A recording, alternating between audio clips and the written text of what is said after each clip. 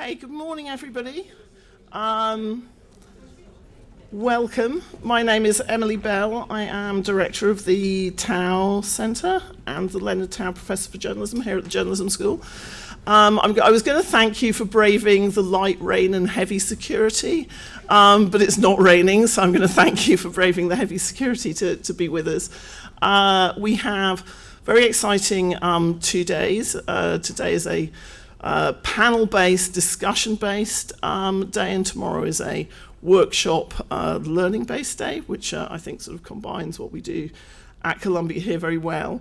I'm really thrilled that we're actually tackling this agenda. I hope you appreciate our extremely fashionable green. AI in the newsroom, navigating what's next. And it's a thrill to be doing it with my friend and colleague and actually erstwhile co-teacher, Margaret Sullivan, who is the director of the Craig Newmark Center for Ethics and Security. There's nothing more timely, I think, or urgent than this topic at the moment, to look at the implication of the new wave of technologies of generative AI as they enter our newsrooms. I'm actually old enough to be reminded how we viewed the internet in 1995 and then social media in 2005, both during sort of a period of professional journalism at The Guardian. And I also remember how we viewed them both as potentially liberating, enhancing technologies for journalism, and also as existential threats. And I think in both of those cases, we probably got the balance of how we approached them not quite completely right. Well, we've had plenty of practice, and now we're facing a further disruption from the AI technologies. So we have a set of panels today. We also have 2 sets of new research from both Margaret and her team at the Newmark Center and also from ourselves at the Tao Center. I also want to acknowledge the funding for this work. So I know there's a bit of an eye roll about, they always talk about funding, but this is really important. And I want to certainly acknowledge the Tao Center's work is so generously supported by the Tao Foundation and by the John D. and Catherine T. MacArthur Foundation. Margaret's work on this is supported, of course, by Craig Newmark Philanthropies and also the Patrick J. McGovern Foundation. I mention this because you will notice that we are not supported by Microsoft or by OpenAI or by Facebook or by Google. Now, it could be that they wouldn't give us money anyway, but it's actually really important to us that when we do this work and when we convene these gatherings, that we do so in the spirit of both transparency but also independence, because we think that it's very important that conversations around how journalism reacts to this are actually free of those kinds of corporate investments. That's good. I always look at my colleague Margaret when she's nodding to make sure that I'm saying the right thing ethically. I also want to take the opportunity to thank our dean, he's not here today. He said he would really like to be here both to introduce the event and to listen to the panels, but he's made journalism and AI one of the key pillars of the school over the next 4 years, which is why so much of our work, both in the classroom and in terms of our research labs, are focused on this.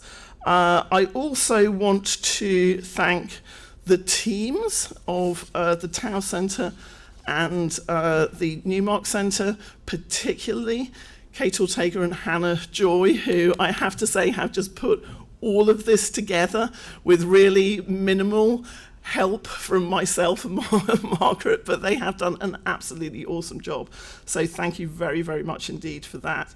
And then finally, just a tiny bit of housekeeping, one of which is that there are restrooms on this floor. They are not. They are small but mighty. If you find yourself in need of a restroom and this floor is occupied, there are also restrooms in the basement. We will have a break for lunch. For those of you who experienced the challenges of coming onto campus this morning, if you're and I really hope you're intending to stay with us for the whole day because we have fantastic panels. It might be an idea to enjoy our provided lunch here rather than wandering off campus, because you'll have to find your way back on. And we will we'll endeavour to help you do that, but it's just a bit of a warning. So, time to start the proceedings.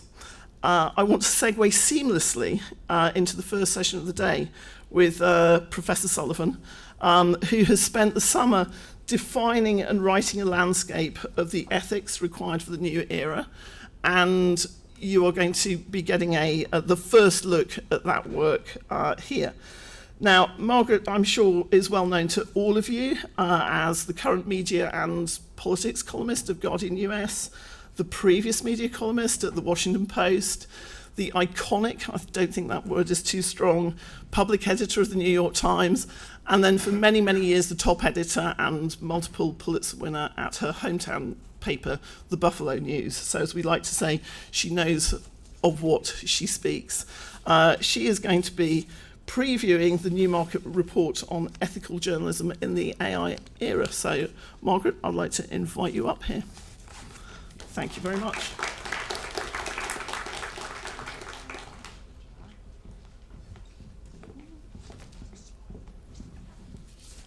Well, good morning, everyone. Good to see you all. Oops. Oh, I have my one and only slide. I'm just talking. So I will tell you how this work came about, which was a somewhat disturbing incident that occurred early in my time this year as the executive director of the Newmark Center, when Dean Jelani Cobb stopped by my office very casually and said, as he was leaving, we just had a nice chat, and as he was leaving, he said, what would be a good thing to do would be to do like an 80-page report on ethics in the current era. And I sort of said, okay. So I took him seriously. Maybe he didn't really mean it, but I've been working with an excellent colleague, Julie Gerstein, who's here. Wave your hand. Julie, we have very different backgrounds. I'm essentially, as you just heard, kind of a print person who has come along into the digital world, and Julie much more in the digital realm at BuzzFeed News, and then at Business Insider as an executive editor and as Singapore bureau chief. So we come at things with a lot in common, but also with quite a bit of distinct experience. So in order to do this report, particularly on the AI part of things, which is what I'm going to take you through as a preview, we talked to a lot of people, and Julie did much of that, talking to standards editors who are in newsrooms grappling with this stuff right now, to academics who are studying it, to practitioners both in the AI part of things and in the sort of looking at journalism as a business part of things. So this represents their points of view and our own synthesis of that. I want to say that I will talk for a while, and there will be some, I will end my, part of the sort of formal, if you can call it that, part of things with 5 recommendations for journalists and industry people in the era of AI. And then we'll go to some Q&A. Julie will come up and stand here because she knows more than I do.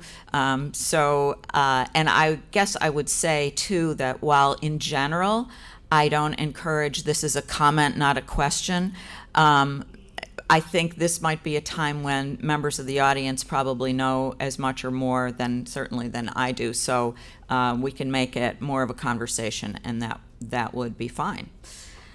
So here we go. There's no question that AI is a double-edged sword for newsrooms, which is probably why we ran into serious skeptics as well as true believers. So let's just consider some of the things that have happened in recent months with AI in newsrooms. And I guess I'll separate this into the good, the bad, and the unpredictable.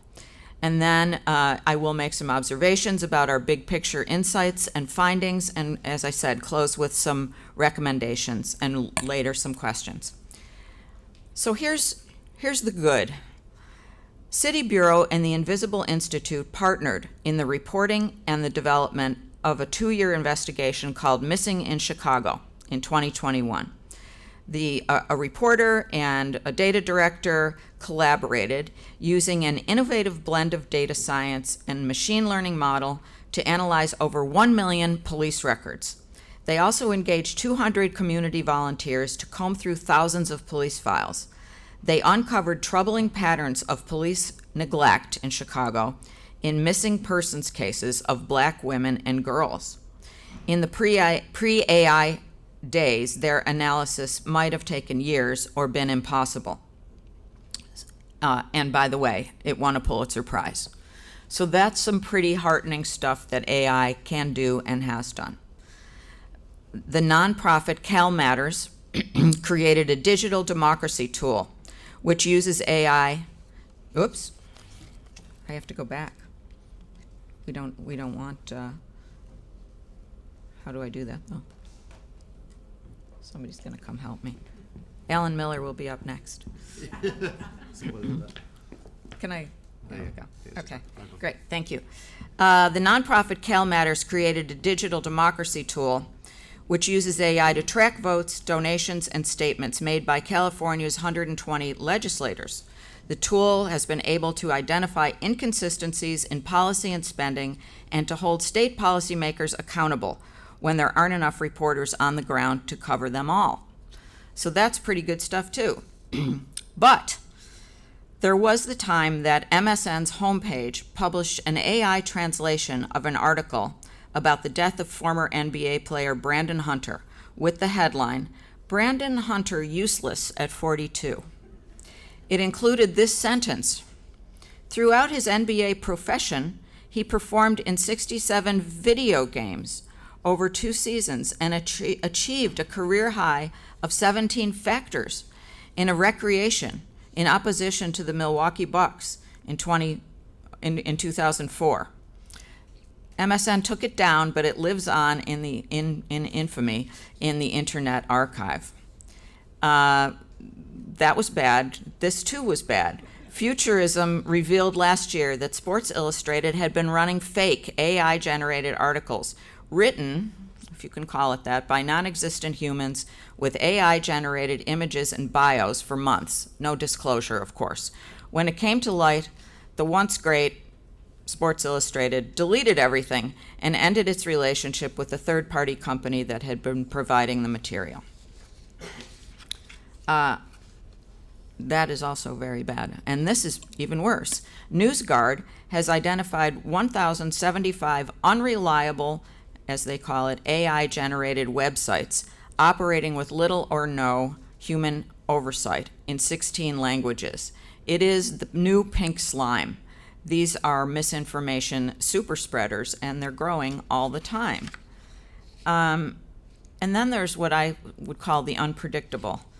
In Venezuela, where President Maduro is cracking down on journalists, a group of media organizations have come together to produce a newscast using AI-generated avatars. Why?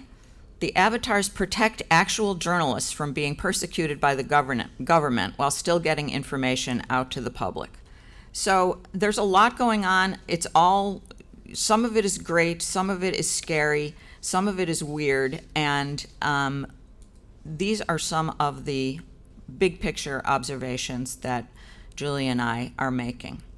1, AI is hastening journalism's moment of economic reckoning. As media companies search for revenue to sustain themselves, they are, in some cases, stanching the bleeding by doing deals with AI companies. But this ultimately does not solve the problem of making news profitable and sustainable. It's also problematic in many ways. As Jessica Lesson put it, describing at least some of these deals as Faustian bargains, quote, "Chasing tech's distribution and cash, news firms strike deals to try to ride out the next digital wave. They make concessions to platforms that attempt to take all of the audience and trust that great journalism attracts without ever having to do the complicated and expensive work of the journalism itself. And it never, ever works as planned." So, you know, this is worrisome, obviously. Another big picture observation we have is that the spread of AI could have a boomerang effect, a positive boomerang effect, causing the public to look for and appreciate verified and accurate journalism, including deep reporting, analysis, and investigative journalism. We would like to think this, and it's hard to say, but certainly misinformation and disinformation are more widespread than ever before, and the proliferation of low-quality AI slop is creating a tipping point. Journalists are now competing with social media users to report and in many cases debunk information. And as Tom Rosenstiel, a great media writer and now scholar, said to us, we are no longer really gatekeepers over what the public knows. We are more annotators of what they've already heard. Our value is not simply in reporting what's happening, but contextualizing what these moments mean. So this means that there's an opportunity for journalists to double down on the production of high-quality, in-depth reporting. Media trust is at an all-time low, but it's also clear that audiences don't want their news to be AI first. The Reuters Digital News Survey this year found that 52% of Americans are uncomfortable with using news produced with the help of AI. If newsrooms can refocus their energy on building value through reporting and analysis and lean into reporting stories with transparency, we may be able to build trust too. And Rod Hicks, one of those we mentioned, said, we're not stenographers, we should embrace that. Another observation we have is that large language models, which we will call LLMs, present an opportunity for journalists to offload some of the tedious tasks of gathering and analyzing data and use it for the public good. So some of the examples I gave earlier, and there are many others. But we also know that LLMs are only as good as the materials they are trained on. There are inherent biases in LLMs. For example, in a 2021 study from USC of 2 AI databases, I'm quoting from the study, women are seen more negatively than men. Muslims are associated with words like terrorism, Mexicans with poverty, policemen with death, priests with pedophilia, and lawyers with dishonesty. So, it's sort of what you gather and what you put out, and we have to know that going into it.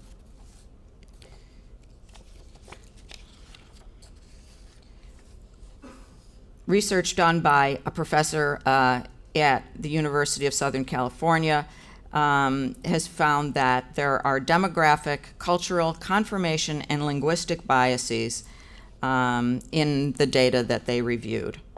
And therefore, generative AI models may inadvertently learn and perpetuate biases present in their training data, even if the data has been filtered and cleaned to the extent possible. Those biases come out of existent and inherent biases in cultural norms, conceptions of subjectivity and fairness, and language. Ultimately, they reflect the biases of the people who program their algorithms and the biases of the material they're trained on. So, there's a lot that's troubling, there's a lot that's promising in all of this. So, I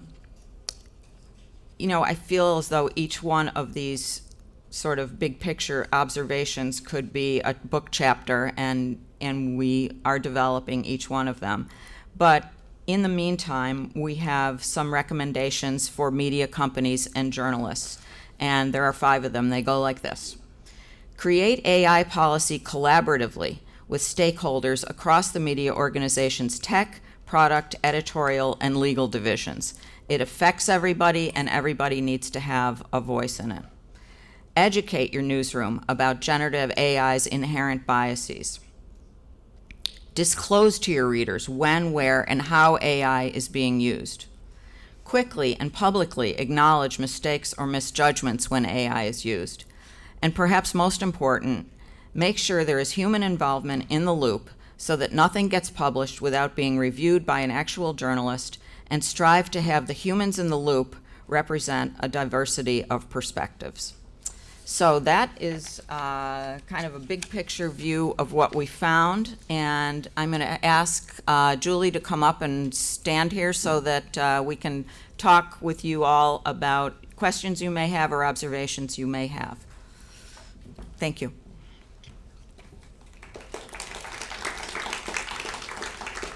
So, anybody want to start us off with a question, a comment? Yes. My name is Ashraf. I'm a doctoral candidate at College of Media and Communication, Texas State University. So I also work on generative AI and its impact on the newsroom. So my question is, so when you talked about biases in the language, like how they train itself also biases in the low resource language. For example, English is the most dominant language in the world. How every model, for example, OpenAI, or every model is trained is basically on the English database. For example, when I say any model, give anything in other language, they are not as great as English or high resource language like English, French, or Spanish. So don't you think that it will create a huge digital divide in the upcoming era, while the non-English speakers or the speakers in the developing world will suffer and huge gap, same as internet, because they will not have access to better AI or generative AI that can create content in Bangla compared in English? Thank you. Would you like to take that on? Yeah, that's a really good point, and I think that that is something that you're seeing in many aspects of this AI. I mean, one of the best examples of that is when you look at transcription and translation.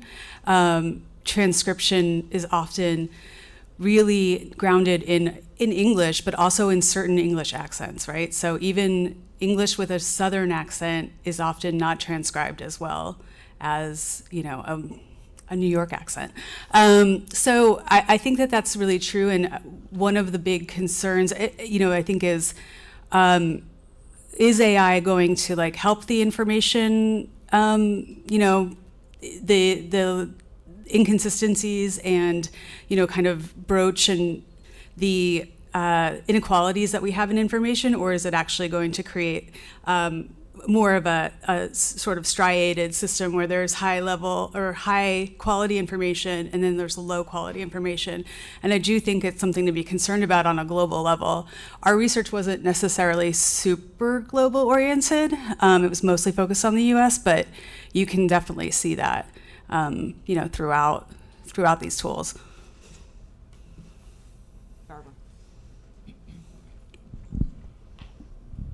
Hi, thanks.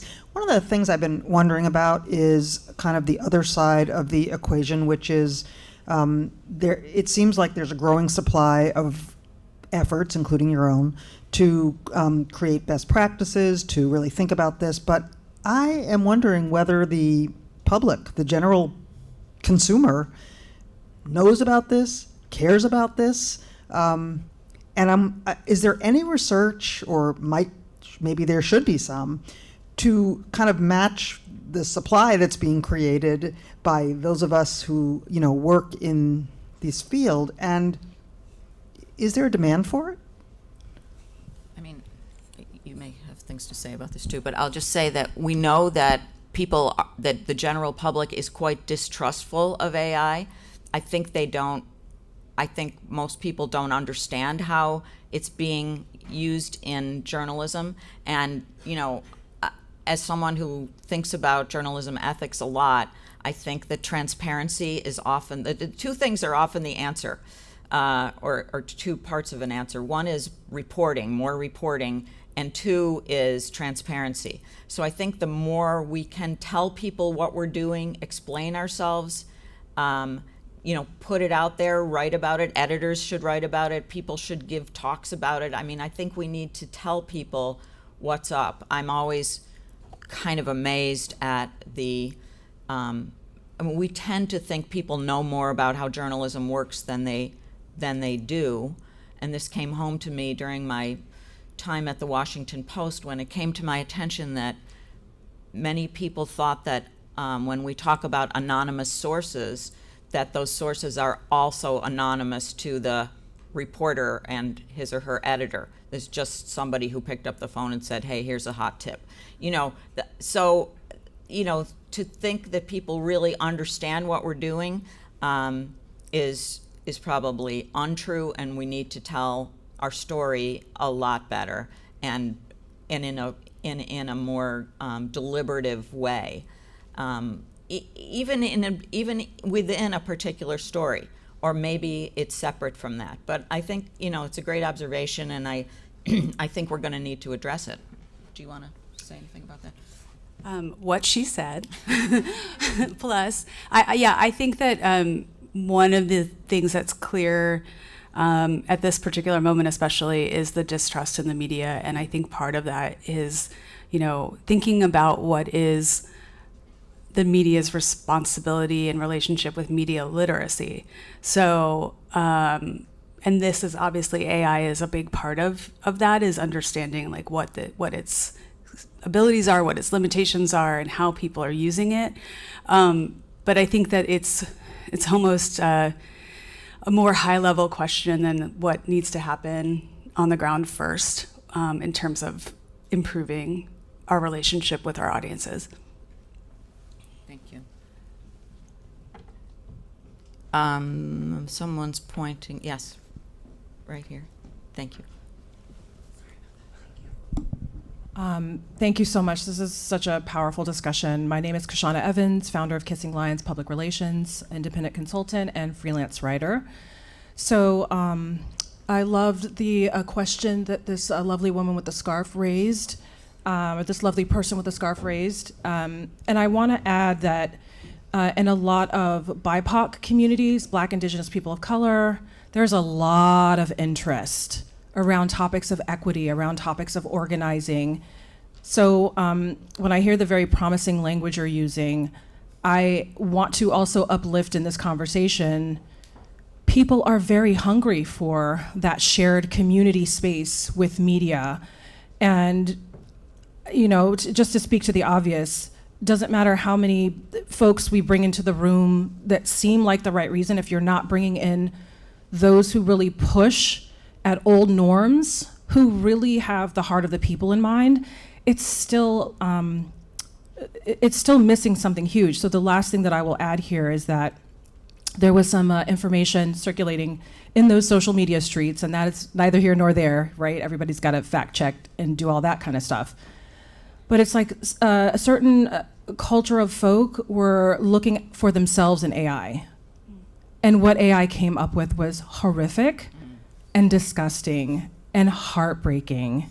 And so as a Black woman and a person of color, I want to really uplift that, because there's potential for a real marriage here with media and people, but the people have to be able to do the things that the journalists that we love are doing, which is to uplift that truth and be seen as doing such rather than rabble-rousing. Yeah, thank you very much. That's an important aspect of this, and to me it kind of relates to this question that comes up a lot in the whole larger world of journalism ethics, which is about objectivity. Like, whose objectivity is it? And so that's kind of, so the question of diversity, which actually enters into a lot of the research that we did and will enter into our report, is really important. There needs to be a broad base of people that we're talking to, and there needs to be a broad base of information that's fed in so that what comes out is less objectionable, as you described. So thank you very much. And is that Sewell? Hello, thank you. I'm Sewell Chan, as of last week, the editor of Columbia Journalism Review. I feel a lot of media companies have taken an approach with respect to big AI of either litigation as one model, licensing is another. The nonprofit newsroom I led until recently, the Texas Tribune, everything's free to read and free to be published in open source, so neither model matched, and what we were trying to do was partnerships. And I'm curious, how you assess these models, and is there a big collective action problem here? I mean, if all the media companies, both for-profit, nonprofit, public media, all three of them, were to work together, could we develop large language models of our own, or tools that would specifically empower journalists? Yeah, I think that there is a collective action problem, and that was something that some of the folks that we spoke to for this paper spoke about as well. I think that journalism doesn't necessarily think of itself as a collective a lot of the time. And so, but I do think that there's a lot of scrambling at the moment, and we've seen it over the last year of, these deals that different outlets are making with OpenAI or other companies. And, the question is like, how does that impact long-term sustainability? Like, it might get you through the next couple of years, but will it actually keep this organization, alive and thriving? And so sustainability is a big aspect of how we think people need to be thinking about AI and how it's incorporated.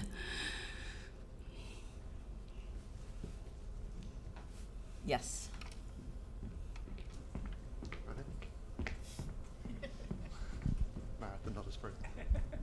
Hi, I'm Ted Perlmutter. I teach a program of negotiation and conflict resolution.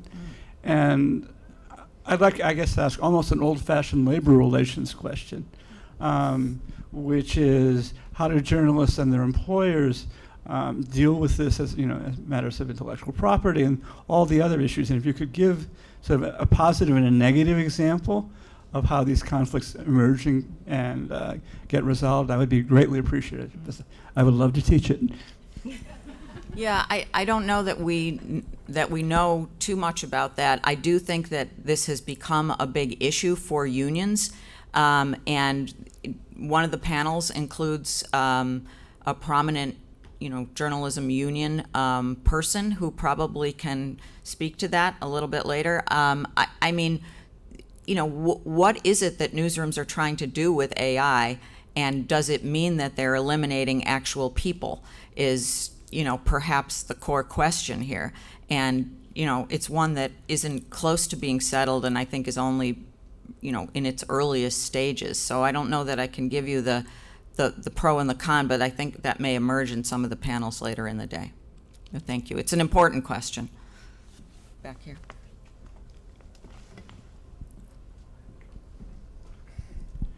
Yes, my name is Jim Dingman. I work in a radio network. About a year ago, a software company using AI in radio approached us and essentially was trying to sell us on the idea of creating avatars to replace human beings. And of course, that went over like a lead balloon with my colleagues. And so I'm just curious what kind of, at least in terms of radio, what kind of things you're seeing, good and bad, or have you come across that yet? Because I couldn't sell any of this to any of my colleagues at all. Yeah, I mean, I find it an offensive idea that, avatars are supposed to represent journalists. And in fact, two of the things that I touched on briefly involve avatars. One, which I guess is a positive, is what's happening in Venezuela, where avatars are sort of delivering the news to protect actual journalists. And the other, which happened at Sports Illustrated, is that these, made-up people with made-up names but don't exist in any other way were represented as journalists working for SI. And I resist that with every molecule. But I think that there's everything from big journalism, legacy journalism, which has a code of ethics about this, to these essentially pink slime sites that have, nothing but an effort to make money off of this. And so there is no, there's no consensus on it. I wanted to mention, and should have, that the Tao Center is doing a great piece of research that's going to come out soon, in which all the many codes of ethics and practices of newsrooms are going to be compiled and analyzed. And it should be really, really interesting research. So stay tuned for that, and it may address some of these questions. The Claudia, who is the author of that, is sitting right here. You might even be able to answer a question about Good. Okay. Sheila? I'd like to circle back on some of the points raised earlier about how AI will change the way newsrooms newsrooms operate, and the cost of AI adaptation, especially for small newsrooms, in terms of building up skills, computing power, et cetera, et cetera. I think there's a real danger that this will exacerbate the inequities between big and small newsrooms and between newsrooms in the global north and in the global south. So how have you looked at possible solutions, to mitigate, to bridge the gap between small and big north and south? Do you want? Oh, I was just going to say the AP is doing an AI local newsroom initiative. I think they've done 6 newsrooms so far. But identifying specific problems or issues that they want to solve or tie their work to. But yeah, I agree that this is going to create more disparity in access because, we've already seen like Bloomberg spent a reported $1 million plus creating their LLM, which is trained on their own info. And so, most newsrooms don't have the money to do something like that. Yeah, so it's something that we should all keep in mind. Yeah, and I mean, I do think that journalism now has become more than it ever has before, the haves and the have-nots. And the haves are probably going to figure out a way to do this as right as it can be done. And the have-nots are going to engage in some pretty bad practices. But I think, Sheila, it's a rich area for more research, and appreciate you bringing it up. Thank you. Hi, I'm Nicole Mudreva from USA Today, and I was wondering when you were talking to newsroom representatives for this report, did you learn where they view the biggest opportunities for AI to kind of help them in the newsrooms, and also for now how they are using AI at the moment, which areas of the journalism work? So a lot of, I think one thing that gets sometimes is very confusing in all of this is that newsrooms have been using AI for quite a while in various ways, from everything from automating certain tasks to helping with data collection or data analysis. I think the difference now is reckoning with generative AI and something that is kind of whole hog new content out there. And so, I would say that a lot of newsrooms have created policy and are thinking very critically about this, but a surprising number have not gotten there yet as well. And for the newsrooms that are thinking about it, a lot of the things that we discussed, transparency, disclosure, those are really big conversations that are being had. And also just accountability. If they publish something that is false and AI is the culprit, who actually is the human responsible for that? So yeah, these are big discussions that are coming up. And as far as the use of LLMs in the newsroom, mostly I've seen it in sort of the ancillary pieces of news production, like headline creation and generation or bullet point creation. But yeah. I also meant to, we'll take probably 2 more questions, but I wanted to read and meant to read one of my favorite quotes from our research, which was from Steven Springer, who's the editor of Standards and Practices at Radio Free Europe and has been in the news business for 50 years. He said, pre-pandemic, our big concern, meaning standards editors, was how our staffs were using social media on their personal accounts and misusing social media on their personal accounts. That's not even a topic of discussion anymore. The only thing we're talking about is AI. And none of us, not in any of the groups that I discussed this with, no one has a line on this at all. So, that's, I think, the kind of sort of pretty chaotic atmosphere that we're in, and it's really what we're hoping to address. The externalities of AI, like the environmental toll it's taking, like the exploitative labor that was used to train AI models. I mean, I think that, so the question, which Claudia is soft-spoken, so I maybe should repeat it. I don't know if I'm a good reporter here, and I don't know if I'll be able to say it. How can reporters and journalists right now deal with some of the inequities that are coming up. I mean, I think this is a question for every newsroom and every news leader to be talking about it with all the different parts of their news organization. And as we said, with legal, with product, with tech, between editors and reporters.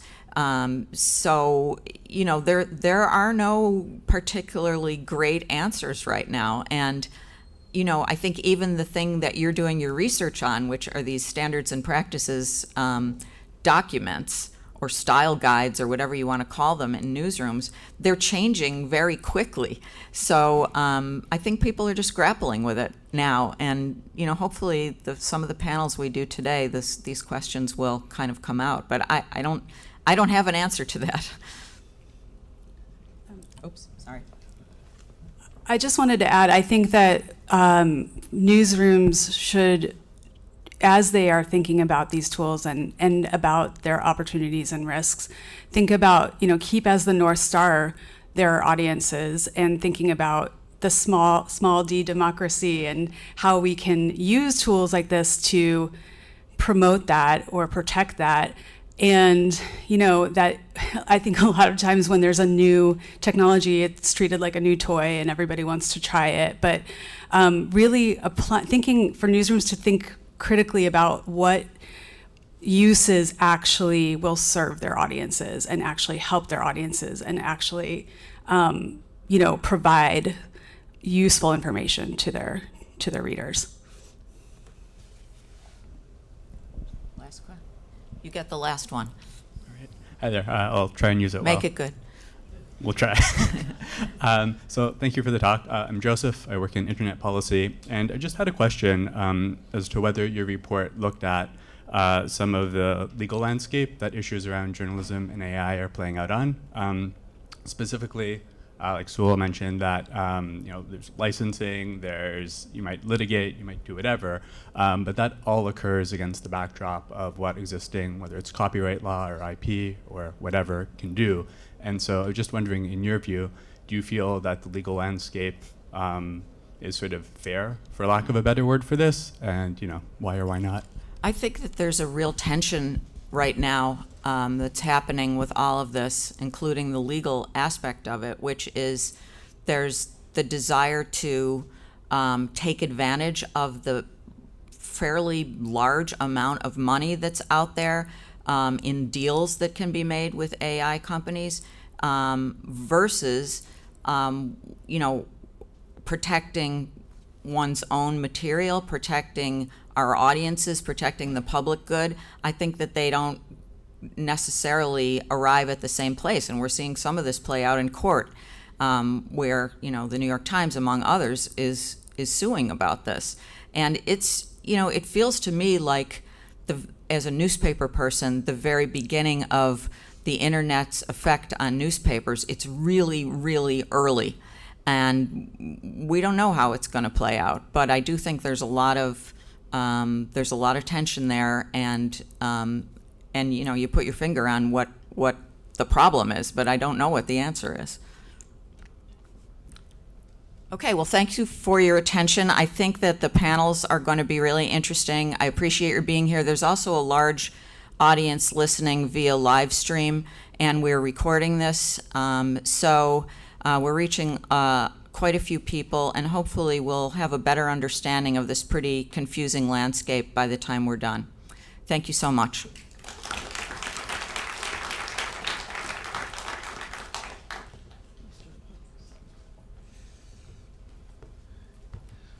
Guys, just to respond actually to a couple of the questions who brought up really excellent points about what is the basis of this, what's the fairness, how are the different voices raised in it. I was preparing a separate presentation some time ago and became obsessed with doing a very quick count of directors at the leading AI companies, the top 18 leading AI companies. The overwhelming majority, and by overwhelming I mean like well over 80% of all the directors were men. I think there were 4 black directors among the entirety of the companies.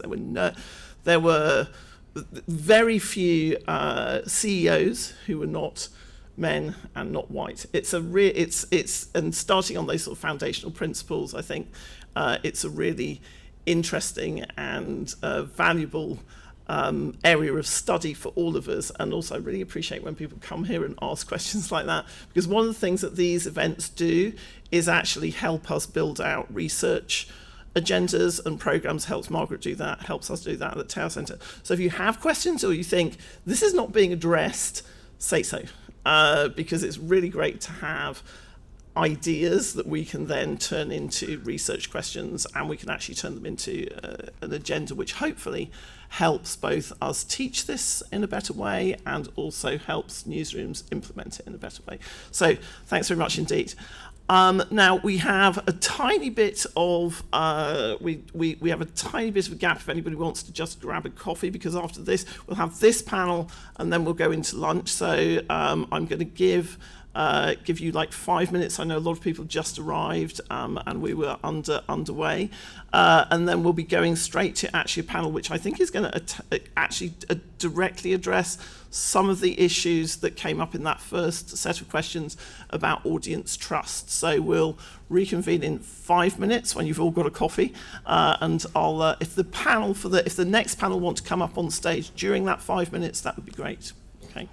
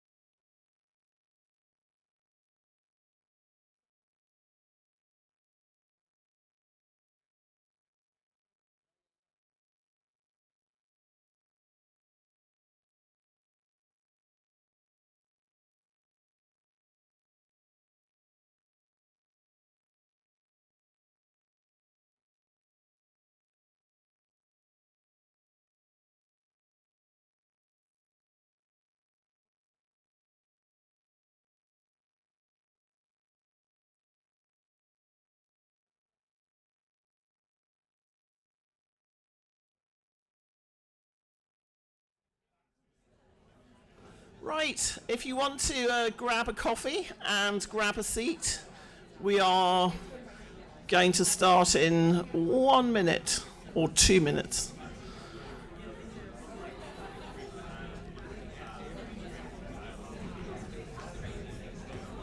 Ooh.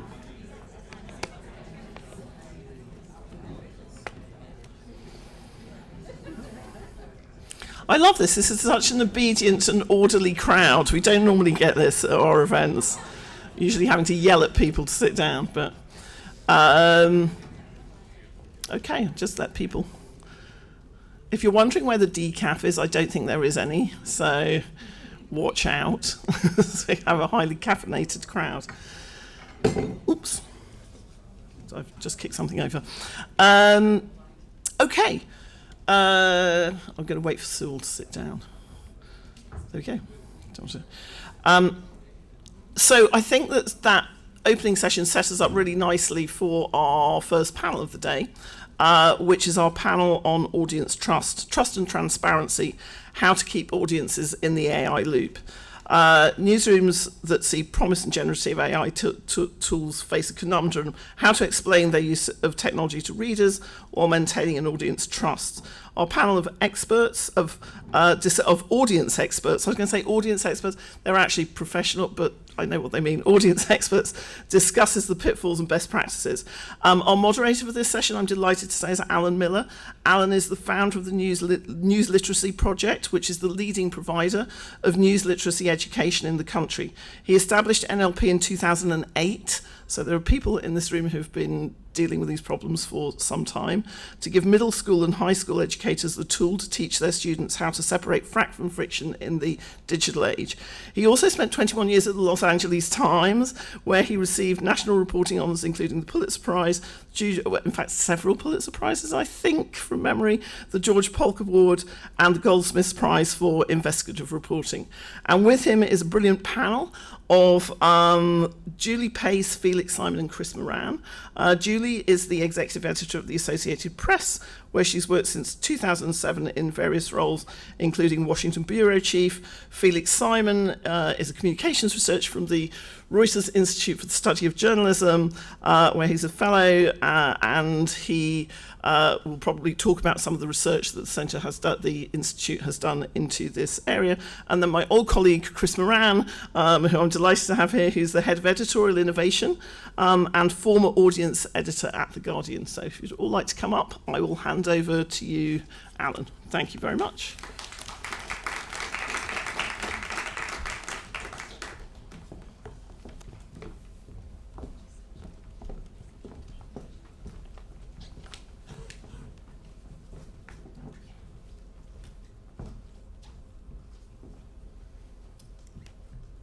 Thank you, Emily. Good morning, everyone.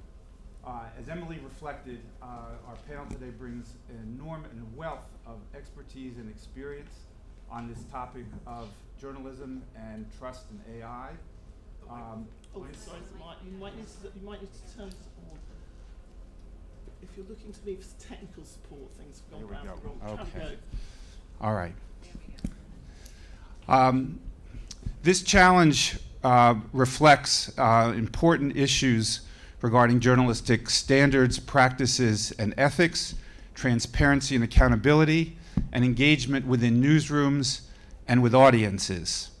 It comes at a time when there is historic low in trust in journalism and other public institutions, and widespread concern and limited knowledge among the public about the use of AI and journalism. Our topic is particularly timely as we are just over 1 month before a hotly contested, high-stakes election in the US, already awash in conspiracy theories, viral rumors, and disinformation spread by bad actors, partisans of all stripes, and foreign adversaries, and amid considerable concern that in the closing months of the campaign, we could see AI-generated content spread misinformation at greater speeds and greater scale. With that, let's dive right in. Felix, let me start with you. In light of your extensive research on this topic. In general, how do you think news organizations are doing in integrating AI without eroding public trust? Does that work? Amazing. Yeah, thanks so much for having me. I mean, it's a broad question. It really depends on the kind of country you're looking at. I think the classic social science answer would be to say it depends. Most news organizations, at least the ones I've talked to and researched, they've been fairly cautious. I mean, save your usual suspects, take CNET, take Sports Illustrated, which we heard earlier. A lot of organizations have been really sort of not slow, but very cautious and deliberate in their approach to AI, both in using it, implementing it, but also the way they try to make sure to use it responsibly. But in many ways, I think it's also important to say that the mission and the broader outlook of the outlet is much more important in the effect that AI is then going to have than necessarily the technology itself. I mean, ignore for a second things like bias and errors within foundation models that sort of can come out. If you are a news organization which is mostly profit-oriented and doesn't necessarily care a lot about journalistic standards, then this is going to be amplified in many ways by the use of AI. If you are, for instance, a public service organization with very high journalistic standards, then in many ways the way AI is going to sort of affect your content is being driven by that. And I think that's always important to remember. Julie, the AP was one of the first news organizations to leverage artificial intelligence and automation to bolster your core news coverage, and you've been doing this now for a decade. You have a detailed set of guiding principles on your site. Talk a little bit about those principles and how you use them. Sure, absolutely. So you're right. We've been using automation at AP for about a decade, and we've been constantly looking for ways to bring, honestly, more automation into our newsroom because we see the value of it. We see the opportunity to free our journalists to do the kinds of things that really only they can do. And if we can do things like automating sports scores and stock tables and give them the ability to do source reporting and investigative work, we absolutely want to create that space. And so it's that same approach and same philosophy that we're taking to some of the conversations around generative AI. At the same time, we recognize that just based on the power and capabilities of some of the new AI tools, we have to be more stringent than ever around our standards that govern the use of those tools within our newsroom. And also, and I know we'll get into this, also in disclosing when we are using those tools in the creation of some content. And so, right when we were having kind of the really intense conversations early last year around some of these Gen AI tools, we started convening conversations within our newsroom, and then we're very quickly approached by other newsrooms saying, hey, we need a common set of standards, and what is the AP doing here, and how can we work with you on these standards? And so we have a task force internally. It involves our standards team, but a lot of our editorial leaders, our reporters, our product and technology staffers as well, to basically set out guardrails. So these are the guardrails that we go back to every time, someone from product or technology or an outside partner approaches us with an idea. We go back to the guardrails and say, does this fit in here? And sometimes the answer is yes. Sometimes the answer is no, and it goes so far beyond those guardrails that we could never see a use case. And sometimes it pushes the guardrails, and actually that's not a bad thing. And so we look at these standards as really a living, breathing set of standards. We know that they're going to evolve, and we know we're going to have to be transparent, again, both internally and externally as they do. Chris, similarly, The Guardian has its own principles on your site that begin with the following. Gen AI tools are exciting, but they are currently unreliable. There is no room for unreliability in our journalism, nor our marketing, creative, and engineering work. Talk about what that means in practical terms. In practical terms, it fundamentally means that we're not right now comfortable in automating anything that's reader-facing. It's a really interesting thing, isn't it? I think there are a lot of companies who are experimenting with this and doing good work. You think of the Washington Post's climate chatbot, where you can just ask it a question. I think they've done really intelligent work in transparency, trying to be clear about the potential for error and so on and so forth. But for us right now at The Guardian, fundamentally, if you have an open-ended chatbot that's linked to Guardian journalism, a kind of Ask the Guardian feature, if you will, which is something we've played with internally, you're effectively committing to a future in which you have no idea what you publish. None at all. And the way that moves you from the current model of journalism, and especially when you're talking about trust, you know, and building that trust with an audience, I think is incredibly challenging. You know, it's very easy right now to take the Washington Post's climate bot, hit a little JavaScript button, change the text yourself to say Kamala Harris's views on climate policy are that she would like the climate change to get worse, take a screen grab of it and chuck it on Twitter. You know, it's very hard to kind of audit everything that a bot like that is generating. So I think fundamentally right now at The Guardian, we are being incredibly cautious. We're totally committed to human in the loop in the, you know, at a starting point. And fundamentally the question I think we should all be asking ourselves about Gen AI is not can we deploy it, but in the particular use case you're bringing up, does it have a benefit for the reader? Felix, let's talk about a question that was raised in the earlier session in terms of the effects of news of AI on the news industry and the information ecosystem. You have written that these are poorly understood by the public. What does the research show in terms of public awareness and concern on these issues? I mean, there's lots of difference of points one could talk about in this context, but in many ways, we've surveyed people at the Reuters Institute in 6 countries on this early this year. And what we sort of found is that mostly at this stage, the public primarily thinks that the use of AI in news production will help publishers, but mostly by cutting costs. A lot of them identify few, if any, ways in which they expect it to help them in a sort of life as news readers, news consumers. And they also expect several key areas where they sort of think that AI will be worse, which is not necessarily a hopeful sign. We also found that lots of people are generally uncomfortable for news to be created mostly using AI. They're somewhat more comfortable with news mainly created by humans, but with some help from AI. Although in our research, at least in the surveys, we didn't exactly ask them about what kind of areas they sort of mean that. Of course, AI is sort of a big word, and people have lots of different understandings of what that actually means in practice. It also depends on the news topic. Lots of people are much more comfortable with the use of AI in news production when it comes to soft news topics, so things like entertainment, sports. You could say things that don't necessarily have, in their view, sort of a big impact on public life. But it's a quite different thing if you ask them about their views on AI being used for, say, political news, where a lot of people actually do think that this is something where journalists and news organizations have to be a lot more careful.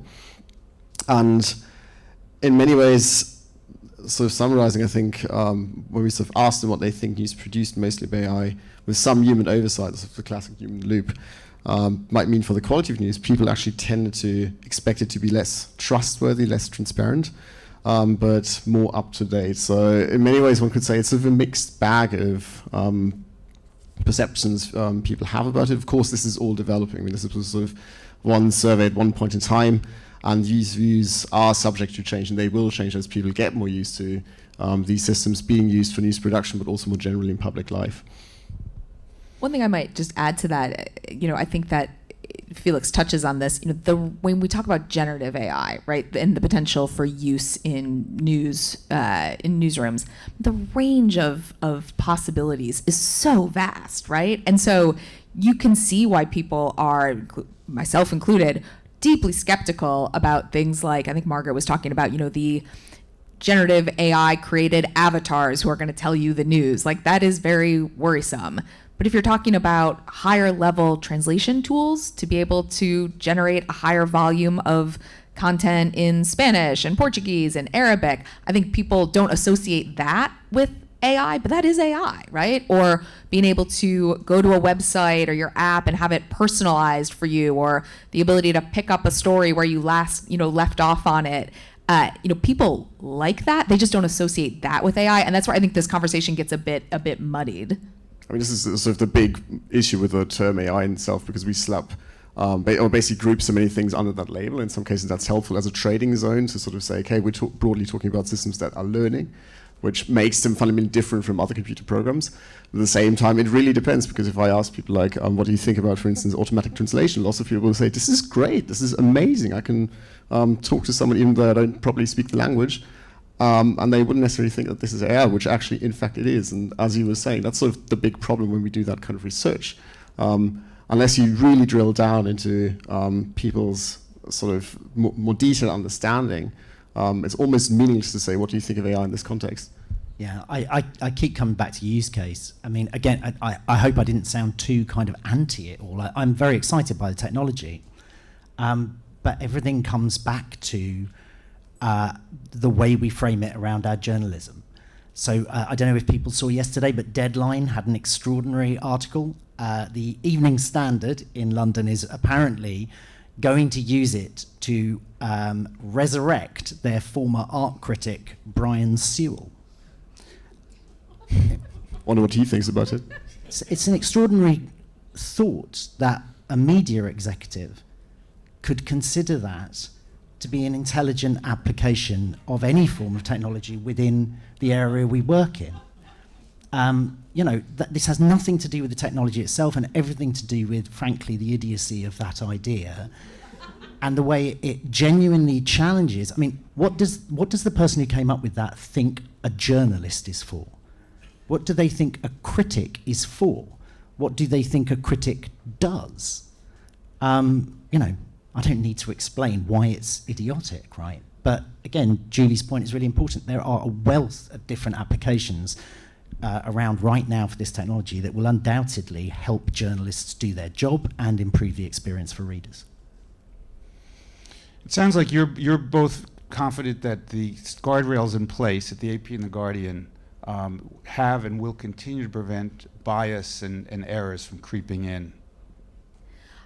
I'm confident in the process that we have, but I think we have to be extremely vigilant about it. I'm confident in where we are now, and I think that, you know, the risk is that, again, you don't look at those guardrails as kind of living, breathing guardrails. And when I say that, I think it's really important. When I look at that, I don't mean they are inevitably going to become looser. I actually think there might be some cases where they become tighter. But I think we have to constantly be pressure testing them and saying, you know, are we able to take advantage of the technology that we think will be beneficial to our newsroom and to our audience and stay within these standards that we believe in?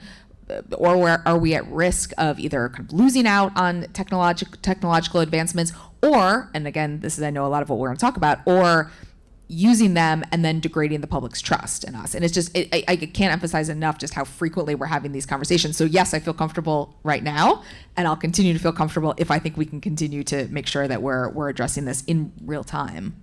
I think there's another aspect, which is the principles are one thing, but there's a whole other aspect of this, which is the evaluation of whatever you create.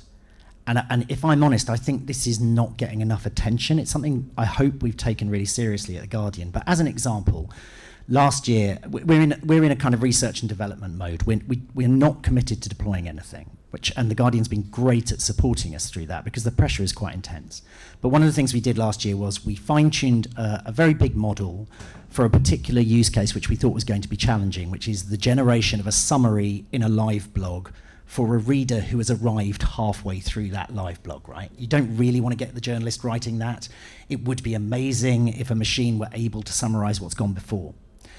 And we fine-tuned the models, and they got better and better, but there was still, through our evaluation, a significant risk of one or two errors creeping into quite long text.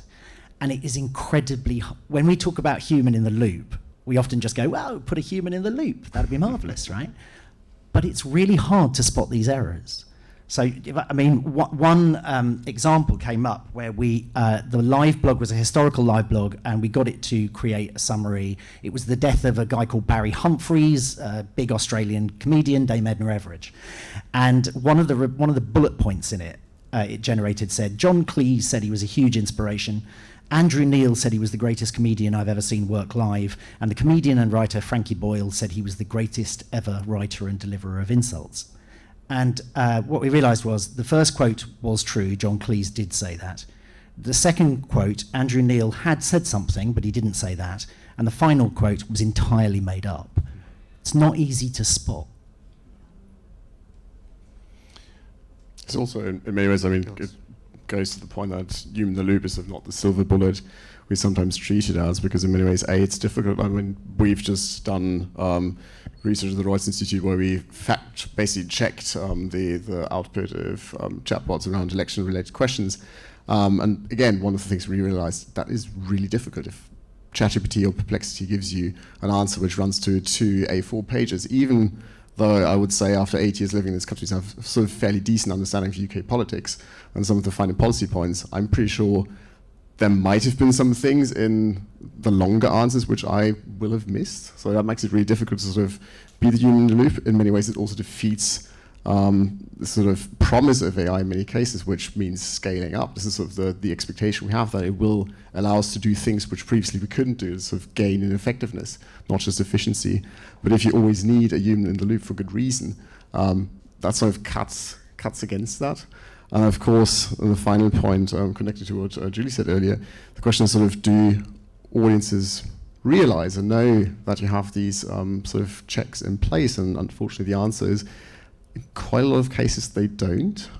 We did, again, in one of the surveys we had, we sort of asked people how often they think that journalists actually check the output of generative AI. And only 1/3 sort of across the 6 countries thought that journalists actually do sort of check that always or often. For the US, it was, I think, 13% or 11% only saying there was always, and 9% saying often, but 33 and 60% saying rarely or never. And that is really problematic in many ways, because you can have as many guidelines and sort of responsible practices within the news organizations to prevent errors sort of from slipping into copy, etc. But if people don't know about that, it's sort of the effect is almost zero. Let's focus a bit on when and how you tell your readers that AI was used in generating content. Transparency is always ideal, but as we talked a little bit last week, it's not always clear under what circumstances you should disclose. So we'll start with Julie and go to Chris about how you approach this issue. Sure.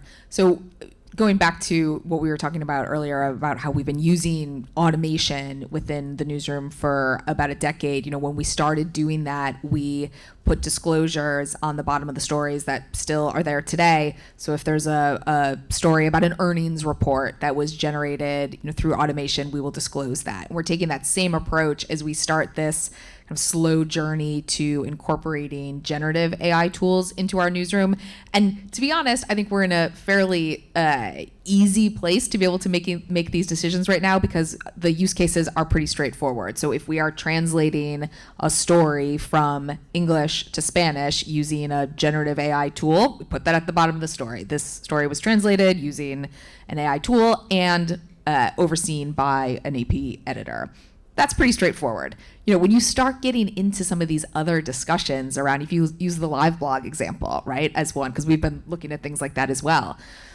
Okay, do we need to disclose at the bottom of a live blog that summary was produced by generative AI? Maybe, okay. If it's that the personalization of the site that you're looking at was curated using generative AI, do you have to do that? Know? Like, at what point in the chain is the generative AI usage relevant to the audience? And I think that's a really complex question. And then if you kind of extrapolate it even further, should other types of technology, other non-generative AI technology that we're using to assist us, should that be disclosed to people? It starts becoming this actually quite complex question. So I wish I had a very clear answer on, where that kind of line should be. And I wish it could be black and white. I don't think it is. Yeah, I totally agree with all of that. I think increasingly as well, I think intelligent newsrooms are seeing generative AI, LLMs in particular, as one more tool to add to the other well-established, more deterministic machine learning and data science tools, which, as Julie says, many of us have been using for a long time in the past. So what that means is the use will become more and more kind of subsumed within other tooling. You know, we don't say this piece of data journalism was created with the support of Microsoft Excel, right? We don't need to do that. That would be pointless. So I don't think we have to be transparent about absolutely everything. I think in the Guardian's case, obviously if we're generating any copy that is reader-facing, which needs, at this point, sign-off from a senior editor and a good reason to do it, we would be very clear about that. But yeah, if you're talking about something, for example, a style guide in the background that helps sub-editors with fuzzier style guide issues, I think it's crazy to do that. I think the other thing is some of these are really complicated, especially around data journalism, which is often, I think, right now, one of the most obvious and beneficial applications of this technology. The methodology of using these things is really complex. So how do you communicate that to your readers and make them comfortable? It's quite difficult, I think. Do you think there may be, Felix, I'll let you jump in. I was going to ask you if you think there may be another way of communicating other than labeling? So I think, I don't know, let's say you bring in something like a headline suggestion tool. I suspect the best way of doing that is by transparently announcing that through your various kind of PR platforms with a clear article which describes exactly how it works to the best of your ability, rather than having on every single headline a little asterisk saying this may have been generated with the help of. So I think tooling stuff like that that's significant, you probably want to go down that route. But yeah, littering the article page with lots of little footnotes, probably not that sensible, because the more you have, the more blind readers go to it as well, right? Felix? Yeah, I mean, one of the interesting things is that labeling is one of those areas where audience views and journalistic views on what should be labeled seem to align for once. I mean, that's not something we have very often, but in this case, we do find that, for instance, if you ask people, they sort of see less need for labeling on behind-the-scenes tasks. So the Excel example, lots of people probably wouldn't care if, say, a data journalism story was produced with the help of Excel or Stata or R, or what kind of weights you use in statistical analysis. But they do care about things like using AI to write the text for an article. In many ways, I think that sort of fairly neatly aligns with the way journalists and editors think about this. But in many ways, I think the sort of labeling discussion is an interesting one, and it's one I'm sort of keep on coming back to and thinking about, because it's again seen as sort of an easy solution. I think it is necessary, but in many ways it's not going to get the people who distrust you in the first place to suddenly trust your content, because in many ways trust in journalistic output and in outlets is of course driven by AI now that it is there to some extent. But in many ways, it's lots of other factors. It's socialization, it's political identity, it's news habits that have a much bigger impact. And while labeling is and will be important for the audiences who already consume your news and trust you for various reasons, so to keep them and to sort of keep them happy, it's probably not the solution some people seem to hope it's going to be for people who don't have a lot of trust in news sort of historically. When there's also a way to build trust through engagement of the audience in the development process, in addressing their concerns and seeking their feedback. Yeah, I think that has to be part of this, right? And I think that gets to a much bigger kind of discussion around audience engagement and trust that extends beyond AI. I mean, I think that we, have to be honest in, media, that we haven't always been great at really listening to the audience, right? And really understanding what their concerns are and why they're skeptical. I think there's been a little bit of a kind of like, we're here, trust us mentality. And so I think, if we can kind of push that aside, push that down and say, okay, around our development of AI, around our use of AI, like we want to engage with you on this, I think it will be beneficial there, but I hope it would be beneficial broadly. I mean, there are so many, I think about this all the time, like we are competing for people's attention with so many other data points. And one of the kind of brilliant aspects of things like, TikTok, right? And kind of this creator ecosystem is that people feel like they're being spoken to directly, right? They feel like people are engaging with them directly. And then over here is sitting like big bad legacy media just telling us how it has to be, right? And I think, we have to just reframe the conversation with the audience, whether it's about generative AI or, again, sort of anything else that we're doing right now? Yeah, I think there's an enormous amount of care needed around as well as things like UX research and the questions you pose to your readers. So, for example, if I say, hey, you're a Guardian reader, would you love it if you came to a Guardian article and actually it, you know, automatically adapted itself so that it is shorter to fit in with your schedule? Or, you know, most readers would be like, yeah, that sounds amazing. But really the question is, would you like that feature if you knew that 9 times out of 10, one time out of 10, it might be wrong? That is more important to ask them. And I think that bit is often getting missed. It's one of the reasons I actually like Apple's approach with their latest OS. I think they have ruthlessly focused on the fact that user need is also rooted in whether or not the thing can be relied upon. And I think that's quite unique at the moment in this space. I also think more generally the idea that you should offer readers a feedback loop as much as possible is crucial, and actually I would say the Washington Post's climate bot is really good at that. And I think it's really interesting what they've done in that space to try and make it as safe and feedback heavy as possible. Yeah, I mean, two broader points on this. I think, for one of the big problems is also methodological on that front. I mean, there's a big difference between asking people and then actually observing what they do. Economists sort of call that the difference between stated and revealed preferences. People might tell you one thing, but actually if you then see them or observe them using something, you might get a quite different answer. And I think in many ways we'll probably see that with AI as well, where people, if you ask them and prompt them to think about AI in a certain context, they will probably give you usually a slightly more negative view on this, but if they actually use it in practice, the answer might be quite different. So this is me speculating to some extent because we don't have a lot of studies doing this because it's quite hard to pull off. But I think that's also worth bearing in mind in many ways. I forgot my second point, unfortunately. We'll come back to you if you recall. I want to extend the public piece into the realm of education. So, Julie, there's a statement on the AP site that is near and dear to my heart, talking about the no doubt increasing use of AI going forward, which states that news literacy skills and knowledge, like checking your emotions before you share content, consulting multiple sources, or doing a quick reverse image search, will be more vital than ever.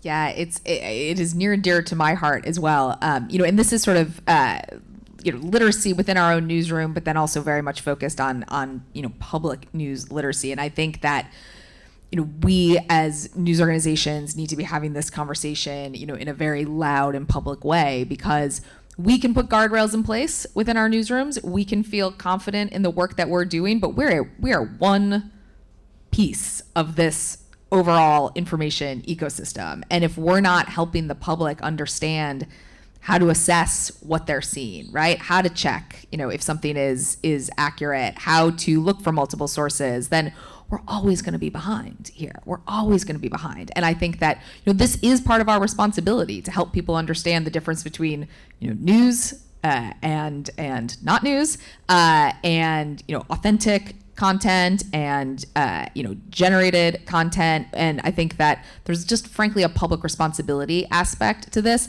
I'm always in search of ideas and insights into how we can help develop that more, because I think that we can talk about it a lot, but the public does have to take some responsibility, if we want to have an ecosystem where high quality information is traveling faster than the misinformation. And I think, frankly, we're not always in that place right now.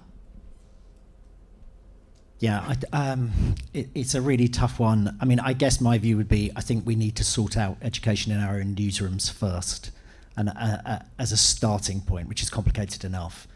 I don't think we've done a brilliant job at The Guardian yet. I think we're trying, and hopefully we'll improve. But I think fundamentally there's a lot of journalists right now who don't really understand the technology, haven't played with it enough to understand whether it can help them, and also haven't played with it enough to understand what the upsides and downsides are. So for me in the next year, I think that's a really, really major focus. Even with the best of intentions, the technology is now developing so quickly. How do you keep up with it in terms of your internal guidelines and public-facing communication? Write your principles to be as general as possible. is the best answer. And to a certain extent, I think that's the most healthy approach as well, because I've said this a few times and it can sound a bit cheesy, but looking at generative AI has genuinely made me think more about what journalism is than what generative AI is. And I think going back to fundamental journalistic principles gives you a very good way to navigate this space. So don't be too specific. Play with the technology as much as you possibly can at all times. Throw things at it in a safe environment to see whether it's capable of those things. You know, Sam Altman is not worrying or thinking about the implications for journalism of this technology. We will have to do that. So fundamentally, we have to push the edges of it, test it, play with it, and really understand what it can do. I think the other thing, and I agree with all of that, I mean, I think the other thing is, you know, you do have to create that space for internal experimentation and testing, you know, in behind the scenes. And there was a question in the earlier discussion around, you know, the inequity and that kind of growing gap between larger newsrooms and smaller newsrooms. And this is one of those places where I worry about that, because if you're a larger newsroom, you probably can create that space, right? You may have some funding to be able to do it. You may be able to pull a couple of people off a project and be able to give them a year to play around. If you're a small, very resource-constrained newsroom, you're just not going to have that ability. It's our local news AI initiative was referenced at AP. We're trying to help some small newsrooms create that space, but that's a small effort right now. We wish we could do that at a much larger scale, and certainly we have ambitions to do that. But I think, you know, that is a place where you're going to see, I think, you know, more of a thought out process in the larger newsrooms that just have that ability to create that space for experimentation.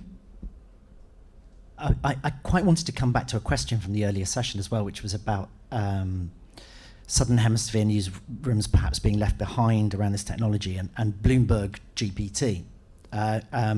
Bloomberg fine-tuned, I think, their own model, right? And were one of the first to do it. It's a really sensible application of that particular approach, you know, with the kind of data that they have. But the interesting thing about it is a paper came out, I think 6 months ago, which suggested that their model, which was a fine-tune of GPT 3.5, was immediately outperformed on specific tasks by the release of the general model GPT 4. So another way of looking at this situation might be, you may actually be saving yourselves a load of cash whilst people are spending it on things they don't necessarily need to do. So there may be a benefit there too in the longer term.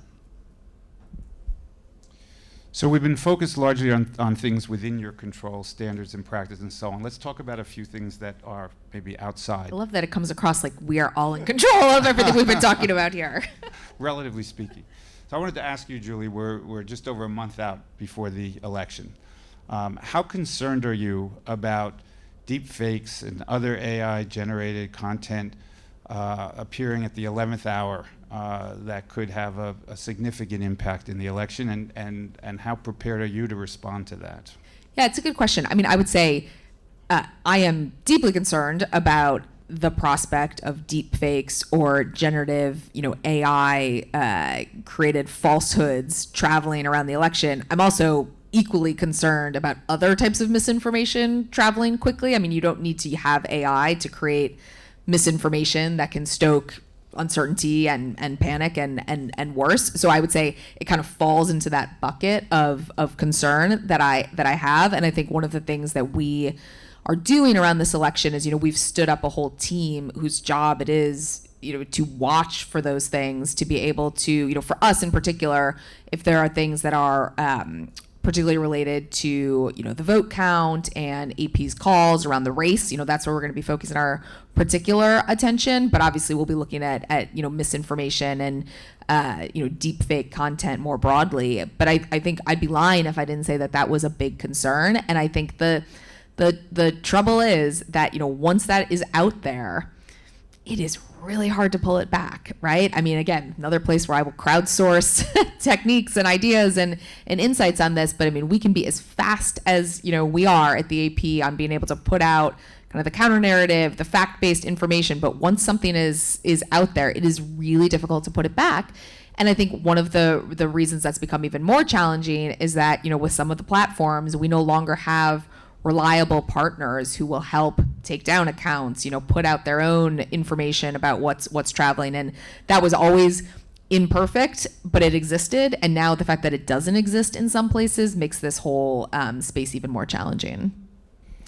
Felix, you told me last week you thought such concerns were overblown. Do you want to share some reassurance for everybody on this front?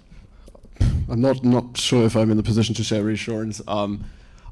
I think in many ways I'm worried about different things. I'm not necessarily super worried about some deepfakes sort of arriving at the 11th hour and then sort of swaying people to vote a different way. I mean, at least in the US, the number of people you can actually sway shortly before the vote, it's not a big number. Most people are already sort of in fairly strong partisan camps.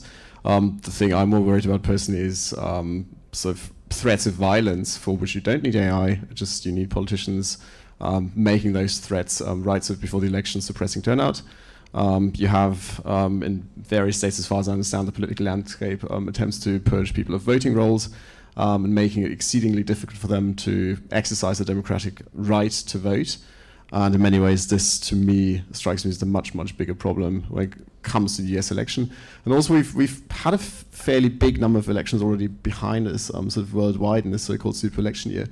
And quite frankly, the impact of AI, according to sort of the best and limited evidence we have, it's not been very big. And it's kind of intuitive to understand once you think about it, because you don't need AI to sort of misinform people. It's enough that someone like Donald Trump, for instance, spreads false claims about Haitians eating your cats, and suddenly the whole sort of media apparatus jumps on that, tries to debunk it, and suddenly we're talking about this for weeks on end, where actually it might make more sense to talk about different things. That is a problem, which is not to say that AI is not a problem at all. It's not to say that AI will never have sort of small but limited effects on how people are going to vote, but at least in this context, I think there's other things that are more problematic. I don't have a lot to add about that. I have been surprised that it hasn't been as significant this year. I thought it was going to be bigger. The only thing I'd say is I think in the future, fake audio is actually going to be interesting. And I think there was an interesting example in the Slovakian election last year, which is worth looking up. On this score, I mean, we're seeing now propagandists who are weaponizing uncertainty to create deep doubt, the term that experts do come up with, deep doubt about the authenticity of any photos and videos in particular, and to cause distrust of the prospect that there's any credible or validated content or information out there. And this could really, undermine faith in any sources of news or other information. Well, this is where, again, I think Chris alluded to this. I think you kind of have to go back to, so what is the role of journalism and what's the role of journalists? And, I think increasingly it's going to be about our journalists, and some of them love doing this and some of them really don't love doing this, but our journalists talking more openly and transparently about how they got a photo, right? How they shot a piece of video, how they got a story, because I think that's one way that you answer that question of, is this real or is this not? One way is to say, hi, I'm Julie Pace from the AP and I'm on the ground in this location and here's what I saw, right? And here's what it looked like and here's what it felt like and let me take you behind the scenes. It's I think part of building trust. It's that additional layer of verification, and I think we see that when we do that, the audience engagement just skyrockets. And sometimes it's because it's just interesting, right? Sometimes it's just a great backstory, and that's, I think, really worthwhile to do. But I genuinely believe, and Felix hopefully has actual research as opposed to my anecdotal evidence on this to back me up on this, but I think that the public is craving that sense of kind of validation and certainty about how something has been created, and that's one of the ways I think we can continue to make ourselves as journalists, particularly on the ground, eyewitness journalists, really exceptionally relevant in an environment where you're going to have more content that is going to be generated through AI. I fully agree with that. I mean, I think one of the most interesting things that's happened in the last couple of years, which I think is useful in this respect, is the New York Times' new bylines. I think that's really smart. And I think that's probably our job in the next couple of years, is to demonstrate why journalists are more valuable in very specific circumstances than a synthetic text that is generated. It's got to keep coming back to why we're worth listening to. Yes, I'll just add that this was one of the incentives when I founded the News Literacy Project 16 years ago, was to educate students on understanding what the difference is between standards-based, fact-based journalism and everything else that's out there, so they would seek it out and consume it. Yeah, if we're very lucky, I think Margaret mentioned this as well, there may be a future in which this is very good for journalism, right? That may be the future which defines exactly why we matter. I won't dwell on the other possibilities, which may be worse. I think it's in many ways is also still a big untested assumption, this sort of, will people stop believing anything? I mean, it's one of the big worries. Lots of people have opined about this in op-eds and academic articles. I mean, my field is not immune from this, but so far we don't have any hard evidence that it has materially changed the way people trust existing sources. And in many ways, again, coming back to what I said earlier, sort of the reason why we trust certain things and don't trust other things is sort of driven by lots of other factors, not just AI. And I may be wrong about this. I mean, maybe I will sit here next year and we'll have to say, well, what I said today was absolute bullshit, and the data proves me wrong. But at the moment, it's sort of, at least from the anecdotal evidence we have, I personally have not seen this sort of big shift in trust in existing things. People might say that, but then still read the news sources they've always been reading and keep on sort of trusting that. So it's sort of one of the things where I'm like, we don't know yet, and we probably need a bit more time to understand it better. It does come back to where it's used again by external forces as well, right? It's not just that it exists, it is that Google is putting it at the top of search results in certain circumstances. The decisions that Google make around that will be very important in this as well, because the sheer scale of Google will expose a huge audience to this kind of content, along with all of its ups and downsides. So it's not just a neutral space where we're just going, oh, here's this technology and it's here and it's doing stuff. People are actively deciding to embed it in products which may not always be the place to embed it. Chris, you wrote a fascinating piece a year ago about a case of readers coming to The Guardian to ask about articles ostensibly written by The Guardian, and in fact that were so believable that the alleged author of one of the pieces actually thought that perhaps they had written the piece, and actually the pieces were created by ChatGPT, drawing upon the enormous data and the fluency available to it. This is another threat to undermining trust, obviously, in terms of undercutting, whether things are indeed coming from trusted sources or are created out of, synthetically created. How do you address that challenge? Well, that's not a question for us, right? That's a question for platforms who are generating it. It's important to say that ChatGPT didn't create those articles, the text. It simply created the idea of those articles and cited it within its response. So it told a researcher who was looking at SLAPs that we had written a series of articles by this author. These were the titles of those authors, of those articles on this particular subject.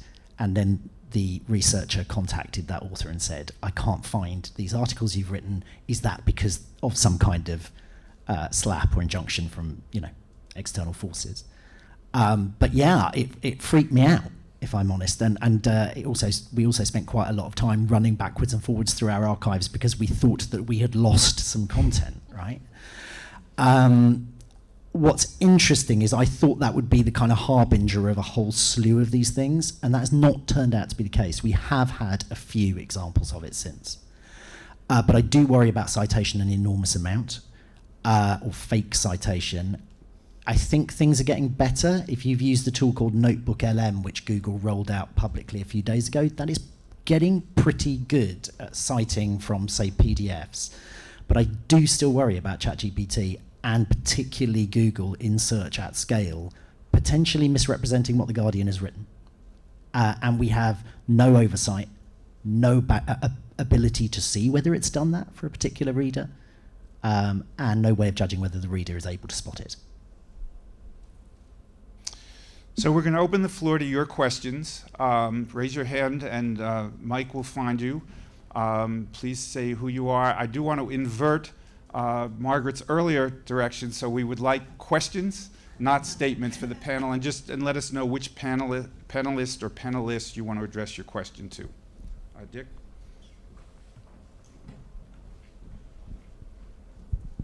I've got a couple of questions for Chris. I'm dealing with your skepticism.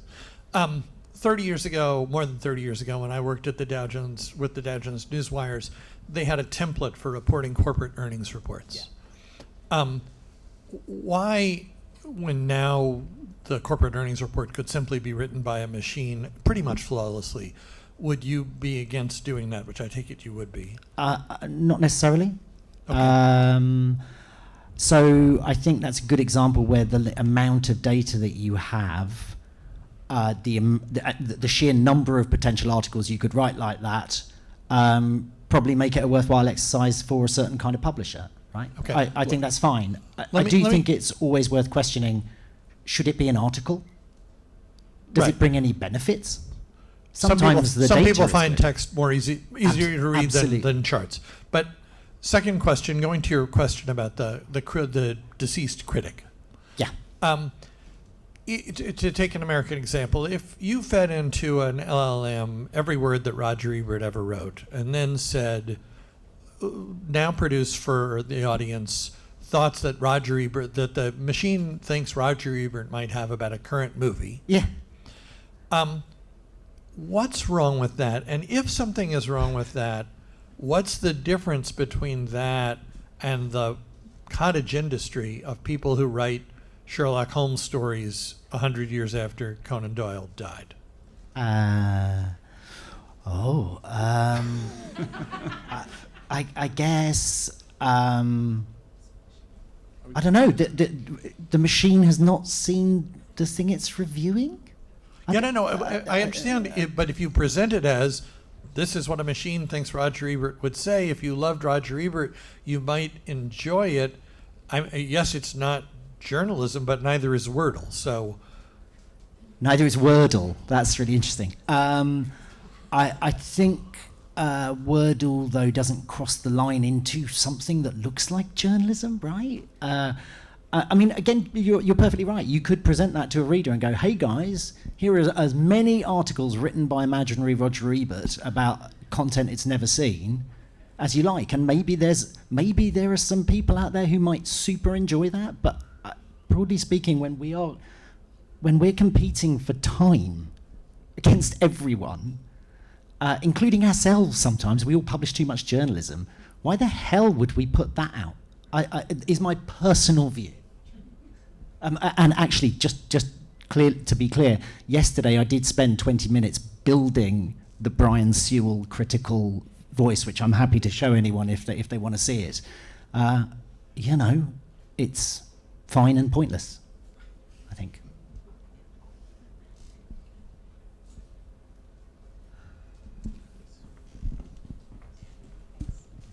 Hi, Sarah Stonbelly, Tau Center. Thanks for this conversation. I was wondering if you could help me understand something that has been touched on a couple times, which is like if generative AI is inherently producing something new, what use does it have in journalism other than like summarizing things? Like if it's producing new facts, like how can a human ever fact check that? Do you know what I mean? What do you mean by if it's producing new? Just expand on that a little bit. Well, if it's like producing what new facts. What would it do? I mean, my understanding, and again, this might just be like my limited understanding, but like of generative AI, right, is that it's like very good for summarizing, millions of words or documents or whatever, producing graphics out of numbers and stuff like that. But like, what place does it have in producing new content in journalism? I mean, I can tell you from our perspective. That's other than summarizing. Yeah, from our perspective right now, I don't see it having a place, right? I mean, I think very actively that's something that we're not comfortable with. The limited use cases that we have, and I think most publishers right now, it is around summarization and translation and personalization and, prompts, but it's actively not about creating new facts. I think that's where the discussion gets very tricky. I mean, I'll tell you one product that we took a look at was a tool that could take live video and write text off the live video. So basically, I'm watching something and I will produce a fact-based story off of it. It wasn't bad. Like, it wasn't the most beautiful prose you've ever seen, but like, it wasn't bad in terms of facts. We weren't comfortable with that because that felt like a step too far. So I'm not saying it will never get to that case, but I don't see that as where we are right now. Again, I'm speaking for the AP in that capacity. I think the whole summarization thing is really interesting, right? And one of the reasons everyone's looking at it is because it is really good at that. It is really good at summarizing or transforming content, particularly when the content is well-structured journalism. Like, it really helps if you've got a really elegantly taken piece of journalism. And so a lot of people's focus has been on shorter versions because everybody is time poor, right? One of the things that provokes me to think about is, why the hell are we all writing so long? Right, maybe there is a more fundamental question for us to answer about audience need here. I think Margaret, again, earlier talking about the role of journalism in the future and being in depth. Part of the role of journalism in the future might be to more concisely bring together in-depth reporting because readers don't have that much time. But if you're using machine to outsource the responsibility for writing short and you're writing at 5,000 words and then somebody's getting a kind of chewed up version of that, that's just interesting to me. Again, it is brilliant at it. It's very, very good at taking an article and turning it into something radically different, even with a very simple prompt. Thank you. You have to start with a piece of journalism. I want to just go back for a second to what just feels like kind of an obsession with transparency that I don't always understand. So I guess my question is, and I guess this might be for Julie and for Chris, if we were suddenly in 1972 or 73 again, would either of you require or suggest or want Woodward and Bernstein to put something at the end of an article that said, oh, here's how we did this. Our source moved his flower pot to the other side of the terrace, and then we met him in an underground garage, and he told us these things? I mean, look, I think it's such a great question and it's such a great example, and it goes to so many of the different questions that we've been grappling with here. And I would say personally, I have an obsession with transparency because I think it's important for public trust. I don't think, though, that is an AI specific conversation, right? I mean, I think if there is information in how we gathered a story, how a story was potentially came to us, if there is a funding source, right? Increasingly, as we're dealing with philanthropies and partnerships, a funding source that we should disclose, or a piece of technology, AI or otherwise, that if we didn't disclose it would make people trust us less. That's the question that I want to grapple with here. And so there may be something in terms of how we got a source, how we got to a source. There may be something in terms of how we accessed a particular location that actually is directly relevant to building the public's trust and confidence in the summary or the takeaway from our journalism. But again, I think that's so much bigger than AI. And it's I just can't emphasize enough, it is not black and white, right? It's not like if it falls on this side of the line, you disclose it, and if it falls on this side of the line, you don't. It's just a constant series of judgment calls. I mean, that's the only way I can kind of think about it. It's a constant series of judgment calls that we have to look at, whether, again, it's about source access, operational access, or technology use.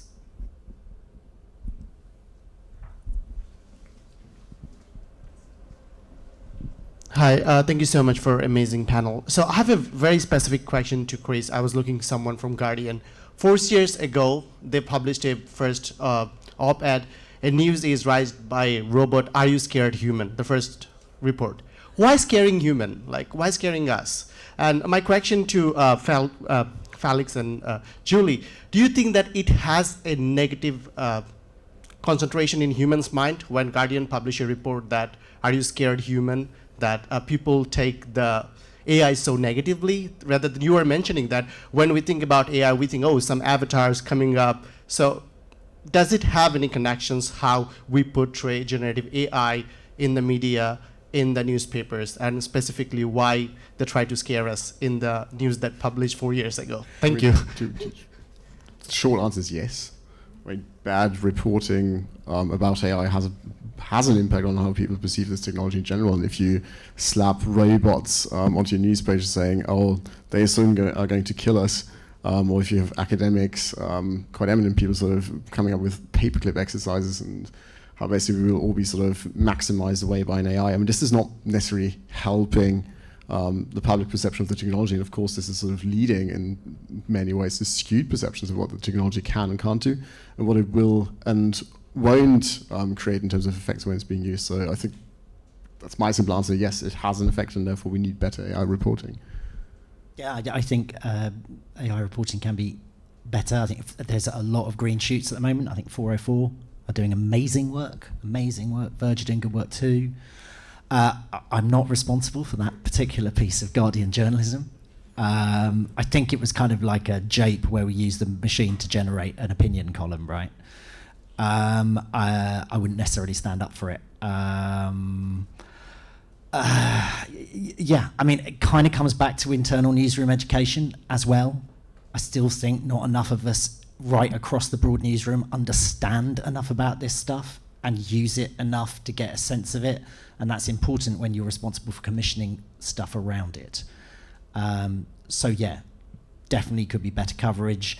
The less we talk about the technology in generic terms and the more we talk about the humans behind it and their intent and the corporations behind them and their intent and how they're using this technology and the choices they're making about where they deploy it, the better.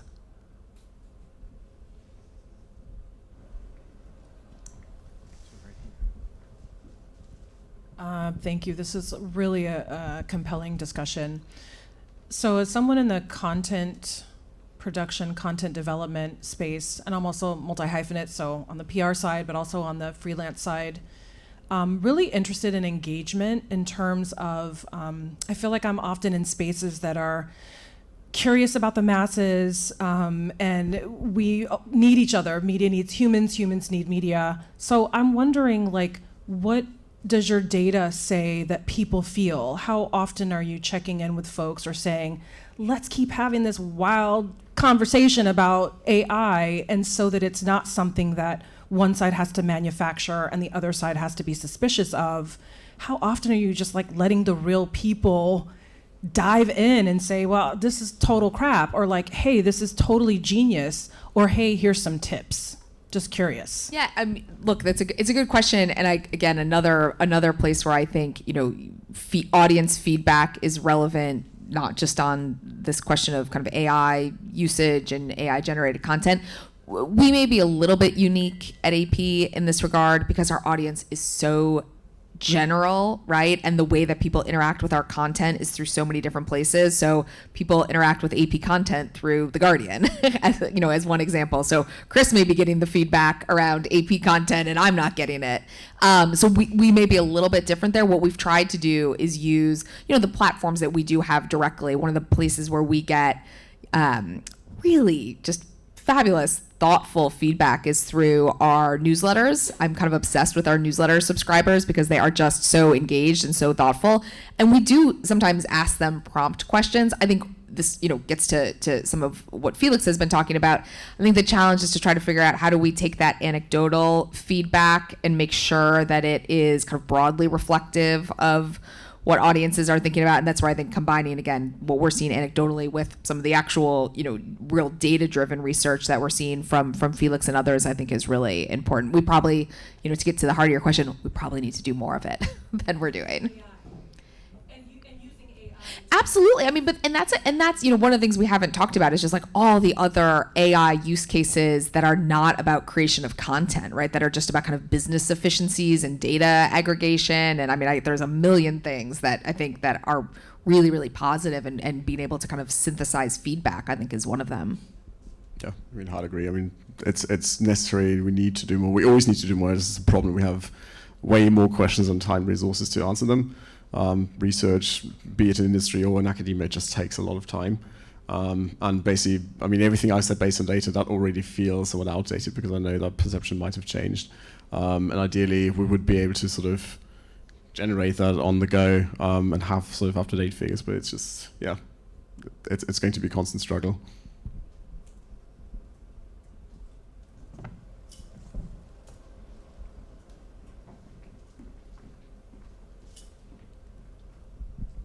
Hi, Arvind Nagabairava. I'm here as a student from the Data Science Institute. Julie, you mentioned that pages sometimes will be customized for users, and Chris, you said that you're not comfortable automating anything user-facing. We've talked a lot about Gen AI being used to generate media. I want to talk about recommendations to users, customizations, and things like that. Specifically, what, if any, responsibility do newsrooms have in preventing echo chambers on your sites with respect to presenting articles to logged-in users based on perceived interests and cookies and whatever else? The Guardian is an echo chamber. The Guardian is an act of personalisation as well. I'm really interested in what I would perceive to be an obsession right now in the news industry around personalisation. It's a really boring example, but a couple of nights ago I went on Netflix and my kids have been watching Harry Potter films, and so my top carousel for recommendations was films featuring Rupert Grint, the guy who plays Ron. You know, it's just like, oh Jesus, sometimes these things are dumb, right?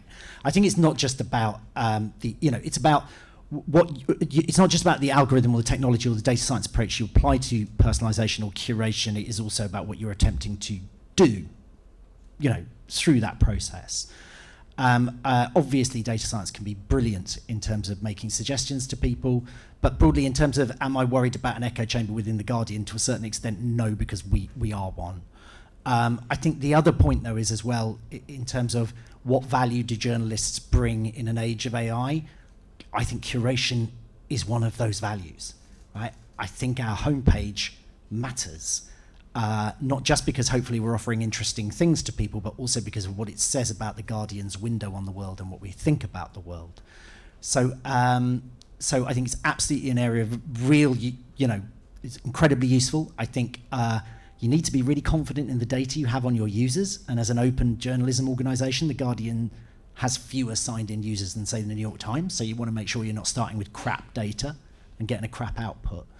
But we also try to think quite imaginatively about these. So one of the things I'm most proud of in the last year or so is we released this thing called Deeply Read, which is on our homepage next to most viewed.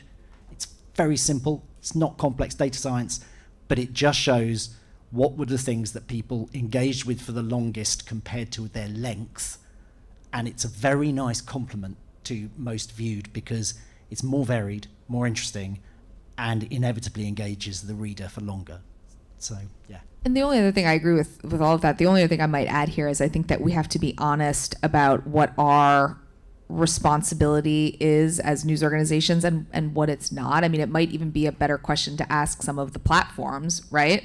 Because, I don't wake up every day thinking that the people that we're reaching are only getting their news from the AP. In fact, I don't think they should be, right? I mean, I think, again, this gets back to news literacy and it gets back to personal responsibility. You should be getting your news and information from a variety of perspectives. You should be getting it from a variety of outlets, so that if our site is feeding you recommended content and then you're going to go to The Guardian, you hopefully are getting a different set of content. Again, it maybe is a more relevant question for Google and search platforms and aggregators who are taking multiple outlets and aggregating that content and personalizing it for people. But I would hope that people are going to multiple different outlets to get their information. So I'll take another question here, then we'll go back across the other side of the room. Hi, Paolo Mastrolilli. I'm the US Bureau Chief for the Italian daily La Repubblica, J School of 95. This is a question for Julie about our craft. You may remember we used to cover the White House together, a G7 trip in Taormina, for example. And I confess, of course, I was reading your article and sometimes I was quoting you. I mean, Julie Page, the best reporter covering the White House, saying such and such. What are we supposed to do now with the material that you are producing with AI? Trust it, ignore it, or say, according to the AI avatar by AP? Just to be clear, again, we are not producing content generated by AI other than the use cases that we've had for a decade, which are sports score, automation, stock tables, and the one thing we've introduced that's new is a higher volume of translated content. So I just want to be really clear. We are not producing White House coverage or campaign coverage or Middle East war coverage using AI. If we got to that point, any of us got to that point, I think that would be one of the questions that, we would want to ask is how would we expect other people to reference the AI? But that feels, to be honest, so far away. It feels so far away that I can't even kind of posit on what that might look like at this point. But it was nice covering the White House with you. Those were fun trips.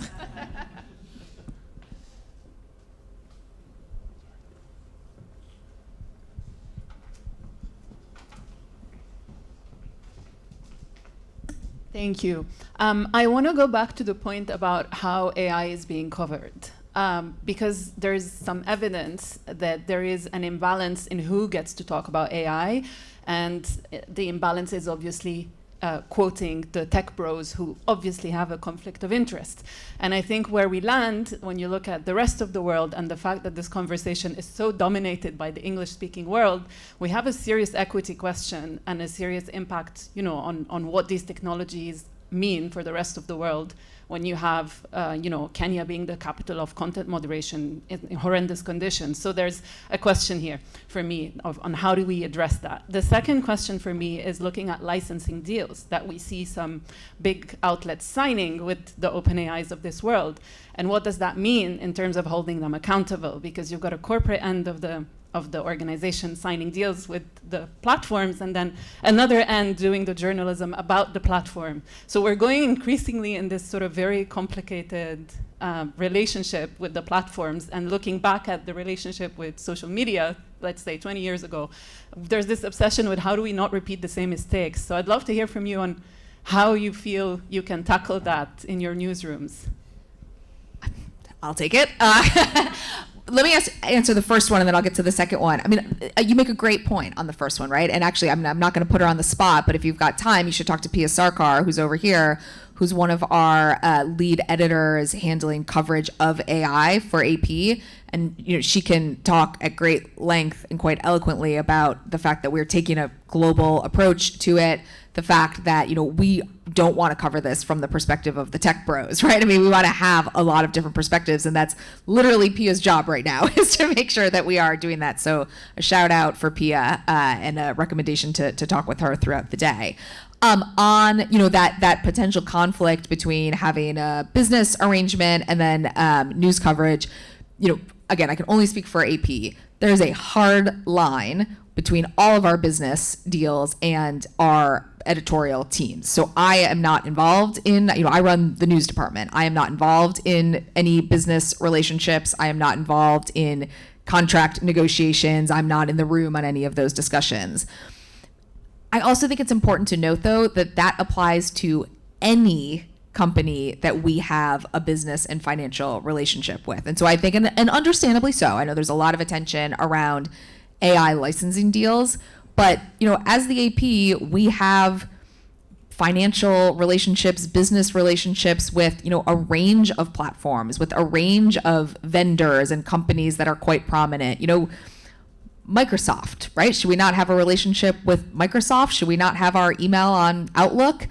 Many people have their email on Gmail, Google. Should we not have that? Like, how do we actually exist as a business if we don't have business relationships with vendors? The most important thing is, kind of that just very basic, old school church and state relationship. And I can tell you confidently, and Pia can back me up on this, I mean, we've covered OpenAI aggressively and will continue to do so, and there's no interference from the kind of business end of the AP to try to curtail that at all.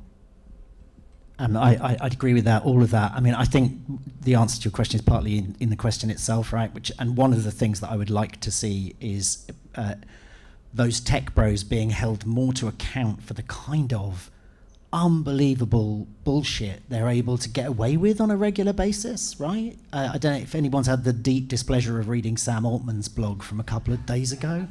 I just can't get my head around the fact that this is the bloke who's also ushered in this kind of age.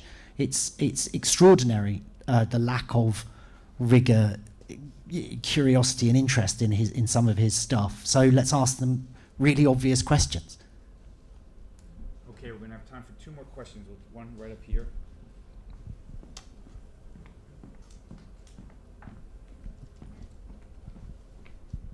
Thank you. My name is Shireen. I'm a Columbia alum, but I also run one of those resource-strapped newsrooms in a startup publication where we cover media. So this has been a meta discussion for me.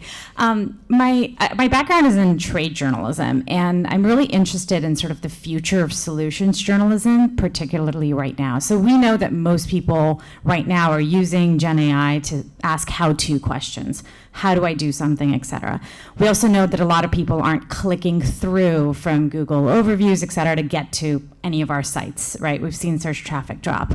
With those 2 things in mind, is there an editorial strategy change or a movement to think, okay, do we have a different news desk that has more solutions journalism, and what does that actually look like? It's such a good question. We were having a whole discussion at EP on Monday, I think it was, with some people from our newsroom and also some outside partners around solutions journalism focused on climate, because that's one of the places where you do see a lot of audience interest in it. And also I think it's just an undercovered area. So I think, yes, we are actively trying to think about how we incorporate solutions journalism into our coverage. It's a very intentional strategy. It's not so much built around the idea of how do we kind of get around some of the AI and some of what we're seeing happen on Google. It is, I think, just frankly because I think that's what people want. I mean, your point is very well taken. That's what people search for. How to? What about this? How do I? So we should make sure that there's a news story that helps answer that question, right? I mean, that's been a kind of just flippant frame for us to be able to say, if people are interested in the solution there, should we be providing the answer? I will tell you, there has been some skepticism in our newsroom a little bit around some of that, but then what people see is it's just a different form of doing a lot of the work maybe we've always been doing, and just thinking about the audience at the other end of it and saying, like, am I delivering this story in a way that audience member actually wants to engage with it? Am I answering the question that they are posing? And I think, we haven't been great. I'm getting on a soapbox that's well beyond AI, but, we've not always been great, I think, about making sure that we're writing a story, creating a story in a way that the audience wants it. We kind of think we know best, and maybe that's not always the case. It's also worth saying what's going on with Google search over the last year or 2 is just extraordinary. Anybody who's watched them in the last decade, you're really starting to see some cracks open up, I think.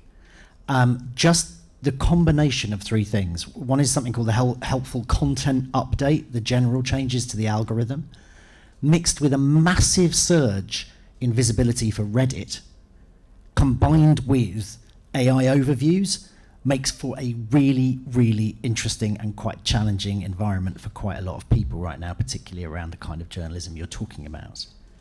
I'm not entirely sure they know what they're doing. And I think they're going to have to think about it. So last question from back here.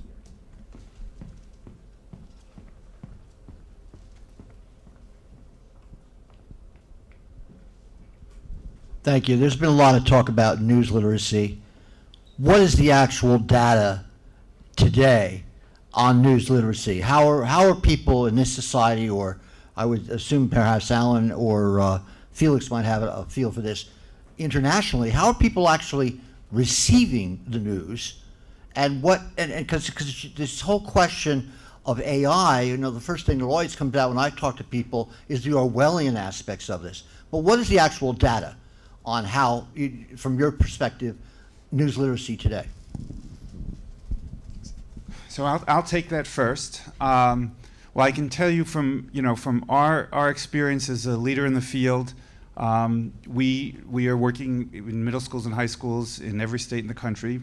We do a lot of assessment of our resources, particularly our Checkology virtual classroom, and so we know where we're moving the dial in terms of what students learn, that they stop and pause to check things out before they share. They learn the standards of quality journalism, however imperfect they may be in practice, and how to apply them. They learn about the First Amendment, and they learn about the watchdog role of a free press, and they become much more mindful, more skeptical, informed consumers of not just news, but news and other content. One comment globally, Finland has integrated media literacy throughout all grade levels and all subject areas, and the data shows that the population there is the most media literate and knowledgeable about consuming news and other information of any country in the world. They are the model. We are very far behind. We only have a handful of states that even have a standard to teach this critical thinking skill, and we're trying to change that. So I'm just gonna wrap up by thanking the panel for such a timely, incisive, and thoughtful conversation, and thank all of you for your engagement and your excellent questions. I just want to jump in and thank Alan and the panel. It's like one of those things where to bring people to Columbia, particularly in the current environment, as you'll have experienced our security arrangements, often you think, well, is it really worth it, etc. This is why we do it, because that is a conversation which has surfaced so many talking points, research questions, really kind of made me think, and I spend my entire time thinking about this, in 5 or 6 different directions about the most valuable work that we can be doing. So I really, really want to thank the panel so much for coming and sharing those insights. So I'm going to let you go and get a hot drink, and also kind of we also have very challenging air conditioning here as well today, so I may try and warm it up a little for after lunch. We're breaking for lunch now. There are drinks and sandwiches down the other end of the hall in the room immediately opposite. After lunch, we're going to start off with some new research by my colleagues, Dr. Pete Brown and Claudia Jasminska, who are going to be previewing our latest platforms and publishers research, which looks very deeply into exactly that question over there, which is how is the relationship, particularly between platform companies and newsrooms, actually playing out at the moment. So we have some new insights into that. Then we have a panel on the deals being done and whether in fact those represent good value for news organisations or whether we should be doing them at all. Then we're going to address the issue of coverage. So that's come up over and over again. Really thrilled that we do have people from Bloomberg, 404 Media, that's already had a shout out up here, and New York Times, got some really fantastic reporters to talk about that. And then we're rounding out the day talking about what else but the election, because that's like mandatory. We have to do that in our contracts, and that should be a really fantastic session as well. I personally am very much looking forward to that, because we have Ben Smith coming along, who's been creating some of his own waves on media, and we have Sewell Chan, my colleague, who's now at the helm of CJR, to kind of chair that, so it should be a really, really lively session. We're going to reconvene at about 25 past 12, so they should be enough to warm up. I'm sorry we don't have foil blankets, but we do have food and hot drinks, and thank you so much as well for your questions and engagement in this first half. See you in the second half.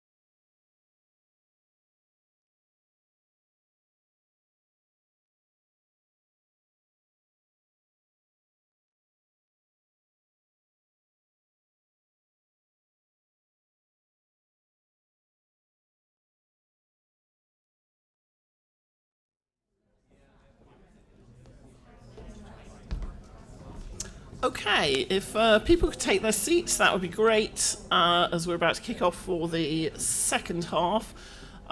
Greetings, I forgot to greet people on the live stream. We have quite a few of those. Hello to the live stream. So, very slight, not really to actually not a change in the programme, but we're having a presentation now which is meant to run for 15 minutes. It's going to run for a tiny bit longer, and then we'll be into the next panel. Really thrilled that we have something new to tell you around the relationships between the technology companies that we talked about this morning and newsrooms. For those of you who are not so familiar with our work, in 2014, which seems like a lifetime ago, but was only a decade, we started a program called Platforms and Publishers because we had this instinct that the relationship between large-scale technology companies and journalism was going to be a defining relationship of our time. We weren't wrong about that. We've produced a number of reports over the years which have largely been focused on, as you might imagine, the influence of Facebook, the influence of Google, the interaction of those two things. This is our first report in that series, which is looking at AI as a platform. And I'm really thrilled that my colleagues, Dr. Peter Brown, who's our research director, and Claudia Jaswinska, who's our lead researcher on the Platforms and Publishers program, are here to present it to you. The report itself is not yet out, so you're going to get a preview of the findings now, and then we'll be releasing the whole report probably next week. I'm pulling that face. I should know. I'm the director of the centre, but it will be out shortly. So follow us on socials, and you'll get the full report. So without more ado, I'd like to invite Pete and Claudia up here to kick off the presentation.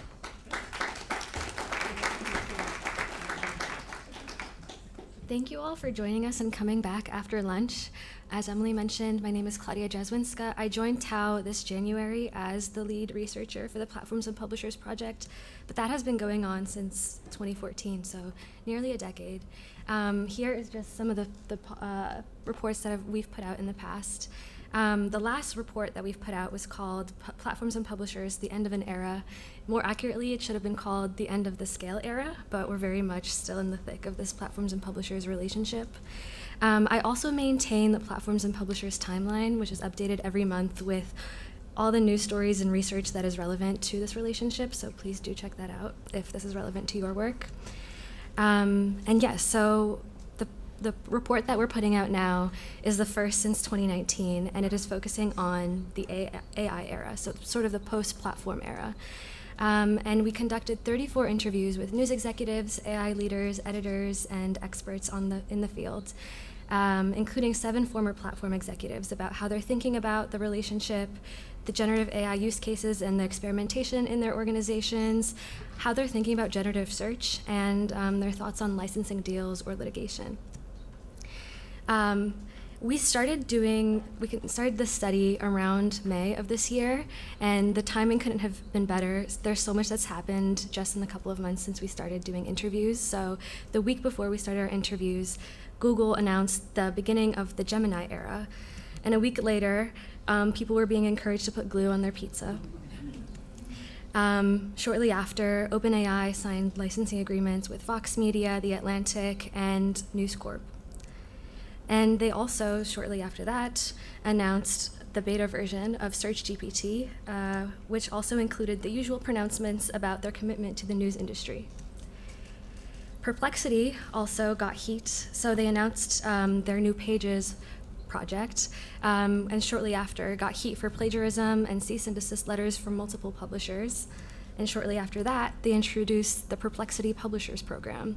So in light of all of that, Pete is going to give us some of the insights that we've gained from our conversations with all these folks about what they're making all of this.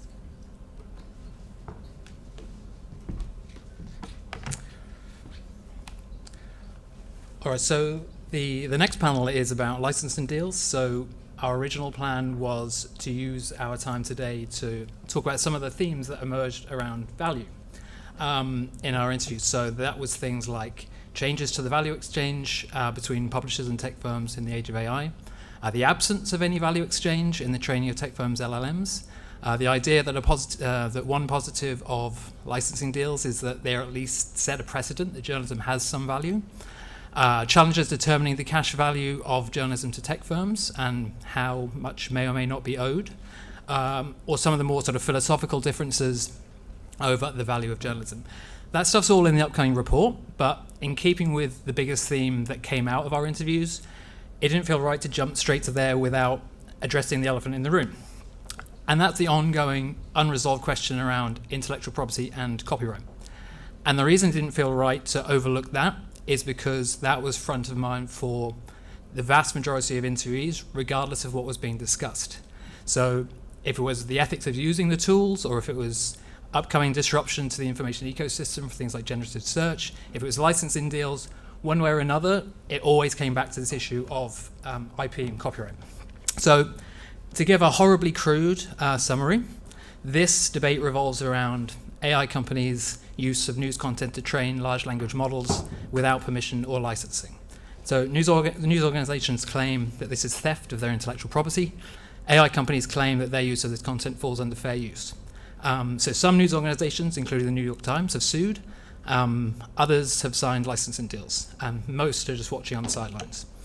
But this question remains sort of unresolved, even as tech companies are racing to develop these search products that use AI models to summarize news. So an anecdote from one interview actually offers insight into how this contributes to element of distrust between the parties.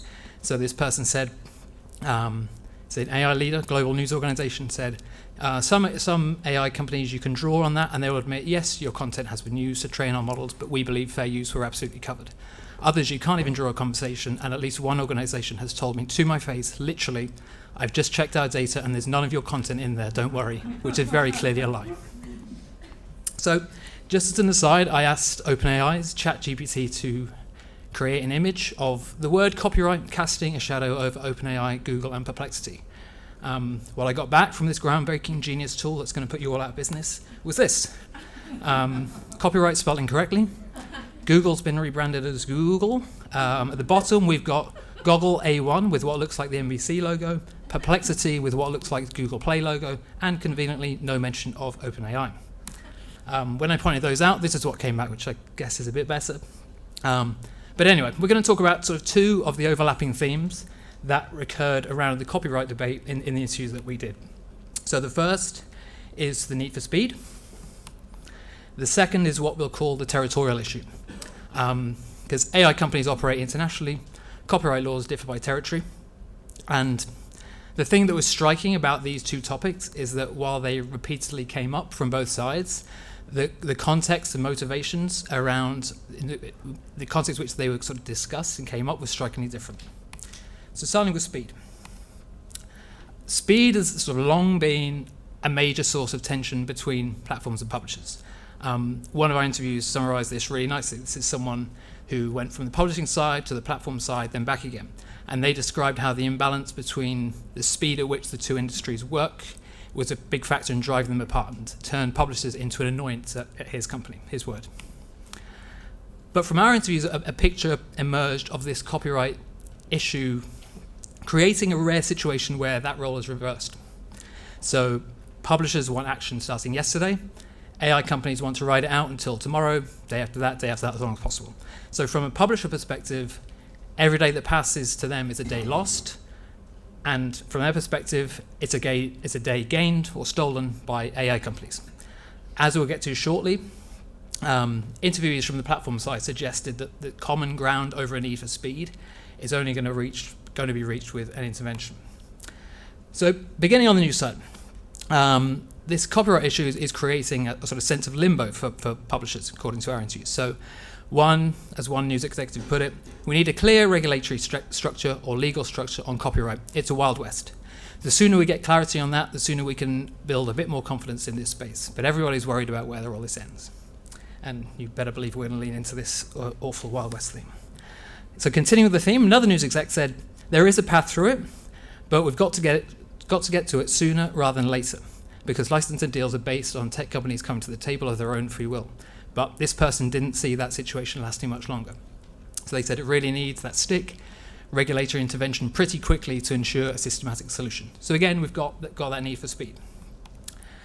And that need for the scary stick was acknowledged by interviewees actually from the platform side as well.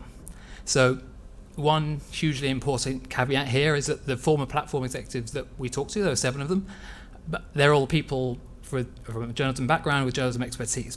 But the beauty of their insights was, they'd observed the inner workings of the tech companies and could articulate their interpretation of how journalism is handled and viewed there. So, like I say, a recurring theme among these interviews was that tech companies hate anything that slows them down. So in this context, people are saying that they'll try and act with impunity for as long as possible. So in this quote here, it's former platform executives saying they don't want to do anything that they don't have to do. They'll wait as long as possible. Platforms always worry about precedent. What precedent will it set, and how will that precedent be hugely damaging? Will that precedent be hugely damaging to the overall business? An interviewee from a different platform made a similar point.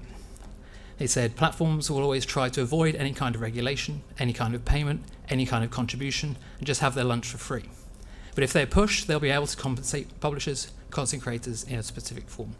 And that specific form sounds a bit vague, but we'll come back to it. And so at this point, they sound kind of worlds apart. Publishers want speed, platforms don't.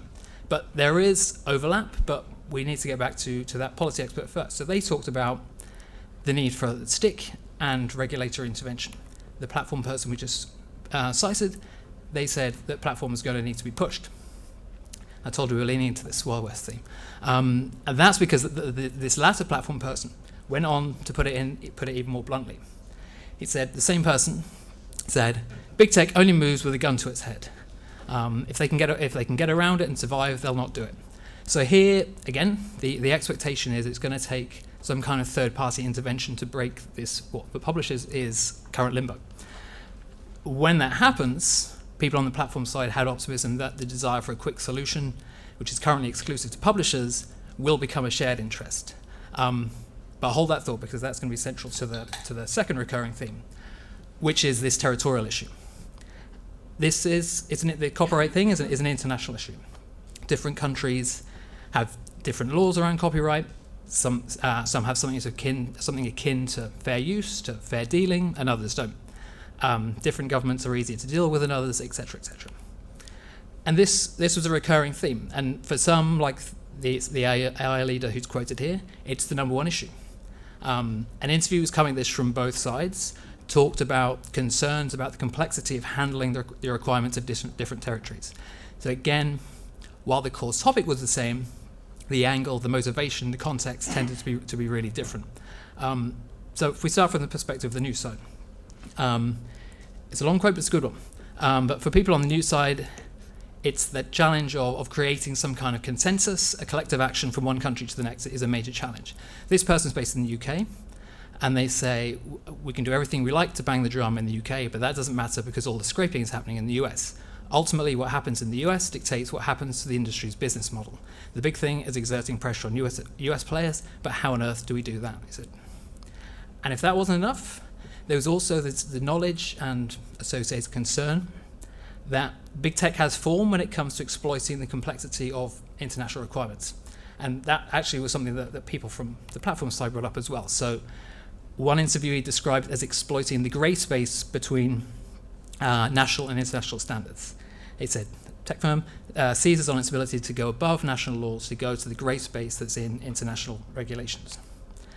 But returning to this overall point, people from platforms consistently talk about how they and their bosses were exhausted by the headaches that came from handling the individual requirements of different countries, over things like partnership deals and you name it.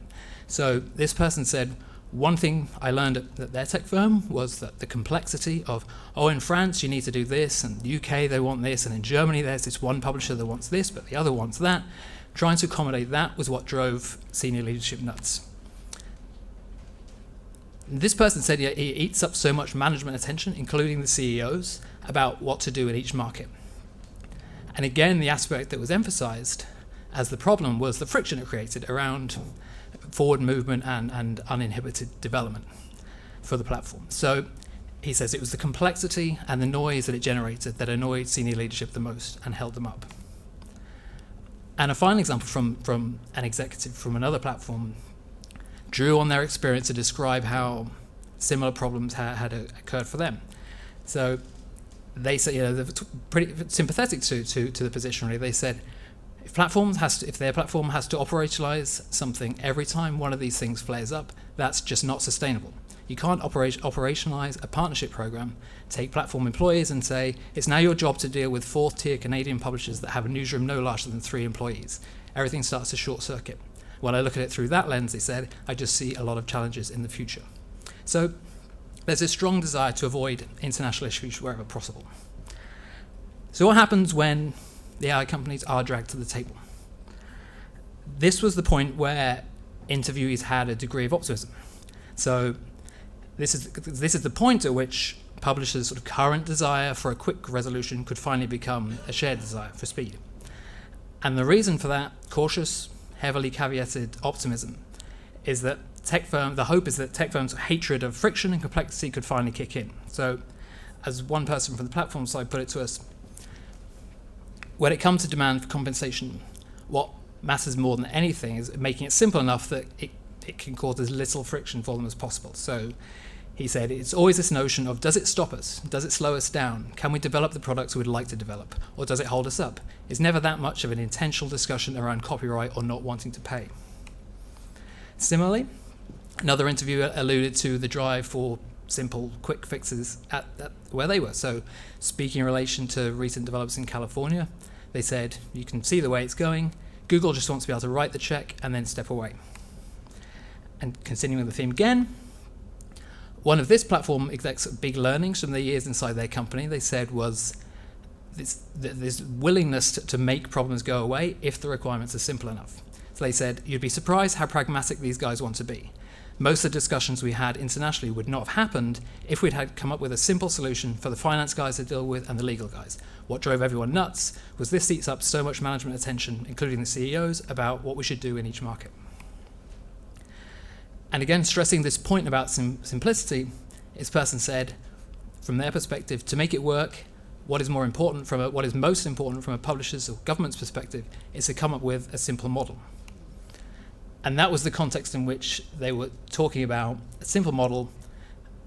The context which they were talking about, that earlier quote about the openness to compensating in a specific form. That was the context in which you brought that up. So when I was thinking about how to wrap this up, I figured we should have we could quickly touch on the range of perspectives about where we go from this period of limbo for publishers.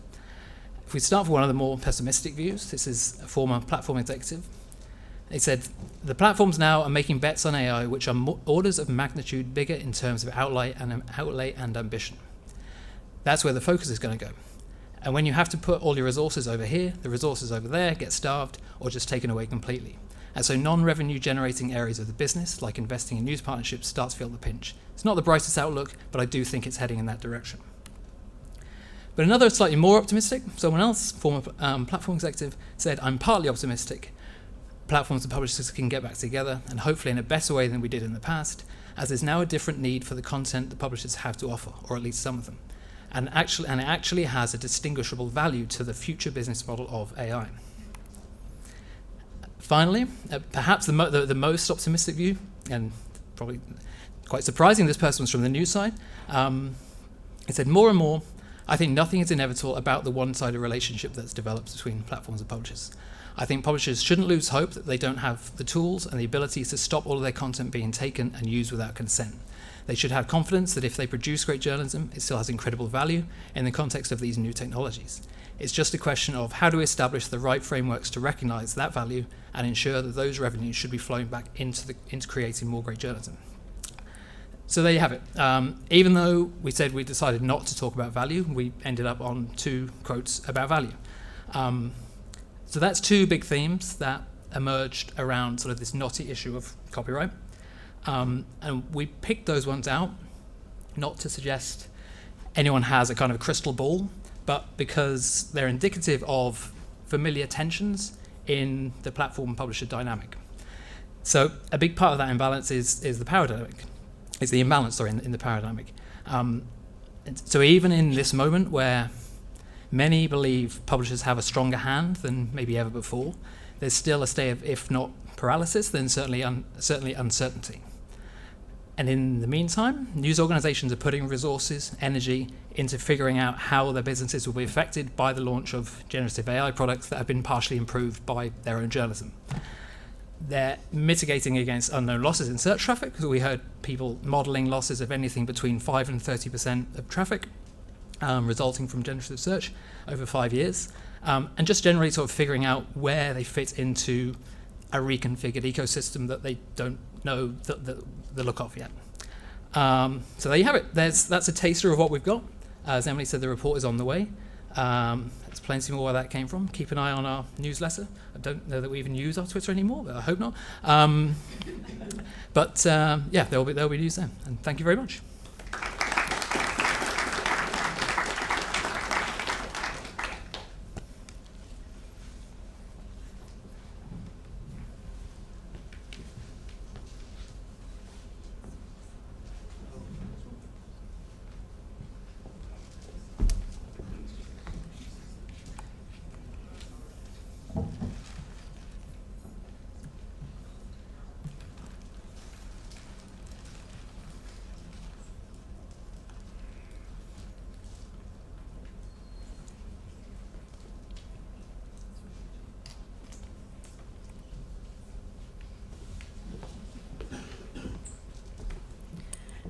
Hello, everyone, and good afternoon. It's my pleasure to introduce Emily Bell, my colleague here at Columbia Journalism School, who's going to pinch hit as moderator of this panel, which is called "Is That a Good Deal? How AI Content Sharing Agreements Play Out in Newsrooms." Emily, as many of you know, really pioneered much of the digital side of The Guardian UK. And is a groundbreaking journalist for many reasons, has done an amazing job here as director of the Tao Center, and is someone I have team taught with in the past and is a great colleague and a brilliant person. So I bring her on to moderate and introduce her own panel. Emily.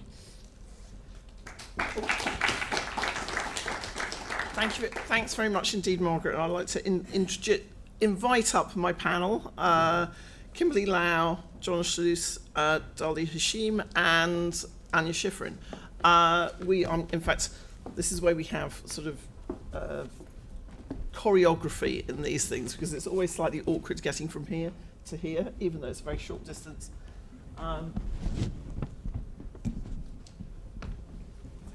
Hello. Yes. There's a slight difference in the programme that the eagle-eyed of you will have noticed, which is sadly Pam Wasserstein cannot be with us today. Something has come up over at Vox Media. So Anya Schifrin, my colleague, has very kindly agreed to move from this chair to the panel, which actually I have to say I'm incredibly pleased that she has, because she knows probably more than any other living person about the current state of value and deals between newsrooms and technology companies when it comes to AI and the bargains that were made around social media as well. So I'm going to actually start my panel introduction with Anya, as she's right over there and literally has just come from teaching a class over at CEPA. She's the director of the Technology, Media and Communications Specialization at Columbia University's School of International and Public Affairs. She writes and researches about many areas of journalism and development, including solutions to the problem of online misinformation and disinformation, but most recently has been really focused on how news companies can get more value out of their relationship with technology companies, and that's, as we've just heard, an international problem.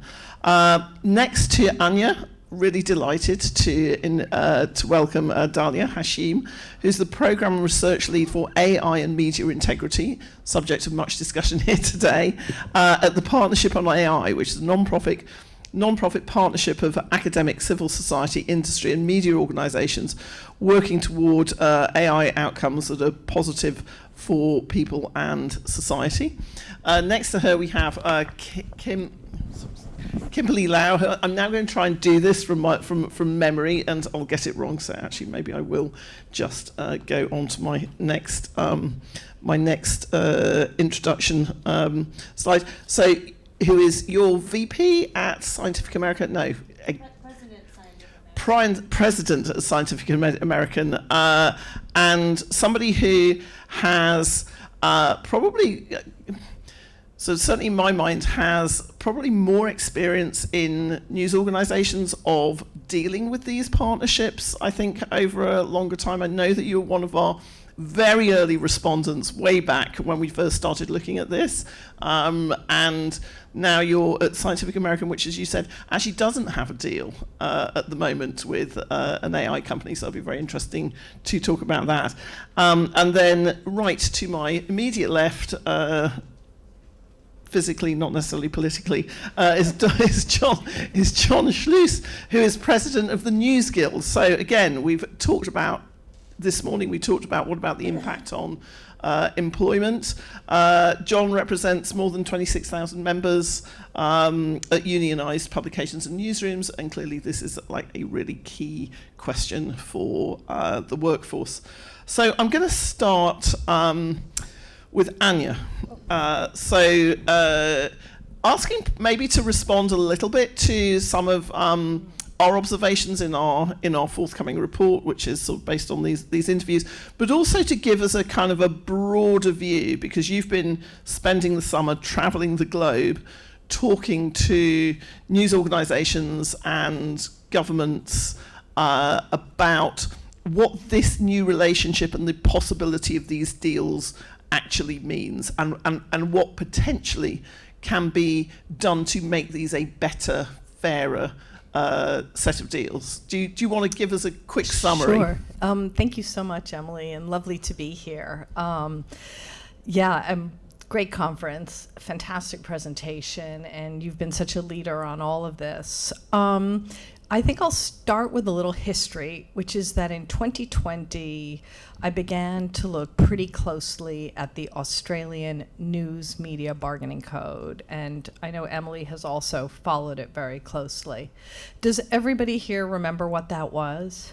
Yes. What was so interesting about it is for decades, publishers have been trying to get money from the platforms. And what Australia did, which was different, was they said this is actually a competition problem. There's unequal power imbalance between news publishers and Google and Meta.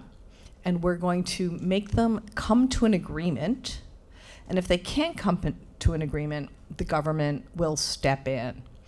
And there were lots of things wrong with this law, but what worked was that it made Google and Facebook pay out money to Australian publishers. They probably about 250 million Australian dollars each year. So then what happened was that Google and Meta started worrying that this law would spread. And Emily and I did our own little part trying to make the law spread.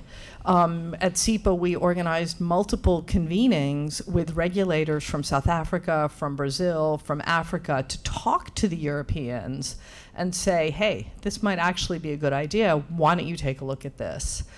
And what's ended up happening was we've seen a raw exercise of corporate power. I just finished a book chapter on this, where Google and Meta have done everything they can to kill these laws. We saw what just happened in California.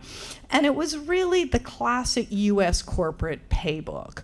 Could you just explain very quickly what actually did happen in California? Because I know there's a bunch of us who are always going, oh, California, but I think maybe it's just Absolutely. So California was one of the many places that tried to have a law like Australia, and it got more or less killed by Google. And they always do the same few things. One, they circulate a lot of mis and disinformation about the laws.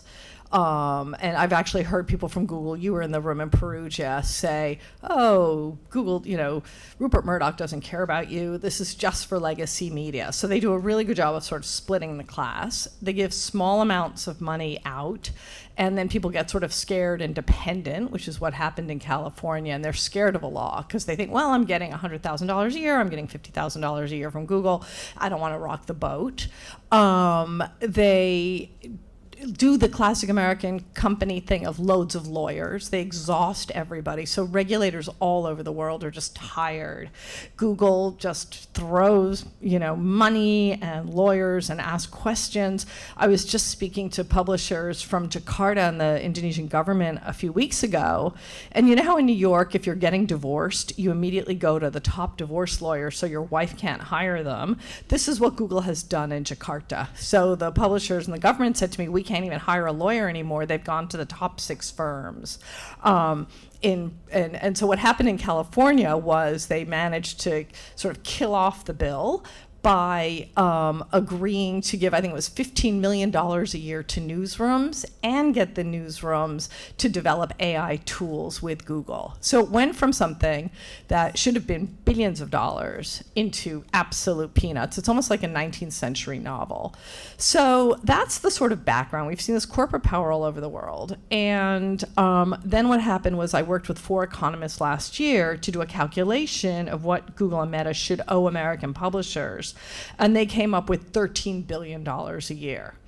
And Google, of course, was very unhappy about that. So that's kind of a background to a lot of the efforts that have been going on around the world. And fast forward to today, I've been going around saying to publishers, this is actually, you once again have another chance to get this right, maybe. The large language models, the AI companies, desperately need good content.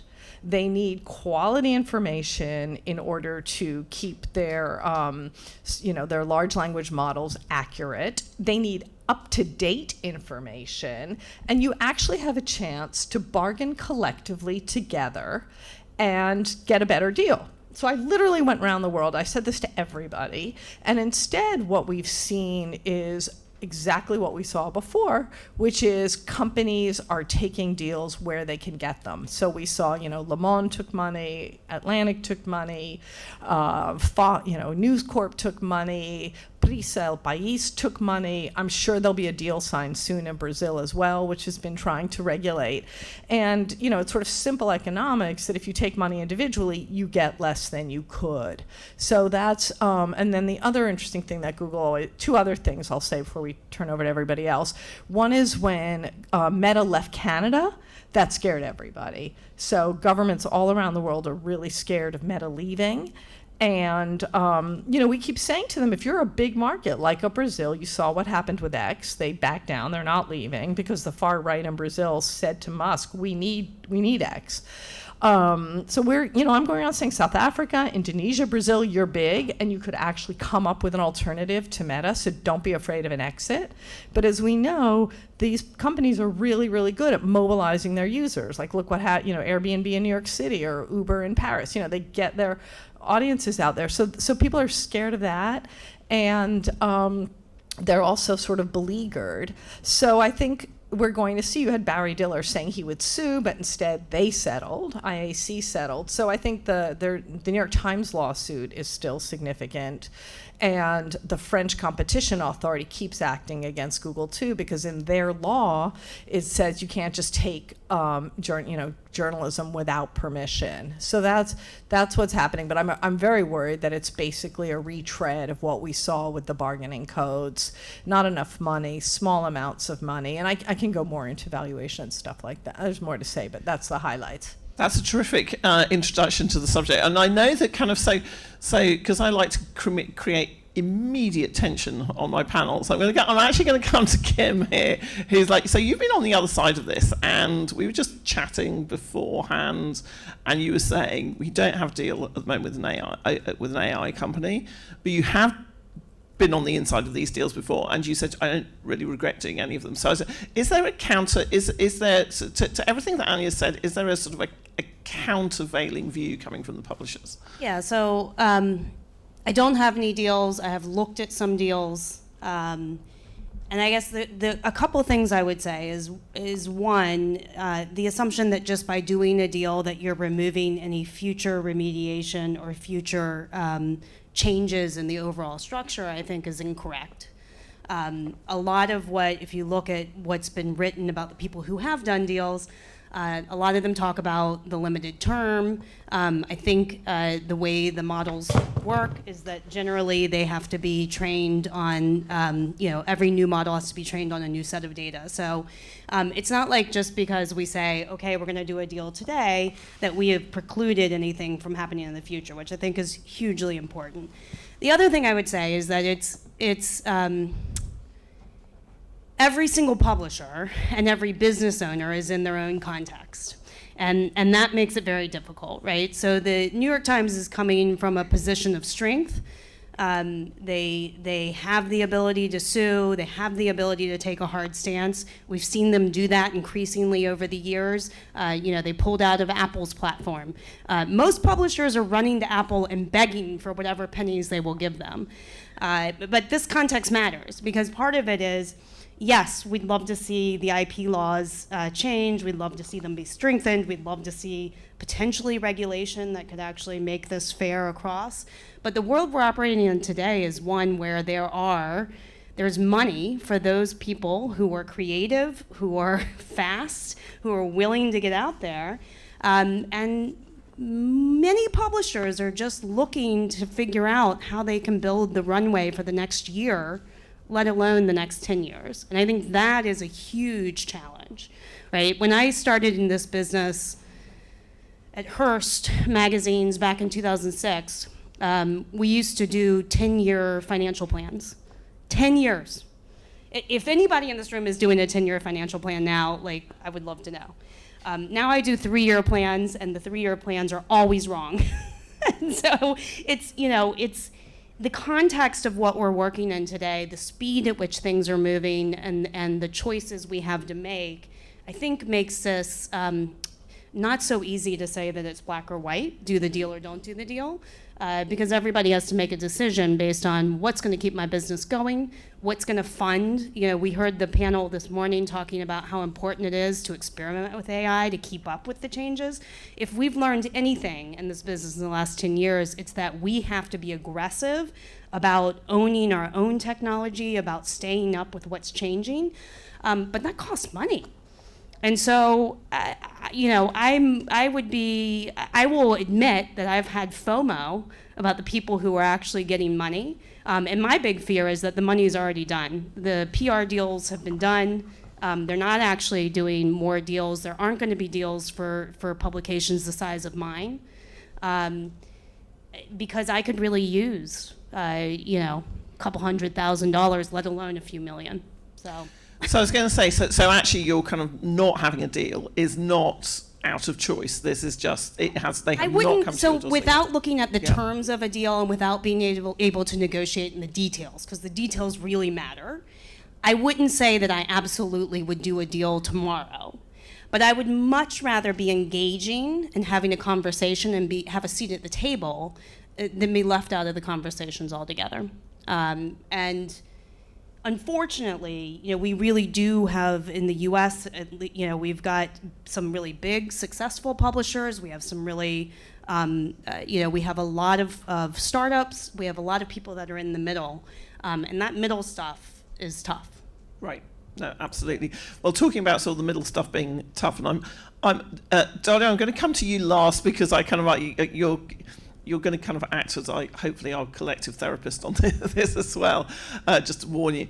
But talking about the middle being tough and the employment market being tough, John, I don't actually know what you think about AI deals in the newsroom. You're ready. But it's not completely straightforward, is it? Because this is money on the table, and these are potentially journalism jobs. I mean, so tell me what the Guild is seeing, how you're thinking about it, and what your approach, if you like, to this phase of development in newsrooms is. Yeah. So my background, I used to be a data journalist at the Los Angeles Times, and so my joy was using Python and JavaScript and HTML and CSS to find new ways to tell stories with big data sets.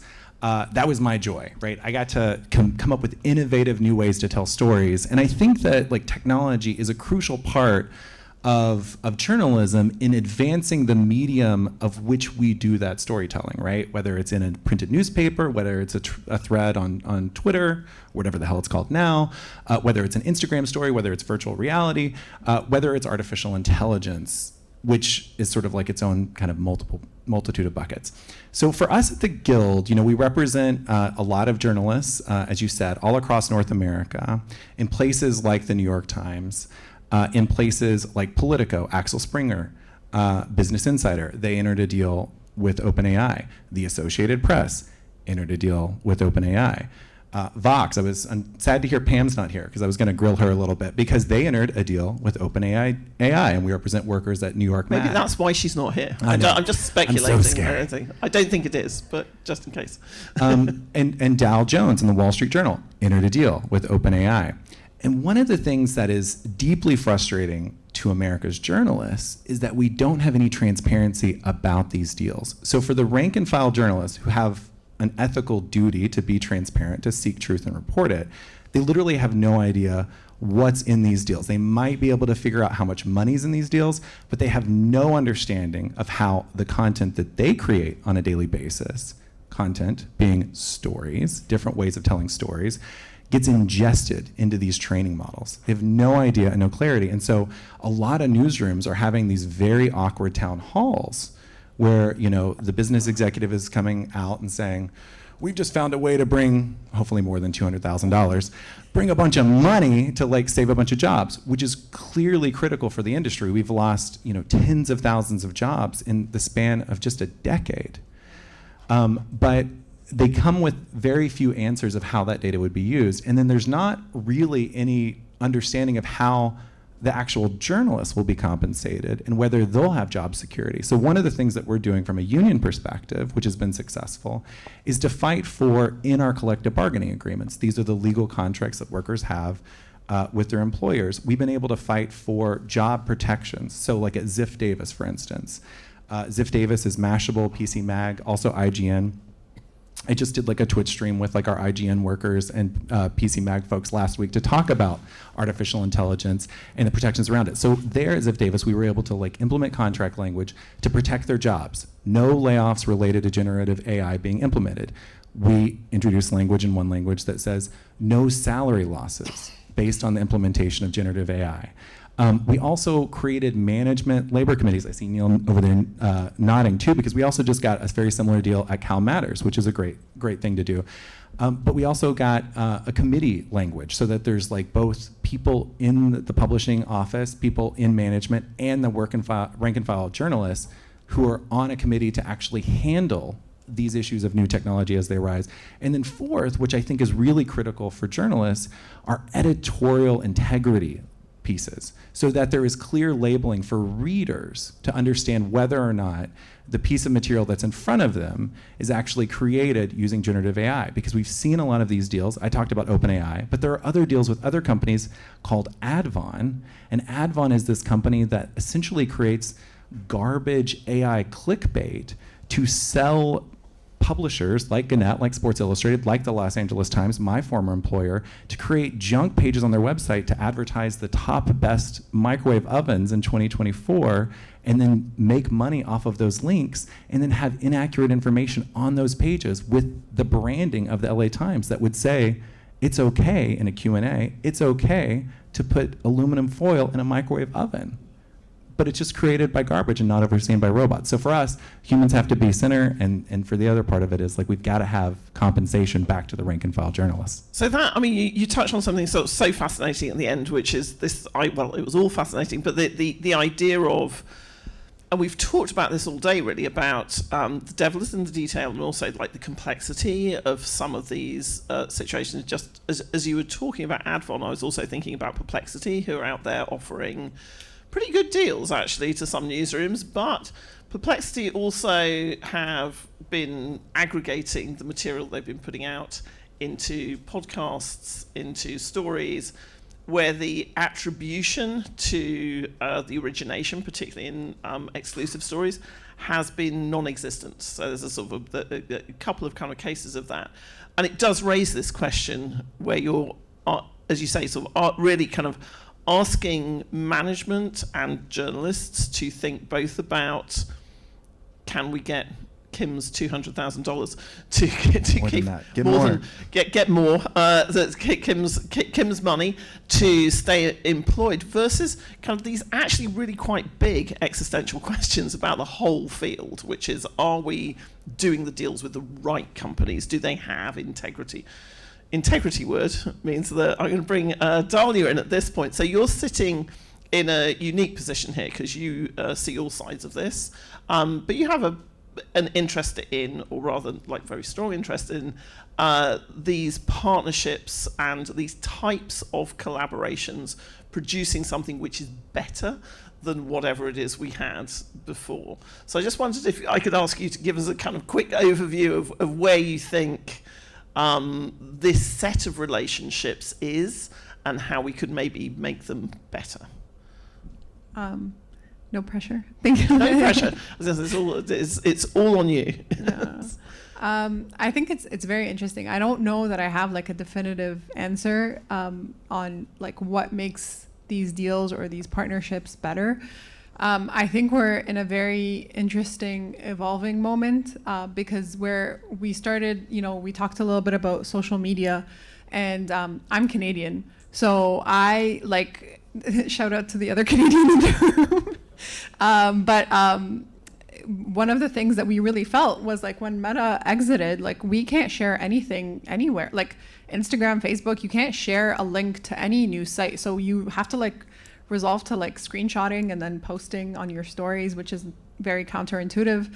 But we really felt it. Like at first it was like, oh, like the government's in a showdown with Meta. And then it was like, oh no, this like actually sucks. And so we've kind of seen the like progression of it from that to then what we're talking about now, which is like the licensing deals. And I think we're like almost at the third iteration, which is what you were talking about earlier when you were mentioning Perplexity, with these like revenue sharing models.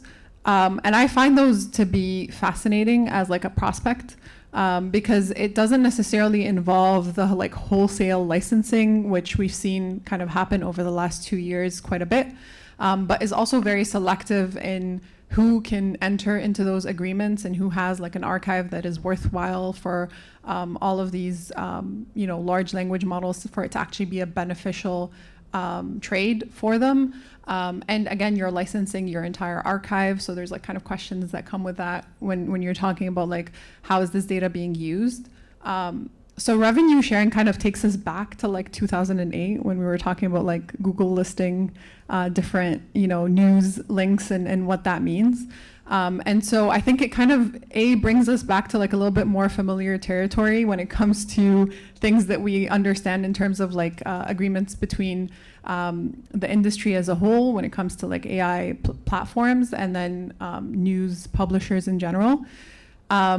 But however, and this is kind of like a big caveat in the sense that we don't know how these revenue sharing models are actually going to work.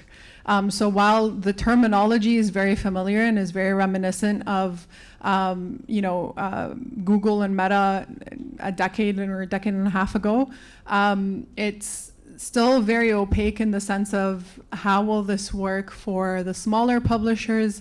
How will this work in terms of like payouts? So Perplexity has been very opaque in terms of what those payouts would look like. But then you have like Prorata, is that how you say it? Who has like a 50-50 sharing model. So they've kind of come out and said like, this is how we're gonna do it. But again, this is very much so in its infancy because you still don't know what 50 of what, like what are you getting 50% of? And so is it like, they've said it's every mention and every link that goes back to your article, you'll get 50% of that revenue.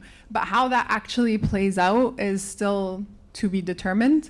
However, it kind of points us in the direction of like this going somewhere that isn't as exclusive as those like licensing deals are. So in that sense, I'm a lot more optimistic with that kind of being an option that can create revenue for a lot more publishers than just the one-to-one relationships. And that goes back to the presentation that we had earlier before this panel started, which, by the way, shout out to the presenters for very awesome AI generated Very pictures. good. We're very good at AI generated Yeah, pictures. very, Well very engaging. But that goes back to that simplicity that a lot of these AI publisher or AI platforms are looking for in terms of like, let's make it simple, let's make it easy, let's make it accessible for everyone to use. So in that sense, it kind of hits on that part that they're looking for. But on a different side of things, how that will actually work out, how people will live up to those ideals is like TBD. So, I mean, so Jess Lesson was quoted earlier on today as well, and in the same piece, she was talking about the deals as being essentially newsrooms accepting money against, accepting money so that they didn't kind of bring charges of theft later on. So it's basically sort of paying off publishers, so that idea of no friction. Quick payment, very much kind of, I think, sort of informed by Pete and Claudia's work on this, which is, we also want to kind of, we want to really establish that relationship quickly, but in that sort of speed, quite a lot is lost, it seems to me. So I think sort of John's point about you don't really know what's in the deals. I mean, sort of coming back to sort of John and Kim on this, which is to say, so Kim, you as a publisher, as a president, who's done these deals before, what do you do, or how would you address some of the issues that John has brought up about, writers don't know what's in there. They're kind of, they are not included. And I think we in our research have heard a lot of instances of newsrooms being told a deal has been done and that they have to quote unquote do something with the sometimes these include tools and trainings in newsrooms. Are there kind of places where we should be drawing the line? Again, this goes back to a little bit of what Dahlia was saying about we don't really know kind of what the revenue share deals look like. Can you help us on the line drawing? I mean, some of the challenges, I think, really come down to leadership and communication. In theory, and I can say that my company has established, without being required to, has established lots of task force that are cross-functional, that include people, we've got an ethics on AI group, we've got almost like, you could argue there might be too much regulation around how we're thinking about AI. But I do think that a lot of it comes down to communication. In my experience, when I've done deals in the past, my approach would first and foremost be to always get buy-in from the people that are part of that are going to be impacted. And that can happen at different levels. And so there's a lot of places where this stuff can lose in translation. But I do think a lot of that is just sort of potentially because of the speed and the urgency of it. Stuff that was lost in translation and maybe just poor communication. Because I can't imagine, I know personally, if we get so far as to do something, a big part of my thinking will be how do I make sure that my teams across the board, not just editorial, but in product and technology and marketing and sales, that they're all on board and understand what we're doing, why we're doing, what it means. So, John, just to come back to this point you make about the opacity of the deals and what you're then required to do, are there any positive examples that come through the Guild of actually we are involved as the actual journalists who are building the technology or kind of experimenting with it, being involved at the point at which the deals are being done, so they can actually have some input into what would be really useful is if we had these tools, or what would actually, if we're going to deal with these people, have you thought about this and this? So Yes, I will say that the vast majority seem to be a lot of like I'm just gonna say dudes in media, because I feel you like can say dudes in media. on a safe It's stage like we about all this, know that there are a lot of dudes in media. But I was a guy who went through Tronc, right? Like I was at the LA Times when Tronc was a thing, and we were told that our content was going to be shoved into the funnel and disseminated out through this vast network of just bullshit, right? So it really stressed. For the young people in the room, Yes. TRONC. You should look it up. It should be a case study in business schools. Some good parody Not a good videos one. about it, and then some real videos that should be parody videos. But it was a terrible moment. And there's multiple examples, right? Again, my background being in technology, I think that we need to innovate. And so, but I do worry that there is this sort of desire by a lot of these news executives to sort of chase what they think is the next pivot to video, right? Or this next thing that we gotta attempt to do. And there is a level of us needing to do it, but I think in this moment, there isn't the caution associated with the brand integrity. Take The Atlantic, for example, right? More than 160-year reputation, a very good reputation. They're just jumping into a deal with OpenAI. What are the consequences? What's gonna happen? It's apparently a 2-year deal. Does OpenAI actually going to stop using their content after they trained their systems and algorithms on this 160+ year archive? I don't know. The good examples, I would say, are the possibilities to use AI to go through large data sets. So I remember when I was at the LA Times, we and a lot of other newsrooms got access to the Sony Studios email leak and hack, right? And so there was this vast trove of hundreds of thousands of emails that were internal to the company, and people were reporting on them. And we got the emails and put them on a computer that was disconnected from the rest of the internet because we didn't know if there were viruses associated with it. And then people would kind of do analysis of those emails and kind of open them up. And then there were hundreds and hundreds of stories that journalists were covering. An interesting use for AI, I think in that context, is training a closed system, a closed large language model on those emails. You as a reporter who doesn't have knowledge of Python programming language can then just have a friendly conversation with a chatbot to, I don't know, get a list of emails that show a sexual harassment scandal inside the company, right? And then those become potential beads for you to do more research, to do more verification, and then find stories. Other examples that I think, and I've heard this from our members even today, are the need for better tools for transcribing interviews, right? There is a desire to use something as simple as Otter AI, but there's a lot of questions over whether you own the thing that you upload to Otter AI. It goes up into a cloud. It's potentially creates a lot of legal liabilities for you and your news organization.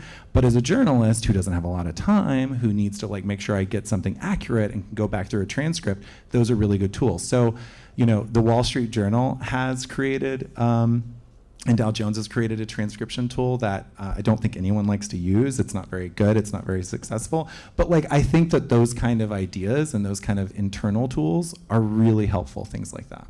But if I can, I think that's one of the potential opportunities. Again, I don't know the details of their deals, but most of the ones I've read about have all included a component, which was free or heavily discounted access to the technology, which is actually enabling the ability to do the experimentation. So when Chris Moran of The Guardian was talking about all the stuff they're doing, the ability to spend a year working on AI projects that may never be brought to light, may have zero monetization, that's a real privilege. And that costs real money. And you can, on the Otter AI and the cloud, yes, individual usage is not protected. You're just uploading into a cloud. If your company actually does a deal and spends the money, and they can close that off and better protect your data. But these things come at a cost, and they're not cheap.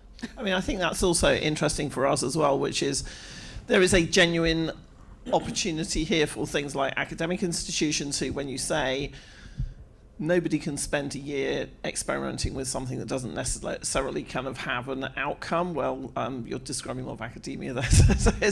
But actually, it's this interesting point we've reached where newsrooms are, journalism is such a technology-driven field now that you are getting into kind of like some of these R&D sort of, questions, and then actually news organisations traditionally have not been great at doing that. I mean, I think one or two exceptions. I mean, this again is something where Partnership on AI, I think, has a kind of certainly sort of a recent history and a perspective.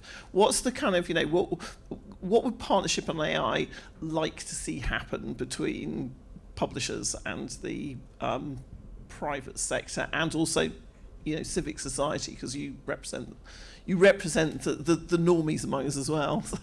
Yeah, I think you bring up a really good point about academia, because I've seen actually quite a bit of the smaller newsrooms working with academic research labs to do exactly what John was talking about, which is to produce AI tools that are very customized for their needs, which is, I think, a very unique thing that has come out of smaller newsrooms kind of not wanting to be left behind, having gone through this like social media switch not too long ago, and seeing this kind of now next iteration of AI. And so like someone like Cheryl Phillips at Stanford does a lot of work with smaller newsrooms to develop AI tools that they can use that are open source, that are available for them at very little cost. Is this something that can kind of be done across the board? No, but are there like kind of examples of pockets of that happening? 100%. The AP has something similar. You've seen some of the other kind of philanthropic organizations switch a lot of their funding towards funding of AI tools, including the Knight Foundation. And so there is this like understanding that if we don't kind of come together to help support each other in creating some of these tools for ourselves, a lot of the smaller newsrooms will be left behind. And so to fill in that gap, you've seen kind of philanthropy? Yes. Anyways, and I don't know. And you've seen academics, and you've seen kind of think tanks come in and be that bridge between smaller newsrooms and their ability to access those AI tools. Is this kind of the full answer to your question? Not quite. I think that there's also some of the mid to large organizations that would require a lot more support, that don't necessarily find that in those one-off tools. They want a whole suite of tools. They want access to not just transcribing, but the data analysis, the data visualization, all of the chatbots. And so that then becomes a much larger cost that is harder to kind of mitigate with those like one-off AI tools. And then when you go to kind of some of the bigger news publishers, you're talking like folks like Bloomberg, for example. Their access to AI tools is absolutely insane. Like their ability to do data analysis and like target content to their audiences and customize it is like honestly both amazing and like a little scary, not gonna lie.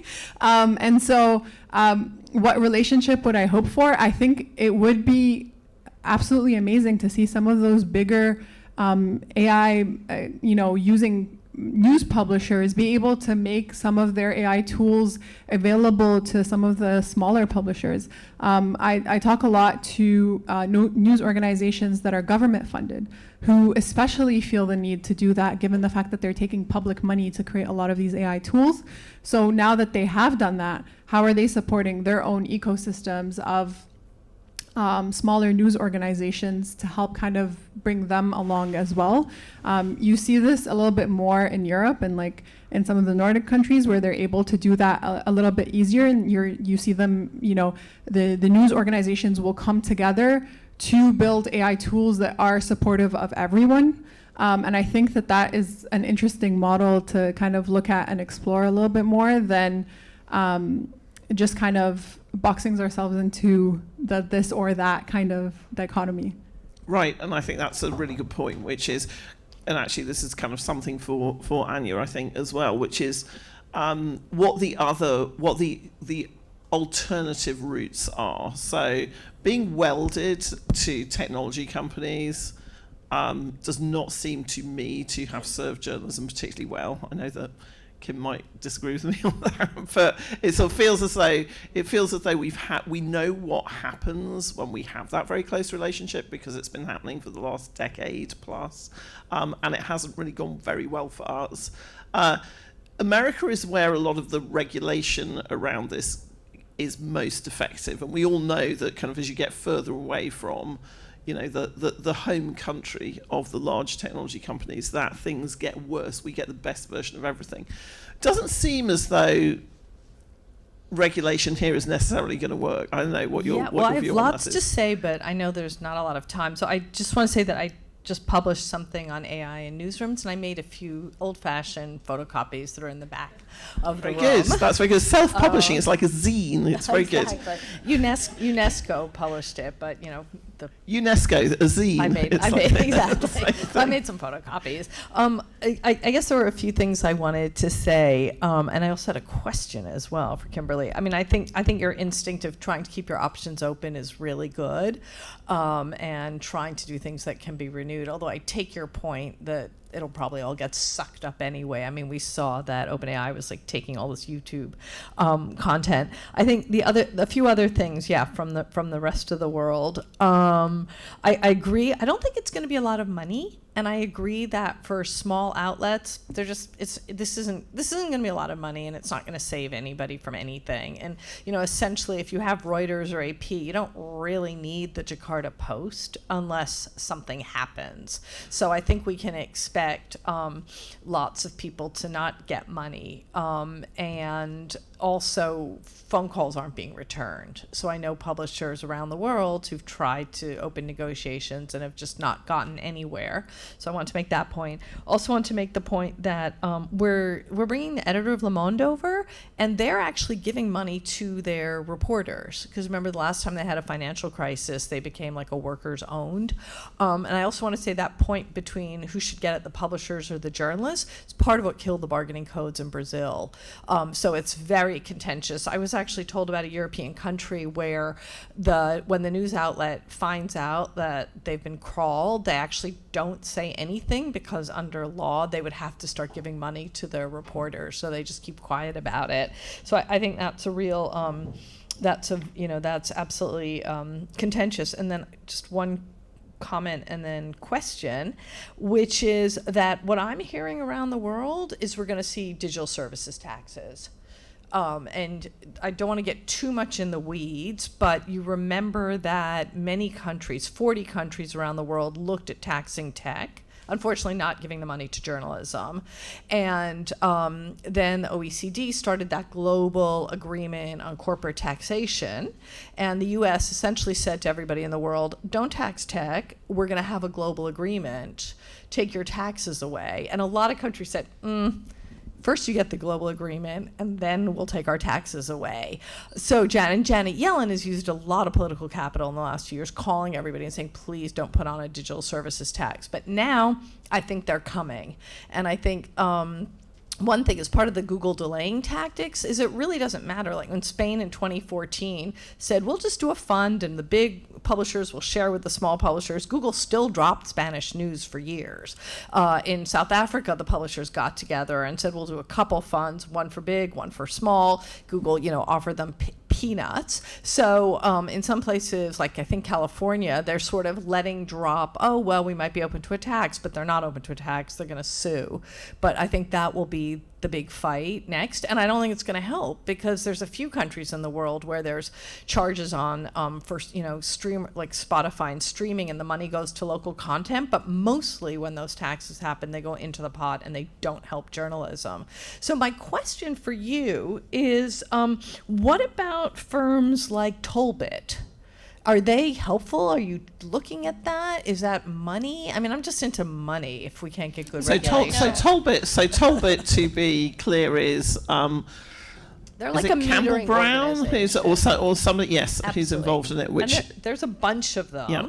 and they don't solve that question of what news is valued. And I've written many ways of valuing news. Economists love this sort of thing. But the idea is that if you go and try to crawl, it'll like pop up, as I understand it, a little thing saying, "Why do you pay for this?" And what Tollbit says is, you can just use our service. It doesn't cost you anything. There's no outlay. So I was wondering if for like a Scientific American or any other publication, is anybody, I mean, they say they have lots of customers. They all say they have lots of customers, but is it helpful? Have you talked to these companies? My understanding of Tollbit, I think it's a really interesting concept, and I think it could be very smart. It's basically, I believe, using blockchain to essentially track what content's being used and what models, and then giving away for people, for LLMs to actually pay for that.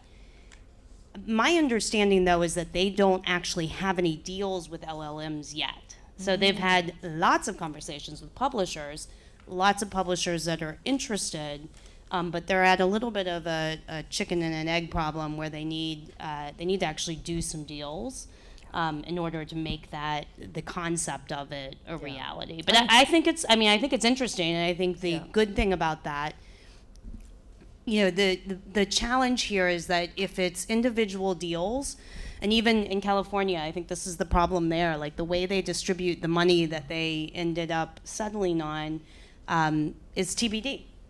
But you know how these things go. It's like, do you have the right connections?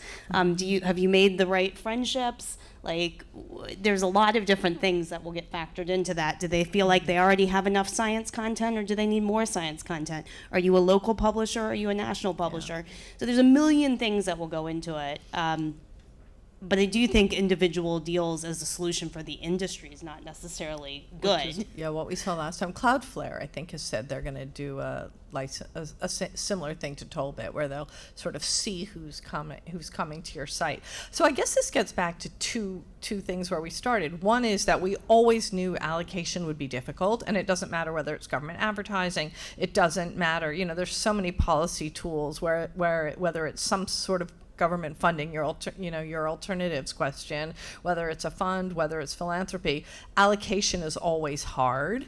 And there's lots of places that have sort of worked out, the Scandinavians, or in Canada you have to register. Either you have to register, like in Canada, as a quality outlet, and then all the Africans and Latin Americans will say, no, we don't want government to decide who's a quality outlet. Or the publishers have to get together and decide amongst themselves. I mean, or the big tech decides. I mean, those to me are the three ways that allocation happens. And then finally, it gets back exactly to where I started, which is it's about power. You can work out all the numbers and all the justifications and all the economics you want, but if you don't have the big companies agreeing to pay, you've got a problem. Well, if I can, I think that's, just to bring it back to your comment about being partnered with the platforms, I think my personal belief was always, it wasn't a matter of whether Google and Facebook and X were worthy of working with us. It was that we were desperate to work with them. They established products and platforms and experiences that people were going to. And as we transitioned as legacy media, if we weren't playing that ball, we weren't in the game. Because I want to get to the questions in the room. Though, I mean, so one question I always have about that is that. So it felt like we were making great advances at the time. I don't know if it felt that way, but. Oh, right. Okay. So, but in retrospect, I'm struggling to identify one single thing that came out of all of those partnerships where I could go. That was a really net positive for journalism. I think there were a lot of there were a lot of brands that built a lot of digital audience on Facebook. Right. You can't do it now. No, I was but going to say. If you did it in that period, yes. I do think there were durable things that came out of it. Yeah. A lot of it was very short-term gain. And I think that that's a really key point as well. So when you say there's a sort of short-term, this is, to John's kind of, daily existence really, which is you can get the short-term gains, but the idea of kind of, protecting journalism, protecting journalism jobs. Yeah, so I actually like a really good policy that you just sort of touched around, Anya, was the idea of tax credits for journalism jobs. And so that actually, this country has gone 242 years of never having that be a policy. And in this state, New York State, just a few months ago, passed the first of its kind job tax credits. It's $90 million. We're going to see how it works, but it essentially like helps support 12 jobs per newsroom. There's some flaws in it. I don't love it, and it was kind of an awkward thing because it was about who had power and where Governor Hochul felt at the time and who was engaged from the publishers, from the broadcasters, from the working journalists, from different parts of the labor movement. But in the end, we have sort of this example of like, well, let's incentivize the creation and support of the job of being a journalist, which is fundamental to our democracy. Mm-hmm. Absolutely. Questions? Great hands all going up. I kind of feel like morally obliged to let Margaret ask the first question. Also, because she sits next to me, I don't want to upset her. I hope Stuart's got his Fitbit on this afternoon. Yes, he's doing an amazing job. Thank you. I guess I wonder if you could, and I know we've talked about this a little bit, but I wonder if you could put this, in the context of all of the big mistakes that have been made as journalism becomes more digital. Like the thing that happened when the internet came along and we gave our content away for free, but now we have paywalls, and that's sort of regarded as just a short-sighted screw up. The pivot to video, the what happened with Google and Facebook. Have we learned anything from all of that we could apply now when it still matters? I'm going to have a private argument with Margaret later about whether or not giving your content away was a mistake. Well, I think it's I don't know that there was the right answer. I just think there were. Well, it's a kind of good point because it's an evolution, right? Which is something that felt right in 2005 actually turned out to be not right by 2005. So anyway, this is not. We can talk about it. Anyway, yeah. Have there been any lessons learned from a variety of things that didn't work out too well that can be applied now while there's still time to get it right? I mean, I would just start by saying, I think that the trust and brand recognition that we build with our readers, right? Like doing good journalism, doing hard-hitting stories, being the chronicles of the change of culture is going to be the thing that people remember. Oh, that's the Washington Post. Oh, that's the New York Times. Oh, that's the Atlantic. And so if we continue to focus on that, and we also invest internally, I think, on what the next medium will be to advance that storytelling, I think that'll be key, because for 100 plus years, the medium was a printed newspaper and maybe radio and then TV. And then the internet came along, and so then we started advancing on there. Now I think you've seen one of the big things that I actually think is quite good is sort of the and it's not even a new technology, but the expanded use of newsletters. It's the publisher and the organization now taking control over their own platform, right? People are subscribing to the Washington Post Daily 7 or the Morning 7, or they're subscribing to the New York Times Morning Headlines newsletter, right? Those, I think, are really a really good place, is how do we actually support our brands, and how do we build trust in those brands and not devalue them by giving them away for free, and that's on Google, or into some big algorithm that we lose control over. I think part of the challenge is that we're no longer singular products, right? For 189 years, Scientific American has published a magazine. For probably 180 of those, all we thought about was one product, which was a print magazine. And in the last 10 years, we've had to completely change how we think about a brand, how we think about distribution. To me, if there's one thing that we've learned in the time I've been in this business, it's that we have to have as much control over that destiny, which means we have to invest in things like product and technology, which I think for years we did the same thing, so we didn't think we needed to change that or had resistance to changing that. I tend to believe, though, I tend to not look back and say, okay, we shouldn't have given away content for free, because in fact, when you look at it, there were sites, so I worked at the Atlantic for 10 years, I'm not there now, but they did in the aughts have a paywalled site, and it was actually hugely unsuccessful. And it wasn't until they took down the paywall, a bunch of other things happened, but it was actually digital growth that helped give that brand a new birth. And so I don't know that you can go back and rewrite history and say, well, you should have just stuck with the paywall and you'd be in a better place now just 10 years earlier, because I don't think that's actually true. I just think that what we have to all take into this is that as businesses, as brands, as journalists, as business people, we have to be more agile. We have to try, we don't have the resources that the tech companies have, which is a real disadvantage, but we have to do our best to try and keep up with it. And I think all that means is that we will never be in the heyday of old school media, I guess. I don't know. Which is not a shame.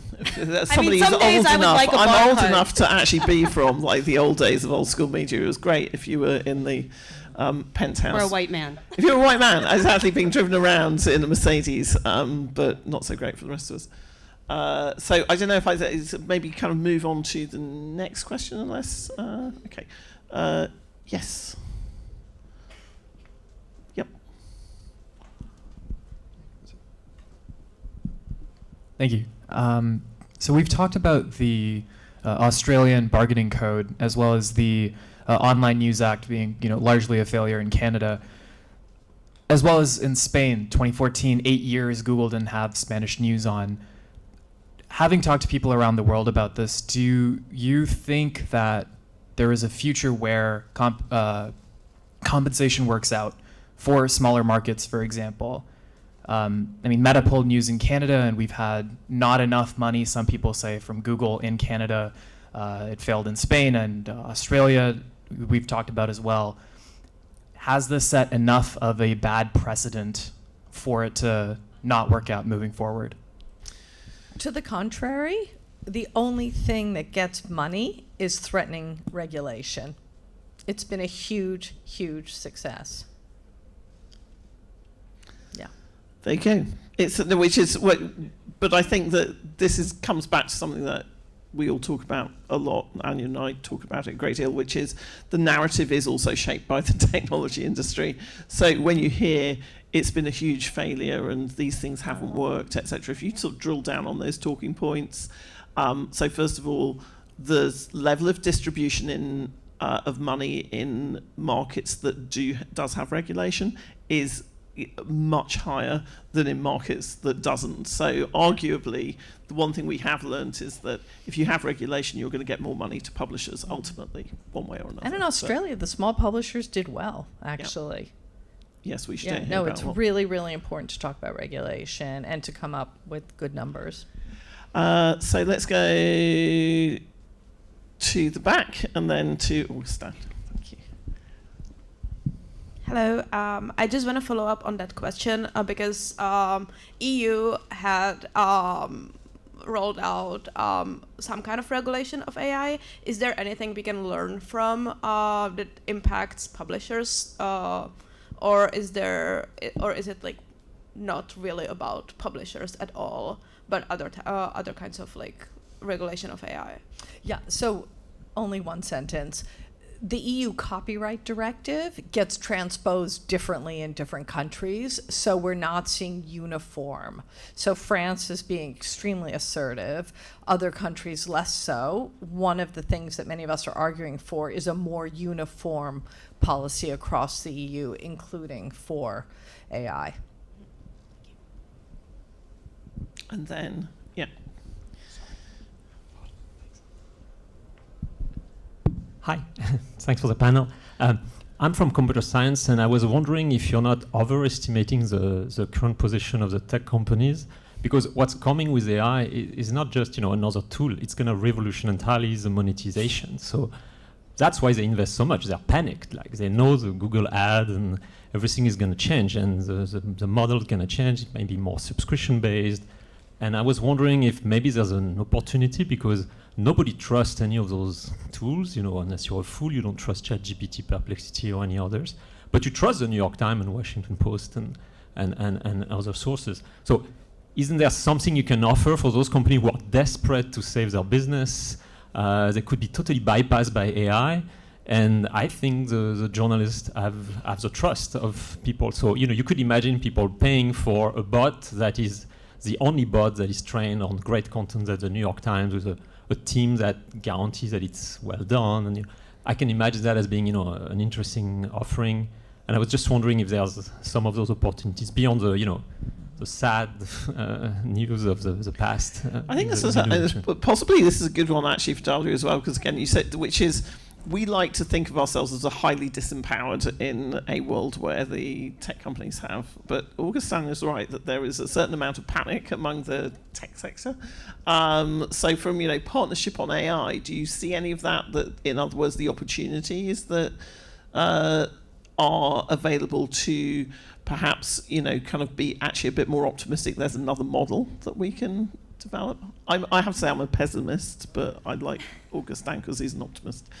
I think that there is a huge opportunity for newsrooms. I think what we don't know right now is whether or not this will end up being for a small number of newsrooms who strike those deals, or if it ends up being kind of that like revenue sharing model that we talked about at the beginning. But I do think that there is a huge opportunity, and I think, going back to the first question of like, have we learned anything? Every time I see like one of those headlines that's like journalism is dead, or like journalism is going to die because of like X whatever thing, I'm like, have we not learned? Like journalism, I don't know if this is like overtly optimistic, but I genuinely think that over the last decade we have we have come to understand at a greater level the value of journalism. So to me, it does not seem like any of these technologies will render journalism as like an industry obsolete. I genuinely don't believe that. I think that now there is an opportunity for us to rethink again those like monetization models and what they would look like in this evolving world. And I'm very heartened by the agility that a lot of newsrooms have shown in terms of being accepting to kind of understanding a different worldview that was very different when it came to like the introduction of the like internet and social media 20-ish years ago. I think that move was a lot slower. I've been doing this work for a couple of years now, and when I first started, people would be like, why are you here? Like genuinely, I would go to journalism conferences and people would be like, yeah, why are you here? Like how is AI relevant to us? And within like, I think less than a year, I was going to the same conferences again, and people would be like, oh, like tell us more about AI. Like we want to learn, we want to implement, how can we put it to work? And there is like a healthy level of skepticism that comes with that from journalists, which is again heartening, because it's not like they're accepting the technology wholesale either. They like understand the downfalls, and they're willing to kind of work on making it work. And so I think all of that is like super heartening moving forward. It's just the pain of figuring out which model works and in which ways, and again understanding or uncovering a little bit of that like opaqueness that we talk about when it comes to some of these like revenue models. I was going to say, I'm going to take a couple more questions, even if I risk running over because we've got a little bit of a gap. So I'm going to go here and then two over there, and those probably had better be our last. I'll be really quick. I know a lot of the conversation is focused on getting the money from out of these deals, but I'm curious to ask a little bit about the distribution opportunity that some of these content sharing agreements have. I mean, we've all seen referral traffic drop from Facebook, et cetera. And are publishers, big publishers, thinking of content sharing agreements as less about literal content sharing, but an opportunity to find new audiences, get their content in front of people who didn't know about them before, potential subscribers in the future? I mean, and this is obviously important, John, I think, for your constituents too, right? Do reporters not want their content in front of new people? Are these discussions happening as much as you would like? Would you like those types of agreements to happen more, especially as we, in the context of the money's going to run out and it's not going to be maybe enough anyway? Well, I think one example is the Wall Street Journal on this in their deal with OpenAI. I don't know if it's like shown up just yet, but right, the idea would be that you go to ChatGPT and you say like, give me, the latest story about NVIDIA today, the latest news about NVIDIA today. And then it would show you a source from the Wall Street Journal. But it kind of goes back to something that we really haven't like gotten fully into, but it's the question of the level to which you're okay with the accuracy. Like what percentage, and I've been wrestling with this myself, if a company, and I won't believe the company because I'm a curmudgeon journalist, but if the company says we're 99% accurate, is that acceptable, right? If they will take all of your archive, take your live news feed, and pipe it into a chat bot and present it as if it is 99% accurate, is that acceptable for us, for the work that we do, say, for the Wall Street Journal?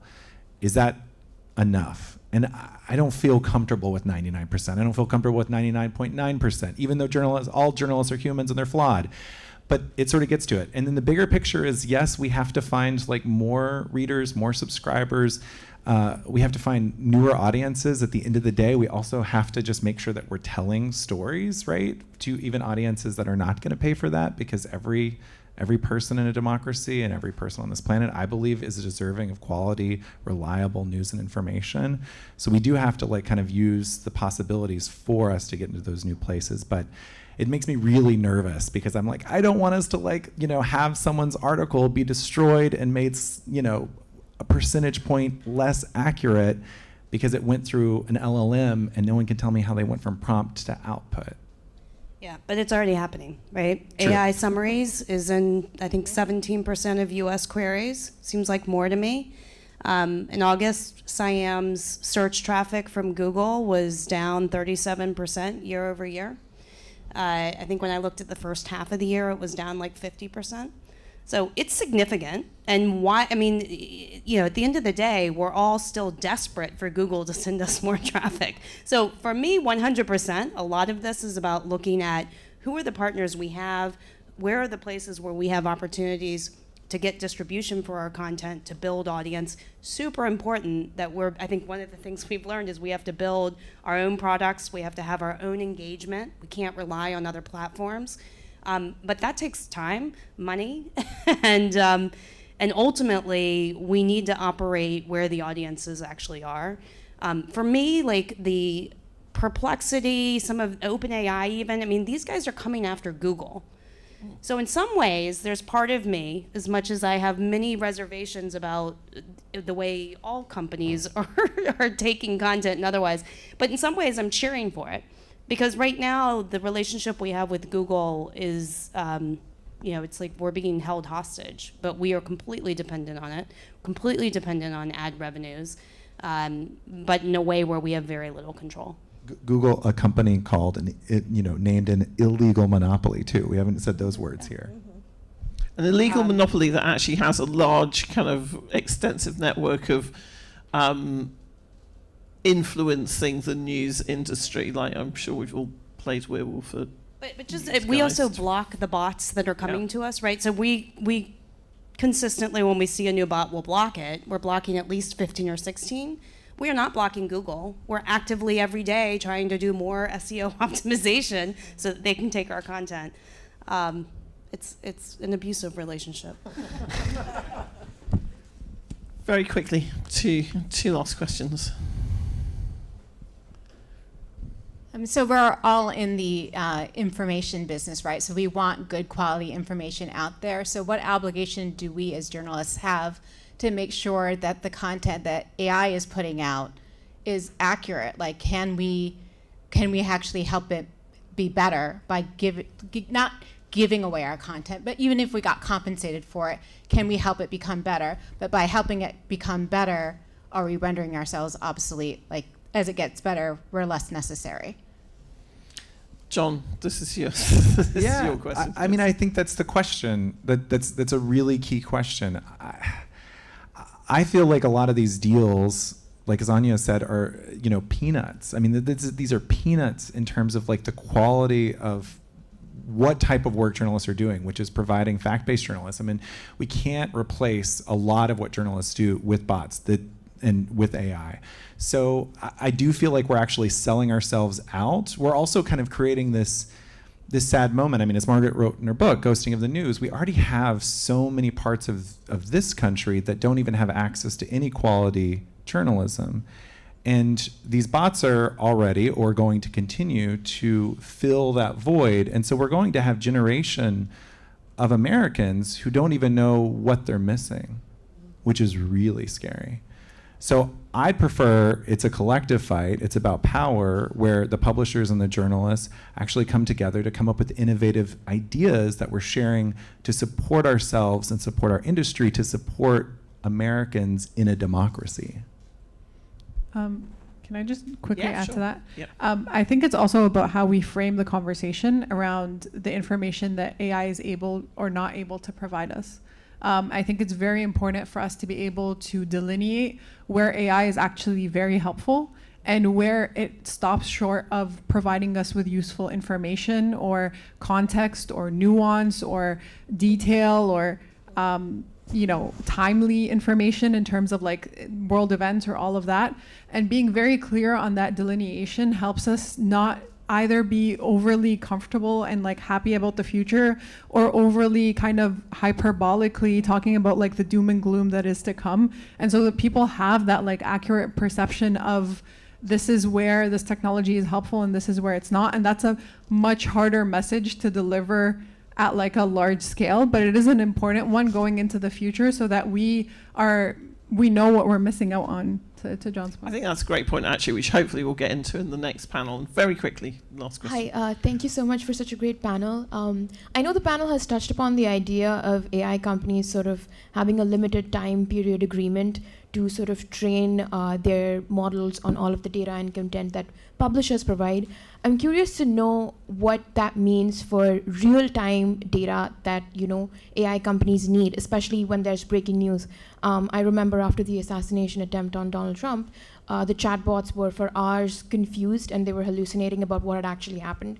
So my question is, in the long term, don't these AI companies need sort of an everlasting agreement with newsrooms? Because chances are a huge section of people who flock to these AI chatbots want news that's happening right now. Things that are I think happening this is one of the things, like when you look at these deals, part of it is about training models. Part of it is about is essentially display syndication, which is what publishers have been doing for years with lots of different deals, which is just about making sure that our content is getting surfaced and that people can then click through and go to it. And I think there's a real distinction between what the value of our archives is versus what the value of new content is. I do not see a world where new content written by real humans is not critically important. I don't know. I mean, I love my archive, but the archive is what it is, and a lot of it's fair use, and there's all sorts of things you can get into on that.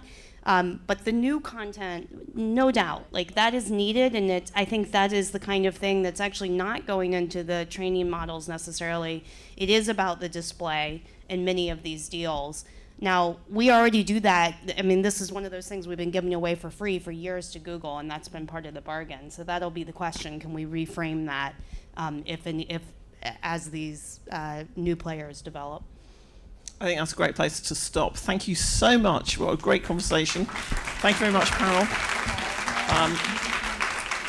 We're going to have a couple of minutes while we gracefully exit the stage and reorganize ourselves. So again, it seems to have warmed up in here now. If anyone wants to grab a cold drink as opposed to a hot one, we'll be back in 5 minutes.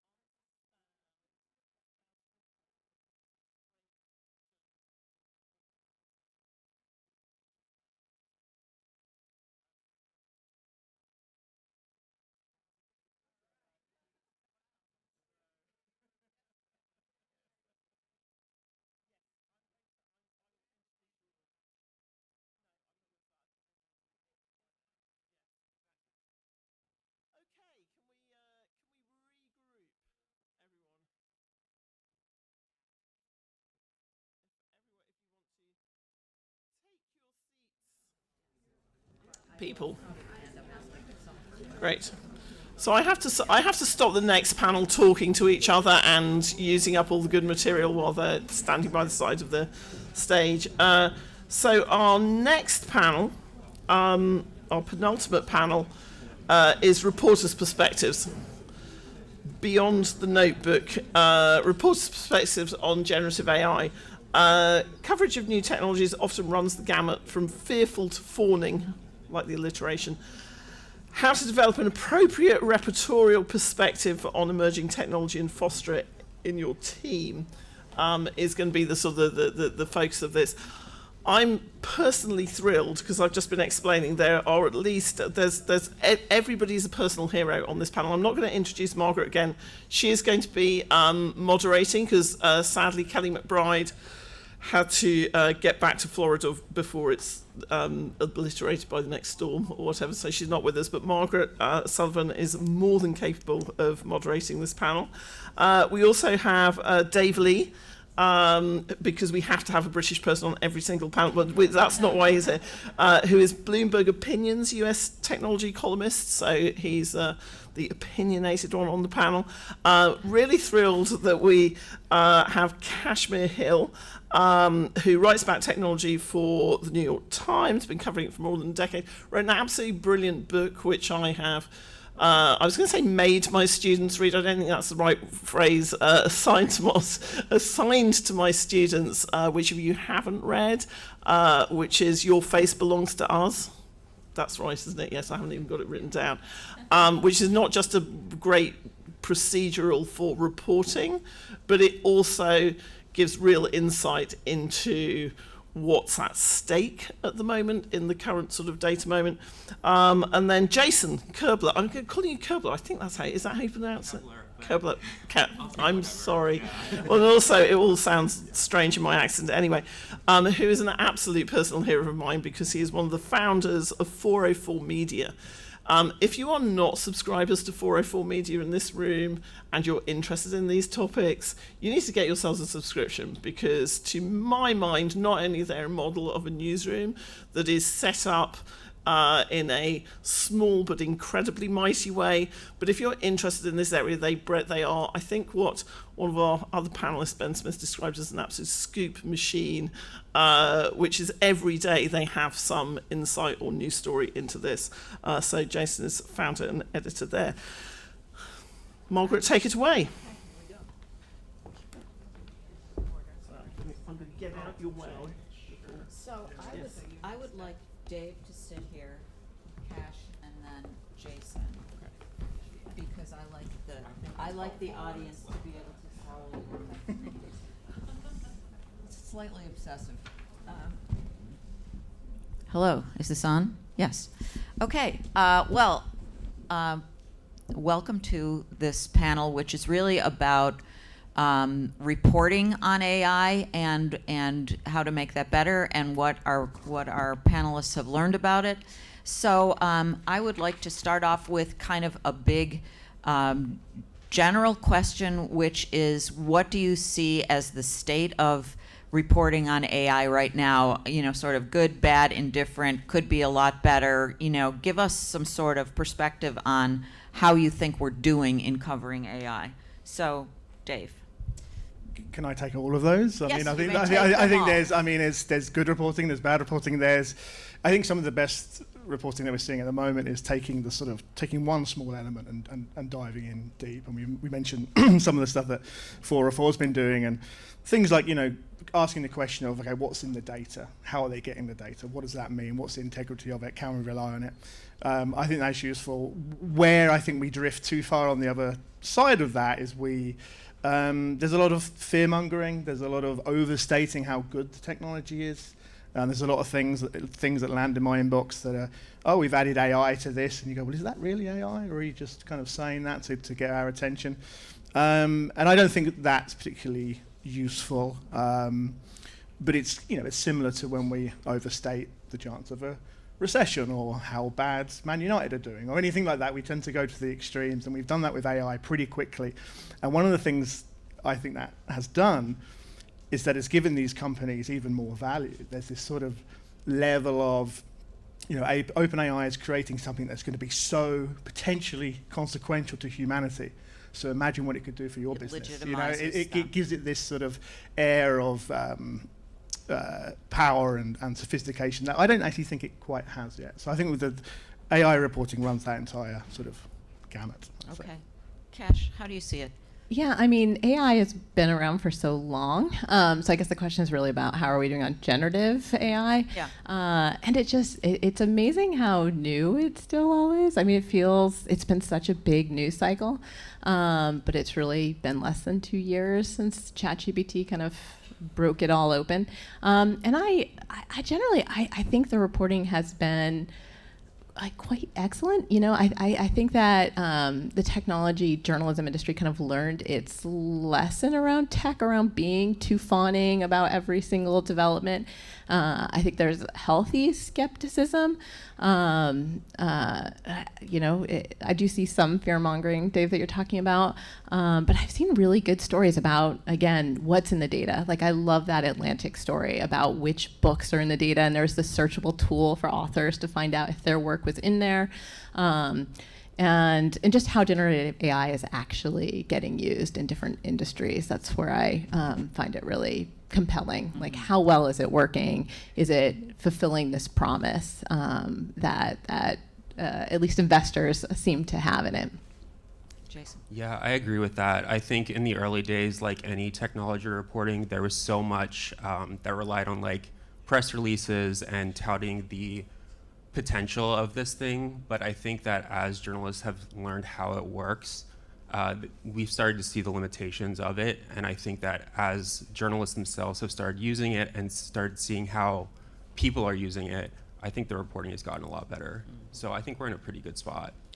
So one question I have, and I guess for all of you really, is how the audiences that come to this reporting have a very disparate amount of information about what you're writing about. So how do you write to an audience that can be quite sophisticated and quite knowledgeable, or kind of doesn't, people who may not know much about this? How do you avoid both dumbing it down and making it so obscure that people can't get it? How do you bridge that gap, and who do you think you're writing to? I mean, in my case, the Bloomberg audience is, business savvy, and as a result, technology savvy, I guess more so than maybe a sort of broader audience possibly. So there's a kind of mixture in there, and I think the old rules apply, right? You don't assume too much knowledge. It's even if it feels like you're repeating yourself as a reporter, it sometimes is worth saying, here's what an LLM is each time you bring it up, or at least give some kind of guidance through a story. I just think it's important to to Kashmir's point about, are we talking about generative AI? I think that's also a very important thing to do. So this is precisely what this tool is for and how it was made, as opposed to just calling AI this sort of singular sort of power that's been created in Silicon Valley. But no, I think, like I said, I think it's about the old rules and just bringing each story and just not coming in at a too high level, because people will tune out. And particularly on a topic like this, I don't think people can afford to tune out anymore. So yeah. Interesting.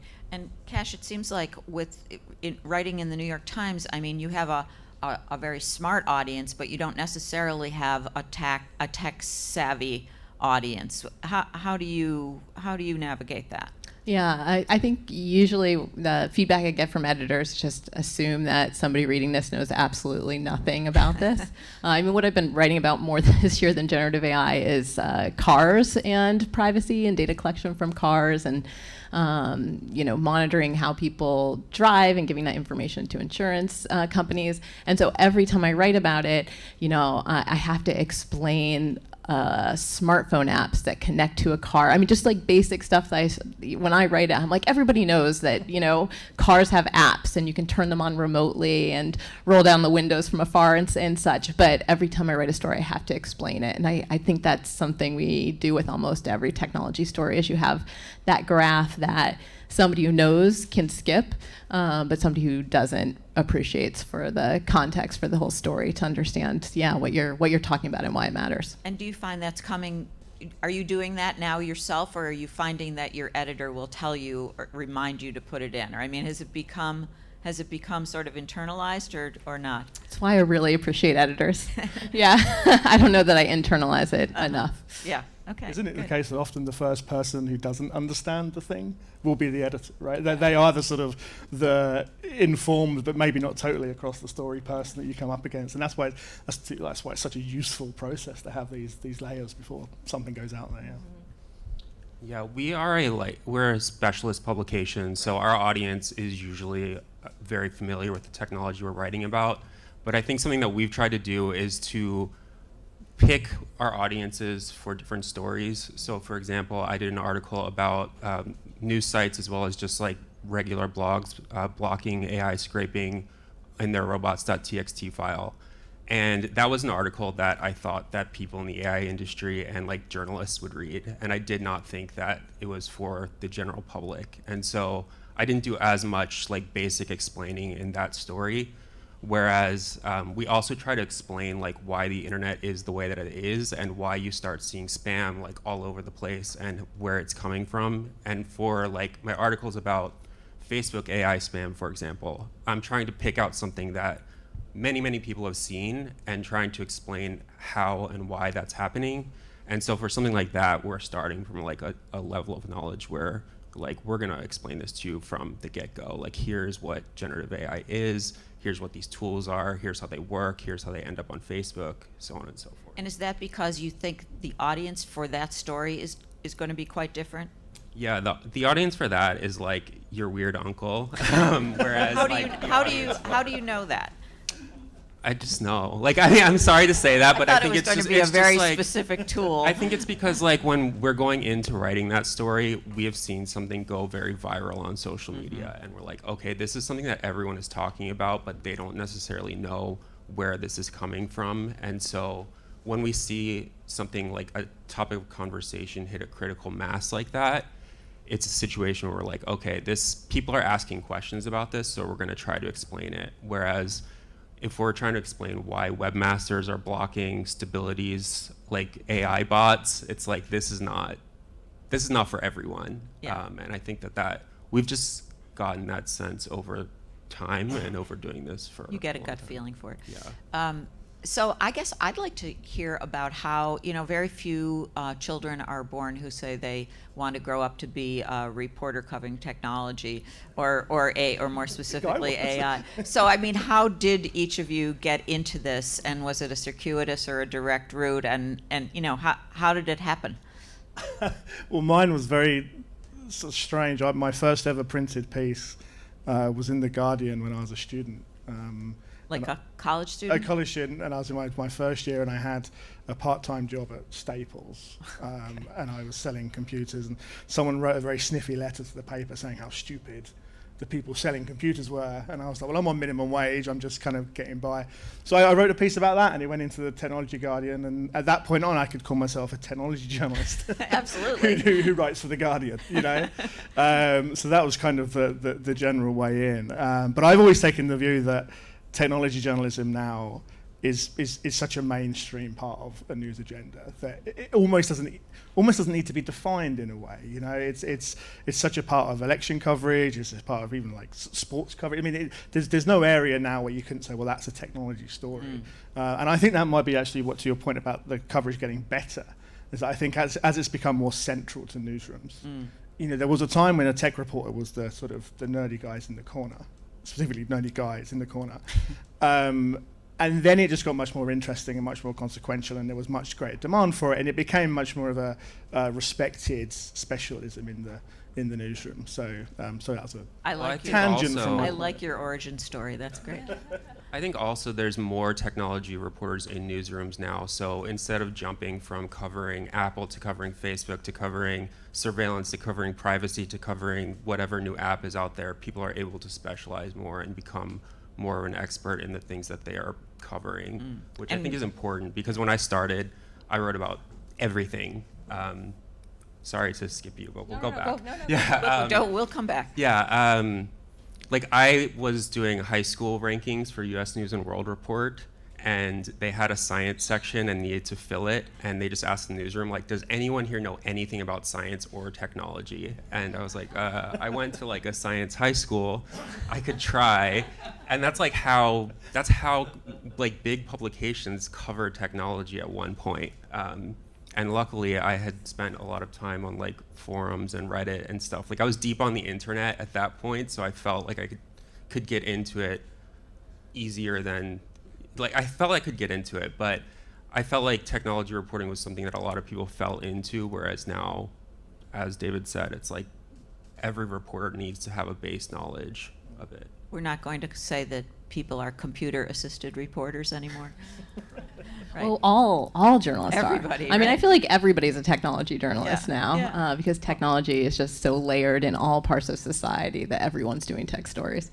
So what's your origin story? My on origin this? story is a little circuitous. I was a legal blogger. I was on this legal blog called Above the Law, and so I was mostly writing about legal news. It was kind of Gawker for the legal industry, and then I went to journalism school at the other one south of here.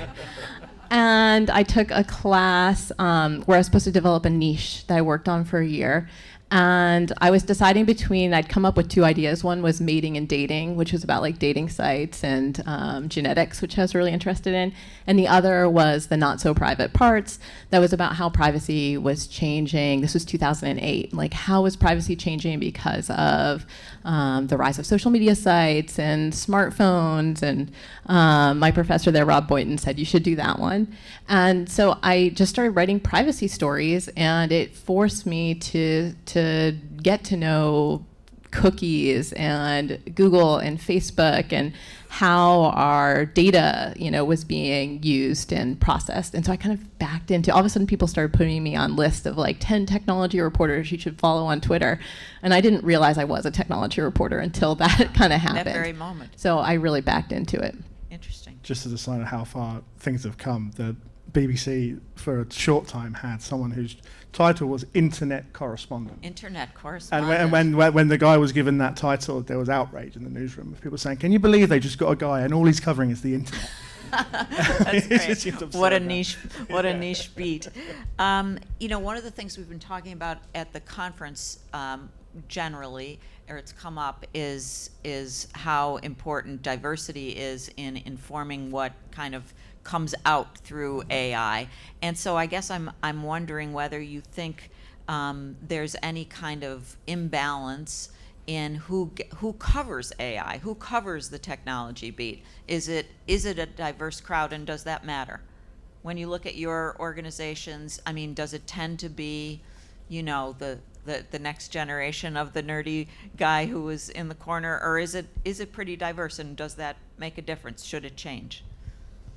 I mean, it's still a challenge, isn't it? I mean, I think you can tell there's been change when you go out as a technology journalist and you just sort of see who's around you at events and who's covering and so forth. But it's still obviously not where it could be. I think another thing that's encouraging, and Bloomberg does this, and when I was at the BBC and at the FT, there was schemes to do this, but a lot of the challenge isn't just in sort of having diverse journalists, but also the people they go to for comment and input need to be, as diverse, if not much more diverse.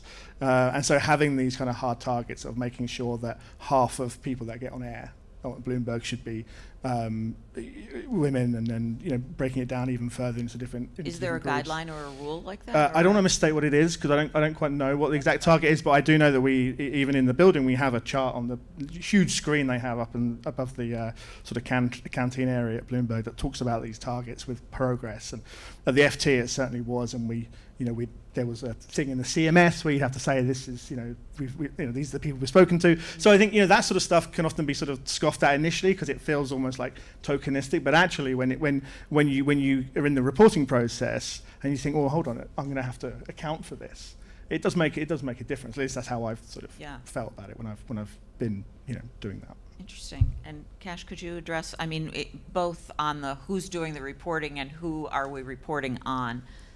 Yeah, I mean, I think diversity is important in both. I mean, actually, it makes me think of not exactly journalism, but just importance of diversity. You know, I wrote this book about facial recognition technology, and if you know nothing else about facial recognition technology, you've probably heard that it's biased and it doesn't work as well in some faces as other faces.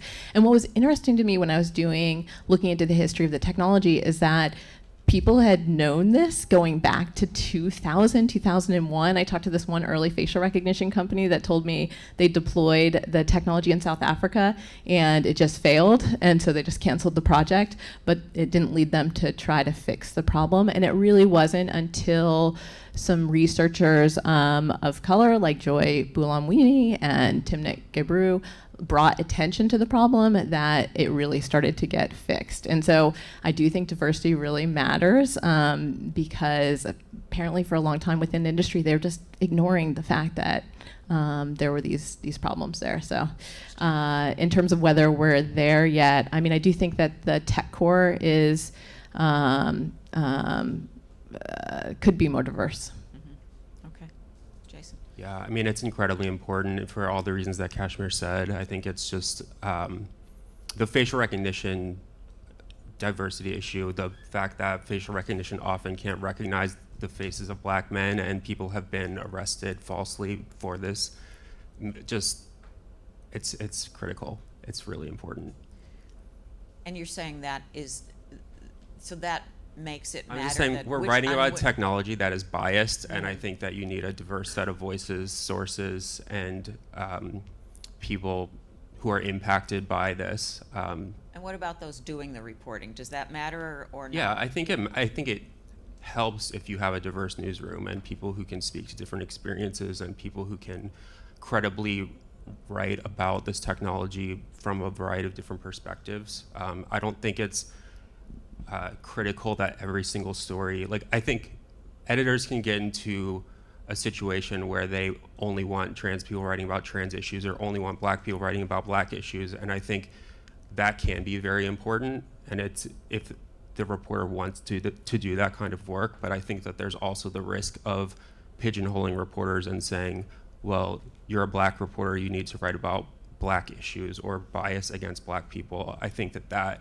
is a trap that some people can fall into. And so I think it's critical to have a diverse newsroom, but also have the entire newsroom be aware and cognizant of these problems and these biases and be able to cover them credibly. But I don't think that we're there yet, but I think that people are at least cognizant of this at this point, and we're like taking steps in the right direction. Yeah.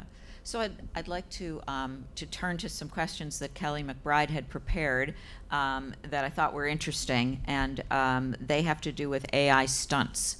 So Dave, start us off. What is an AI stunt? See, this is a topic I get real bee in my bonnet about this. Okay. Because it's basically I describe an AI stunt from a journalistic point of view as a new tool comes out, a new model comes out, and a very good and quick way to do a fun story that will be very well read.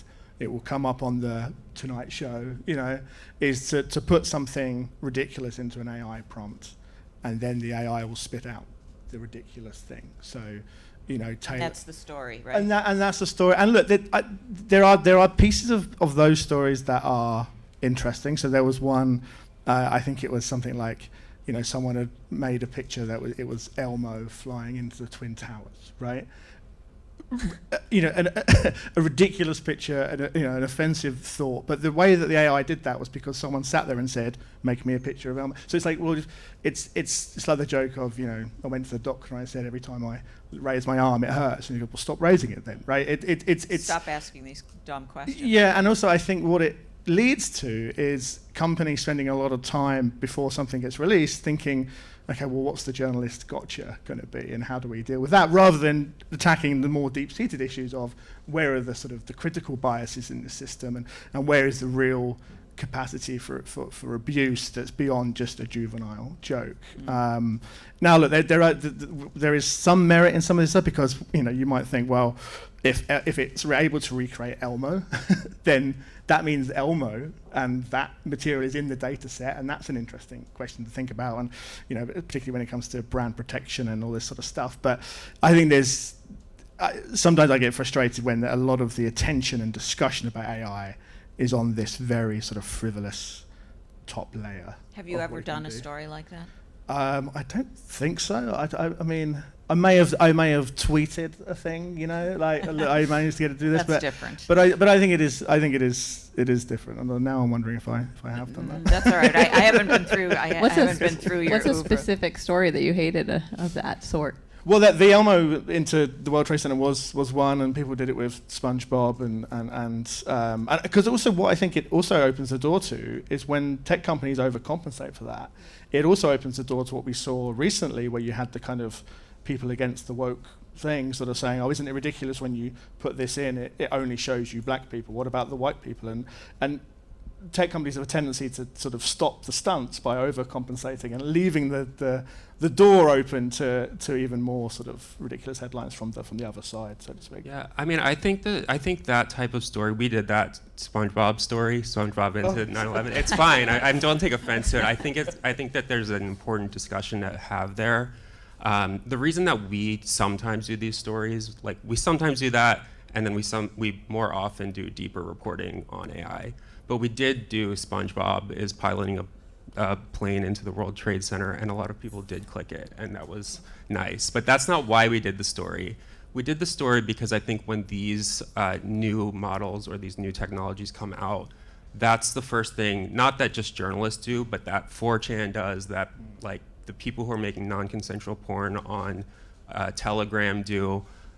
When you have like generative AI of Taylor Swift on Twitter, like the communities of people who are doing that are the same people who are like making SpongeBob fly into the World Trade Center. Like they're looking for these vulnerabilities, and once they find one, it goes very viral. And so I do agree that some of it's very surface level, but I think a lot of the harms that we've seen with generative AI come from these like really silly oversights where the AI won't generate Taylor Swift if you type Taylor Swift, but if you type like blonde, whatever, if you type like singer of the Red album, like it will generate her. I need to be more creative with how I would prompt Taylor Swift, but trust me, like people are finding ways to get these tools to generate things that they shouldn't be, and I don't think it's necessarily our role to be like the cops of these tools. But at the same time, I think that a lot of the harms come from like very low-hanging fruit that people are exploiting. So I don't know. Yeah. I don't think all the reporting should be like that, but I think that there's space for it sometimes. Yeah. Cash, do you see a role for a demonstration kind of story as opposed to what we're talking about as a stunt? And is there a role for that? Is there a role for that in the august New York Times? I mean, I love stunts. I'm like the queen of stunts. Yeah. I've lived on Bitcoin. I stalked my husband with AirTags, all for stories. I switched to a flip phone for a month. But this specific kind of AI stunts of, how do the systems react to a particular query? I mean, I actually do think that, they can be kind of frivolous sometimes, but understanding how these systems break is important, I think, just for the companies as well as the users. I guess a kind of stunt that we did last year at the Times is I can't remember how the story came up. I did it with my colleague Nico, who covers Google, but we noticed that when Google first released its image labeling software back in 2015, and it would go through all your photos, and you could search it and find bicycles or the beach, and it would bring up various photos. And for one user, it labeled photos of him and a friend as gorillas. It was a very famous story. They were black, and Google said, we're so sorry this happened. We're going to fix this. And the way they fixed this is they turned off the gorilla label, so you couldn't search for that anymore, and other primates as well. And so Nico and I discovered that it was still the case a decade later, that they haven't fixed this. And it was kind of amazing because there's been so many advances in technology and computer vision in the decades since, and we were just trying to figure out like why is this still broken?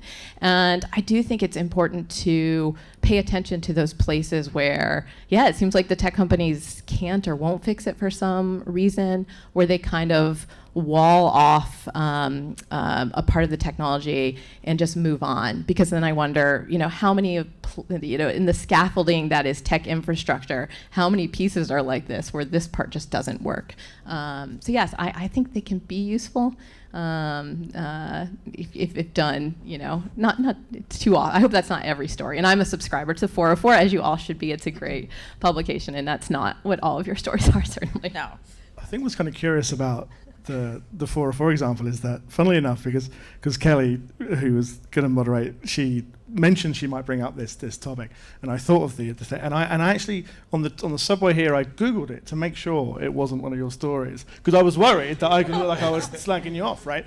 But I think this kind of points to an interesting thing. What I found was the sort of derivative reporting from your story, which I guess that's what happened, that rather than talk to the deeper issues that you would have gone into in your piece, just picked on the ludicrous bit of that. So that maybe that's the sort of the missing piece here, isn't it? It's like it's attaching the stunt, if we call it that, to responsible reporting, which is obviously what you guys are doing. So maybe that's where the picture stunt. gets That mixed actually up. brings me to a stunt that we did that. We could just talk stunts. Well, no, that's someone's going to crash through the window in a minute. This is why you weren't able to find our story, though, is because since we're a new publication, we're not indexed by Google very often, and we're not showing up in Google News very often. But we have found that a lot of AI-generated content farms are on Google News. And so one thing that we did was we went on Fiverr and we asked someone, there was a guy in India who was willing to make you a content farm powered by generative AI. And we paid him $150 and he scraped our website and used generative AI to make like slight variations of our stories, which the reason we did this was because this was naturally happening to many of our articles. And those articles on these AI-generated content farms were showing up in Google News, but ours weren't. And the reason that was happening is because you can have a generative AI write 200, 300, 400 articles a day, and we're writing one article a day, but Google is taking those 400 articles and saying, oh, this is a very active news site, and it's indexing it. And so that's the type of stunt where I think, I call it a stunt, but I think it's more of a like, we're using the technology to see how it's working and also to explain why this phenomenon exists. So I'm glad you brought that up, but that's probably why you couldn't find it. And I also don't know if we were the first people to write about SpongeBob in the World Trade Center, but I think it was a lot of people writing about it that day. All right. So as someone myself who has gone back and forth between editing and writing, I'm always curious to know, when an editor always, upset with the reporter, and as a writer, always upset with the editor. So I wonder if you could tell me what's the most helpful editing you've ever received, and what's the least helpful. You don't have to name names. But what kind of editing is helpful? What has been helpful? That's a big question. I think for me personally, so I have so for the last year, since I've been at Bloomberg, I've been an opinion columnist, as opposed to a reporter, which is you know yourself very well, it's a very different muscle to flex in a newsroom, and the editing is very different because, when I had my news stories edited, particularly at the FT, where they have a long culture of what an FT story looks like and sounds like, I would file a story and it would come back FTIs, there'd be paragraphs gone, there'd be new ones in there, and the first few months I was doing the job, I thought, I am terrible at this, because nothing I file is coming out the other end looking like my stuff, right? But you got a chance to look at it and change it? Yes. Look at it? Yeah, there was it's a process. Yes. But what I found interesting about news reporting is that the primary goal of a news report is just to get the information in the page. The actual sort of writing of it sometimes that's a collaborative effort. It's the facts and the new bits of stuff that you've got. Opinion writing is very, very different. When someone edits my opinion, it's much harder to take, I think, because you're sort of saying, well, no, I wanted to say it like this, and I wanted to have that nuance and all that. And there's a very famous incident with The Guardian and Giles Corran a few years ago, where he wrote this scathing email to an editor about how they changed 2 words in his column and how it ruined it for him and all that sort of stuff. So that's it. But to answer your question, I think sort of the best editing I've been lucky enough to have done to my work has always been sort of just consistent but mindful of voice for a column, right? As long as the voice is still in there, the voice I think I've Like you're put across. not making this point clearly enough. Yeah, but editing that's within the style of how I want to sound. Whereas as a news reporter, I felt that was less important, because it is. Yeah. Okay. Cash? Most helpful editing, I mean, I love an editor where we sit, after they've kind of done the big idea editing, when we sit down and we're just kind of going line by line together and looking at anything extraneous we can cut. I just love a tight story that has no extra words. In investigative reporting, when I was working on the Clearview AI story about this startup, it was very mysterious when I was first working on it, that scraped billions of photos from the web to make a facial recognition app. The company did not want to talk to me, and they'd kind of hidden who was behind it. And with my editor, we kind of went through all my reporting and figured out which doors I hadn't knocked on yet, that I could literally go and knock on doors, and it kind of broke open the story for me. And so that's so helpful to me, kind of showing me, helping me figure out which path I haven't taken in my reporting. In terms of not helpful editing, both too much or not enough. So hate, that feeling of early in my career, when I was working at magazine, and it would just be, wow, this is a different story than I wrote. Seems weird that your byline is not also on the story. Or somebody that just, doesn't do enough, so it's not, I like the CYA of editing and making sure that I'm not going to get in trouble when the story comes out because I missed something obvious. Do you find with investigation stuff the editor that's able to say, no, keep going? Because we're in that sort of trough of this isn't going how I thought it was going to go, this isn't maybe the story I thought it was going to be, but having someone come in and say, okay, what you've got here is great and you should carry on doing this and get over the doubt bit of that process. Yeah, definitely. That's, it was really helpful. The Clearview story comes to mind where it was I could have written a version of the story at that point, but he's I think you can get more. And we came up with ideas about how. I'll start with the bad, and I think it's if you have multiple editors in a hierarchy and they are beefing with each other and they are diametrically opposed, I think that putting a writer in a position where one editor is editing out a bunch of stuff that was already in there, and then the second editor is saying, why didn't you do this, or why didn't you cover that? And it happens way more often than anyone would think. I think you're doing a disservice to the writer if the editors can't get on the same page about what the story should be. I think multiple sets of eyes is always much appreciated and different perspectives appreciated, but if the editors fundamentally don't agree with about what the story is, and that then falls back on the writer, I think you can end up having a writer who has to do way more work than they should. And I find that this happens most often with freelancers. I think freelancers often get in this situation where they file a story and then weeks go by and they're just kind of playing this game of tennis with their editors, where it's just going back and forth, back and forth, back and forth, and no one can agree what the story is. In terms of good editing, I think I'll talk a little bit about beat selection and story selection. I think asking your reporters to cover what they're passionate about is very important. I worked at Vice, and then I worked at a company that I co-own, and so I've had a lot of freedom in my career, which I really like.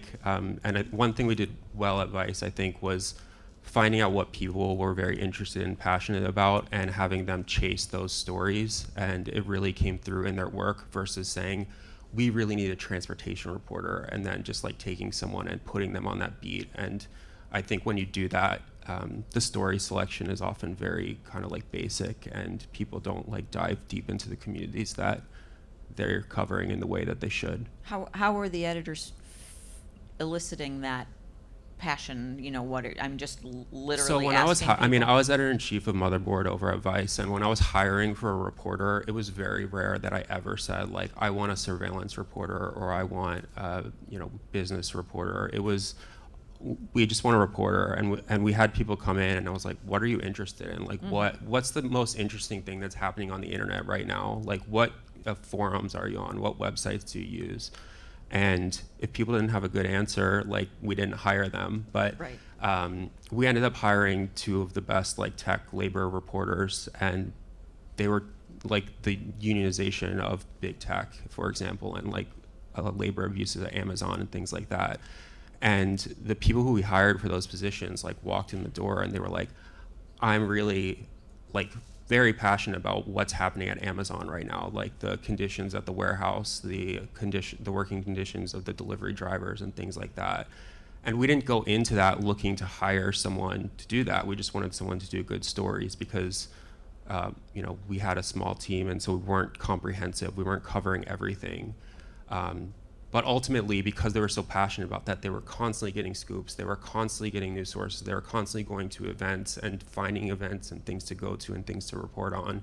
And I think that kind of the worst situation is having someone who is stuck on a beat that they don't know much about or they don't have much interest in. I think that can be, like, it can kill careers, honestly. And make for deadly stories. Yeah, very boring stories. Yeah, boring stories. So one of the things we've been talking about a little bit throughout the course of the day is transparency. And there was a bit of a challenge and a kind of a contrarian point of view expressed, which I thought was really interesting, about maybe we're going a little overboard on transparency when we tell the reader, So, the question is, how much should we be telling the reader about the use of AI in our journalism?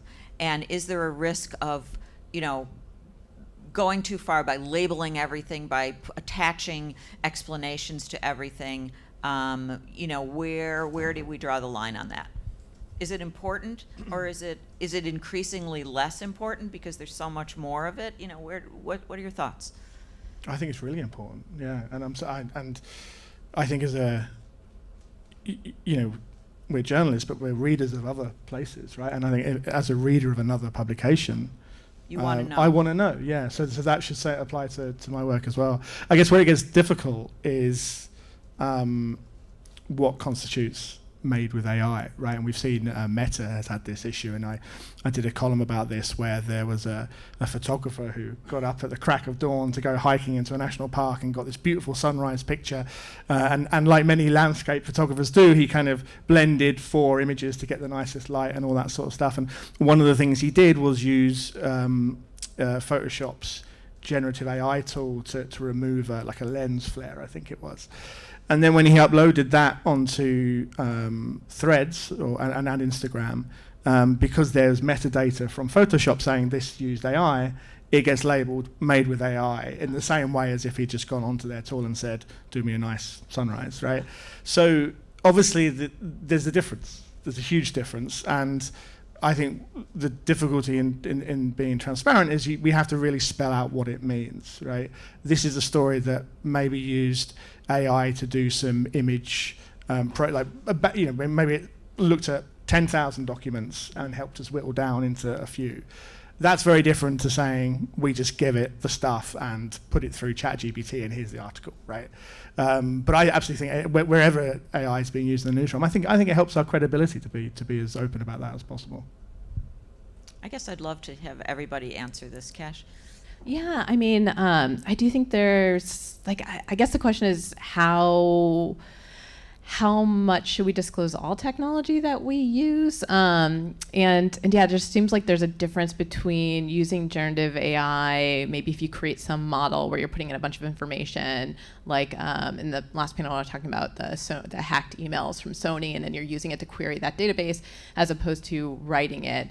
And I think any kind of AI generated material, I think we want to know, just because of the flaws with AI, that we can judge it accordingly. I was thinking about this a lot because I was reading an article yesterday that my colleague did in the Times about how Doctors now, some of the communication platforms they use are starting to incorporate generative AI to automatically create drafts in responses to questions they get from patients, because they're overwhelmed after the pandemic. Since so much medical care moved to digital platforms, it's way easier for patients to reach out to their doctors, and they just don't have enough time to respond to all the messages. But their current policy is not to say that it's been generated with AI. I think because on the other end of that, when people see that generated by AI, I think that we discount the information. We really want humans to be creating things. Human effort matters to us. So I'm not really sure I want my medical answers coming from AI, and so. And they said, don't worry, 2/3 of the time the doctor opens the draft and edits it. And I was like, what about the other third? Those are okay.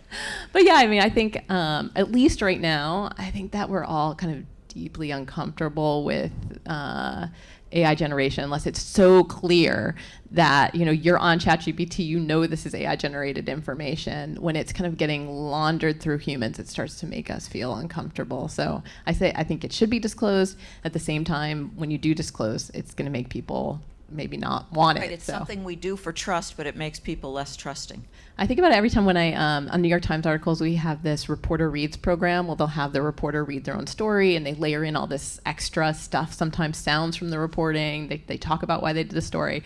And so whenever I see play on an article, I often want to listen to it. But as soon as we also have like an artificial voice that will read the story. And as soon as I hear that, I'm like, I'm out. Because I Only the care. real thing. Yeah, I want the human version. Interesting. Yeah, I think the specifics matter. I think it's like, is the reporter writing every word of that story? I think if they're not, I think that's very bad. I think it's very bad if they're using generative AI to write portions of stories. And we've seen a lot of, let's say, financially distressed websites starting to use generative AI and launder it through either avatars of people who don't exist or real reporters, and just starting to up their output quotas. And so the ethics of these places are not that high to begin with, but I absolutely think that that sort of AI should be fought against. Frankly, I don't think that there's much of a role for it in the newsroom. I don't think there's much of a role for it on the internet.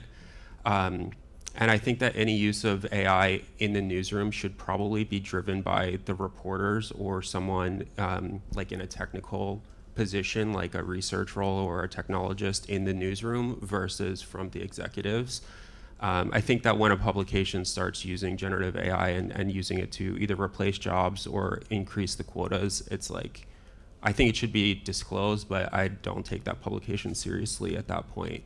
I think that there are uses for AI that I can imagine having, especially combing huge data sets, as has already been talked about a little bit. I think that a lot of people do use things like Otter and transcription softwares and translation software, of course. But for example, for some of my reporting, I did a lot of Google Translate during the reporting process when I was writing about people in India who were generating Facebook spam, and all these YouTube videos were in Hindi. And I used Google Translate to find the portions of the videos that I wanted to use, but then I had a human completely review and translate it for us. And I think I did end up explaining that in the article, and I don't know if that was necessary or not, but I always favor more transparency, I think. Yeah. So we're going to go to audience questions soon, but before that, I'd like to ask each of you kind of a dual question. What's your favorite AI-related story that you've done, or column? And what is an example of one you didn't do that made you wish you had done it, or made you feel a little jealous? You can go last. I need a minute to think about it. Yes, that's fine. I can Okay. go. So my reporting on Facebook spam, I got completely obsessed with Shrimp Jesus and all of these just massively viral images on Facebook that were just being recommended by the algorithm over and over and over again. I think I wrote 5 or 6 stories about this, and it was something that seemed kind of frivolous at the time, like when I started, but by the end of it, I was like, this is an incredibly crazy industry of spammers that are making lots and lots of money from Facebook. And I was like proud of how I was able to figure out what was going on there. And you got a lot of response. Yeah, people like those stories. Yeah. Yeah, I think I did like 7 podcasts about it, something like that. And then I've been very jealous of Kate Nibbs's reporting at Wired on like sites like The Hairpin and like formerly beloved blogs being taken over by content farms. And she talked to, I forget which website it was, but I think it was The Hairpin, but it was like a guy in Estonia or Romania who had bought The Hairpin and replaced it with an AI content farm, and she like did a really great interview with him about how he did it, why he was doing it, and that sort of stuff. And I was very jealous of it. That's worth the jealousy. Okay, coming back in this direction, Cash. My favorite AI story. So it's not generative AI, but it was about kind of AI used for enforcement, which was about the way that the technology platforms now have AI tools to find inappropriate images of children. And sometimes they're doing that by using a hash of like known images that are kind of circulating. But Google had developed a tool that can recognize novel, kind of basically child pornography and flag it. And they'll shut down someone's account and they'll report them to the police. And I did reporting that found that people were getting flagged for inappropriate images, but they were inappropriate images of like their children that they'd taken for doctors during the pandemic, and they took it with an Android, so it auto uploaded to the cloud, which to Google register as sharing, and these people got reported to the police. They lost their Google archives, and after I did the initial stories, I started hearing from more parents like, yeah, my kid went on YouTube and did like a naked dance because they thought it was funny, and now I've lost my wedding photos and every email I've ever sent. And so it was just about how, I mean, so often we think about this AI, and it's funny, like I think we as people have this we have two things in our mind at the same time, that the AI is super flawed, but that it can be perfect. And I thought about this a lot during the kind of content moderation days, when we would be doing all these things about how AI was flawed, but then people would be like, but Facebook just needs like one perfect algorithm that can get rid of all this horrible stuff and political misinformation. Just the fact that we think things can be perfect and flawed at the same time. And then jealous of AI, I think I mentioned it before, but I love that Atlantic story that was demonstrating all of these works that had been sucked up into the training. And then I also loved, was it in the Wall Street Journal? It was about generative AI within this high school and how it was getting used by teenagers to create like deep fake porn, and just the effect it was having on these high schoolers. And I just thought it was a really powerful story and showing how this is really playing out for human beings, which is always my favorite kind of tech story. So one of the things I've been, and sadly it's not quite as fun as Shrimp Jesus and things like that, which was awesome reported by the way. That was the AI slop problem is just, it's so fascinating. But I've become obsessed with just trying to pressure these companies to have to be more open about their data sets. And I think it's the lowest hanging fruit of all AI regulation that we could possibly have. Tell us what is in it. Right. Before we even talk about, tell us what you base this on. What data's in it, because then people can get paid. And we can make judgments on So some of my early writing on that, I was quite pleased with. My regret was not going harder with it, and perhaps following that. One of the pieces though that I did love, that I was jealous of, and I think this is talking about the sort of human side of this. There was a great piece in the Atlantic about AI not being able to make art, right? And I think this question of, every time I feel like every time I load Threads, there'll be some video and someone will say, well, Hollywood's dead. And it will be some guy like gazing into the camera, walking along. I think, is it? I mean, I probably don't think it is. But one of the things I want to write more about, certainly, is this idea that one of the defenses against generative AI, particularly in writing and film, is taste, right? there's something to be said for the quality of something that's innovative from a human thought perspective, as opposed to just the technology. So that piece about why AI can't create art, I thought was plenty of people disagreed with it out there in terms of what its conclusions were. But I just thought it was such a great thought-provoking way to get at this. Yeah. Because then the ultimate question then is, what is art, right? So then I find that side of this debate endlessly fascinating. Great, thank you all very much. Great stuff, and I'd like to throw it open to the audience now. We have some pretty cool people up here, so what would you like to ask them? Yes, I have to, but I couldn't see you. But now I see you, so. Sure. Hi, my question's about sourcing. I'm Jermel from Tau Center. My question's about sourcing. When ChatGPT first came out, I think we saw, we made some kind of obvious mistakes as journalists, the over anthropomorphization of the coverage. I think we talked to a lot of computer scientists who are experts in how the system is built, but not necessarily experts on like how it's going to impact society later on. You mentioned a few names earlier. There's some people that we mentioned the godfather of AI a lot. Jeffrey Hinton got a lot of mentions. And I think a lot of that culminated in like members of Congress talking about regulating ChatGPT like they regulate nuclear weapons, because that's there are these ideas of dooming and all this stuff that kind of got a little mainstream because we paid a lot of attention to it. What I'm wondering is, the conference is navigating what's next. I feel like we've kind of passed that era a little bit, and I'm curious to hear in this next sort of round of reporting on these tools, what are y'all seeing in terms of sourcing? So who are we talking to? Who are we not talking to? Who should we be talking to more? Who should we be talking to less? And sort of, if a reporter is coming to an AI story, not as a seasoned tech journalist, how should they think about sourcing?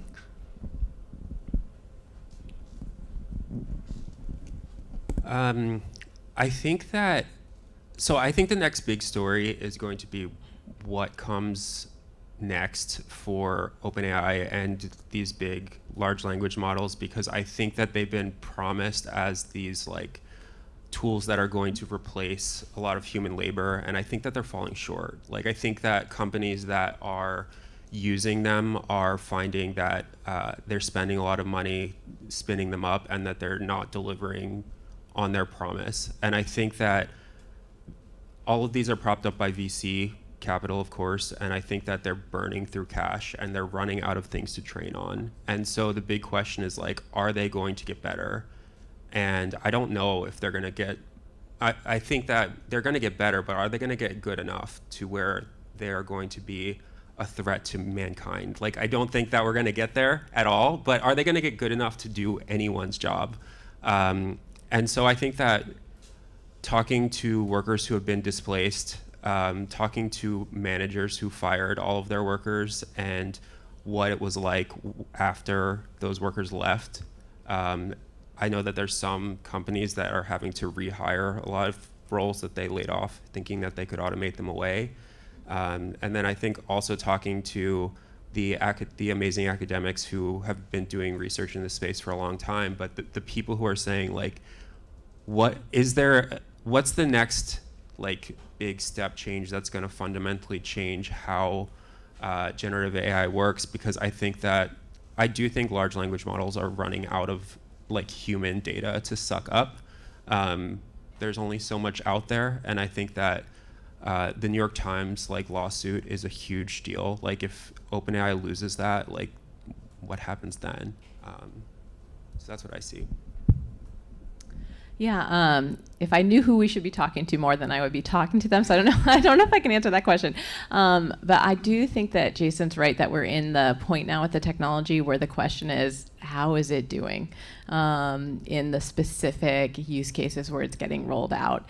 And there's a lot of reporting to be done then, because everybody is trying to apply this technology. Like I was talking about the doctors, that's being inserted into the doctor-patient relationship. So I think seeing how it's going and then also revealing where it's happening that people don't realize. And I do think there's this feeling right now of deception when you're interacting with a bot and you don't know it. That's very uncomfortable, but it is very possible to do that to people now. So trying to uncover that. And then, on the data sourcing, it's funny because I feel like every time I talk to a generative AI kind of startup now, and I'll ask them, okay, well, what's your data? What are you training on? And it is like deer in the headlights eyes, and they just start giving an answer that's totally unrelated because they don't want to talk about what their source is of data. And so that's going to, I think, continue to be, how are you sourcing this, ethical data sourcing, and what that looks like. And again, it seems like it's going to be really different here versus Europe in terms of what's allowable. I think, I agree. I think 2025 is going to maybe be this sort of proof in the pudding year for AI, right? And I had a meeting recently with a voice AI company, and they're working with White Castle, the takeout, whatever restaurant you call it, to add AI to their drive-ins, and they've been trialing this. I think it was like 50 locations or something up and down the country, and you kind of go, okay, well, I can sort of see where that would work, but like, does it work? And the people you want to talk to there aren't at the corporate level. They are, the 17-year-old that is running the drive-through on a Friday night to earn some college money. Like practically, what is it doing, and does it work? We are starting to see a lot of what were murmurs become a lot louder about just how much this is all going to cost, right? You've got OpenAI on the verge, it seems, of completing a $6.5 billion funding round, which will be the biggest VC round ever.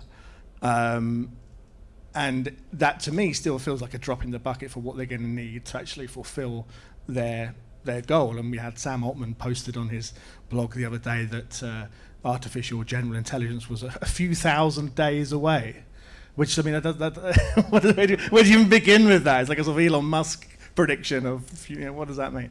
But even he, in between those lines, I urge you to read the blog post, but he kept on saying deep learning's worked, it's worked. Almost like he was trying to reassure himself, right, that he'd backed the right technology, because there are people out there who think there is a ceiling to this. And I think this is what you were getting at, Jason. There's a ceiling to, does stuffing these machines with data, does it just mean it's going to get smarter and smarter and smarter until it's perfect?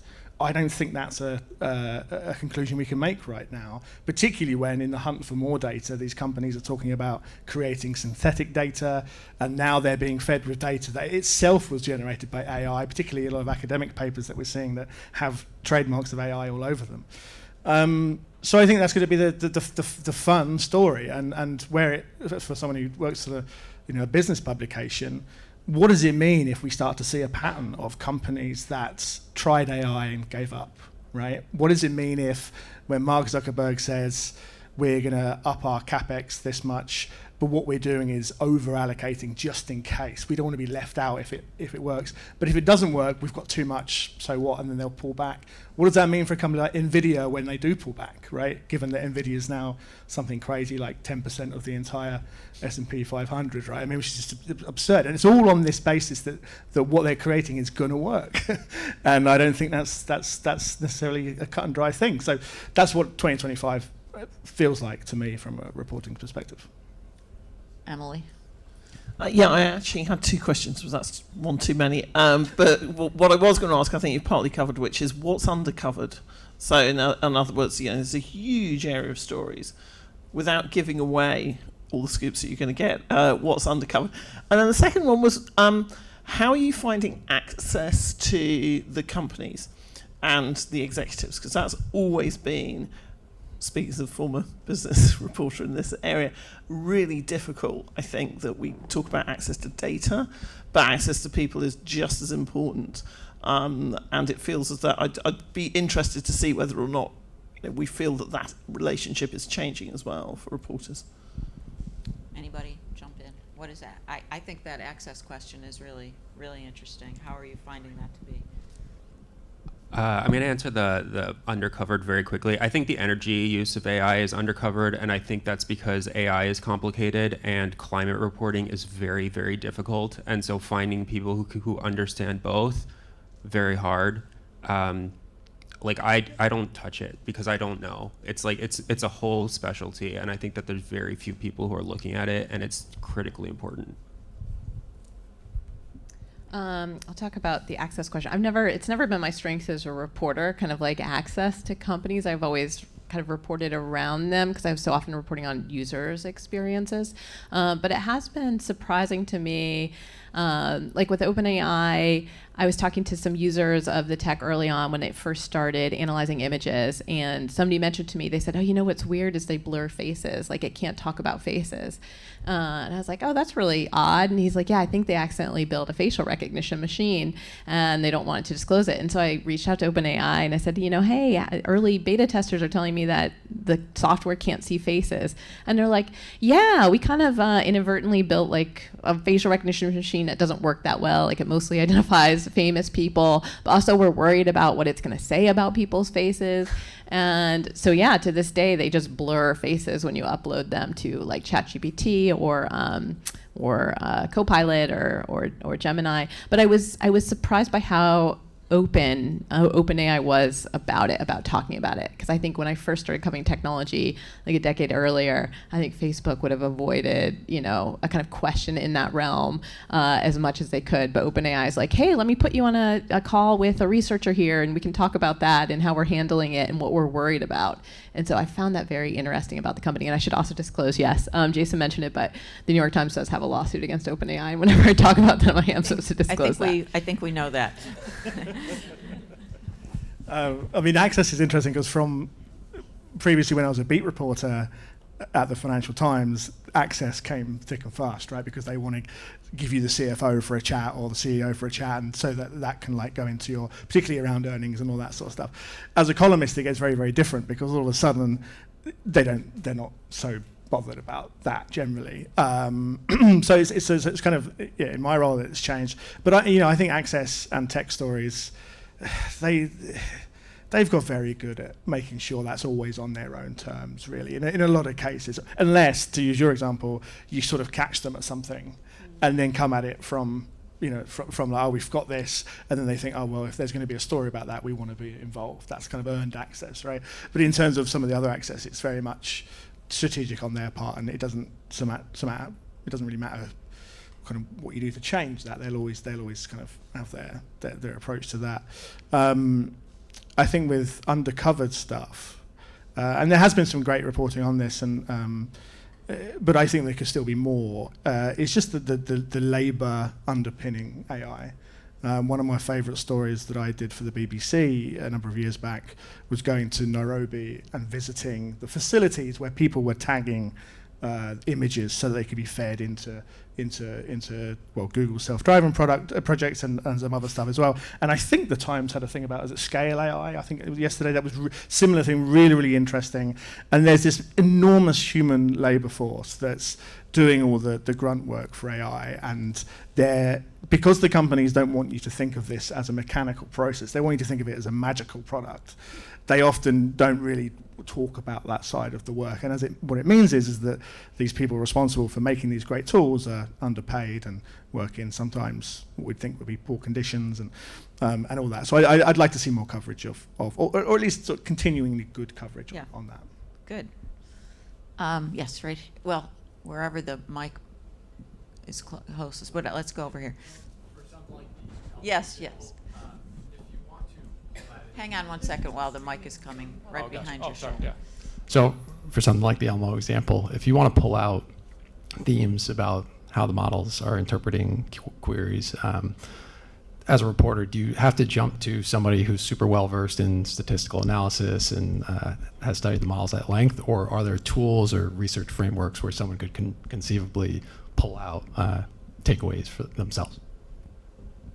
I think you just ask ChatGPT to generate Elmo, like in many different ways, and then when it generates that, you can reasonably infer that Elmo is part of the training data. But Cash has already mentioned this story, but the Atlantic's books story was so good because it revealed all of these books that ChatGPT had been trained on or OpenAI had trained on. And I think that so much of what we know about these large language models are based on sort of like attacking and reverse engineering little bits and bobs of information based on whether you can make the system reveal something about itself. So that anytime there's like an actual leak from within some of these companies about what they're training on, or actual like good reporting where you can see that data, it's really important. Over here.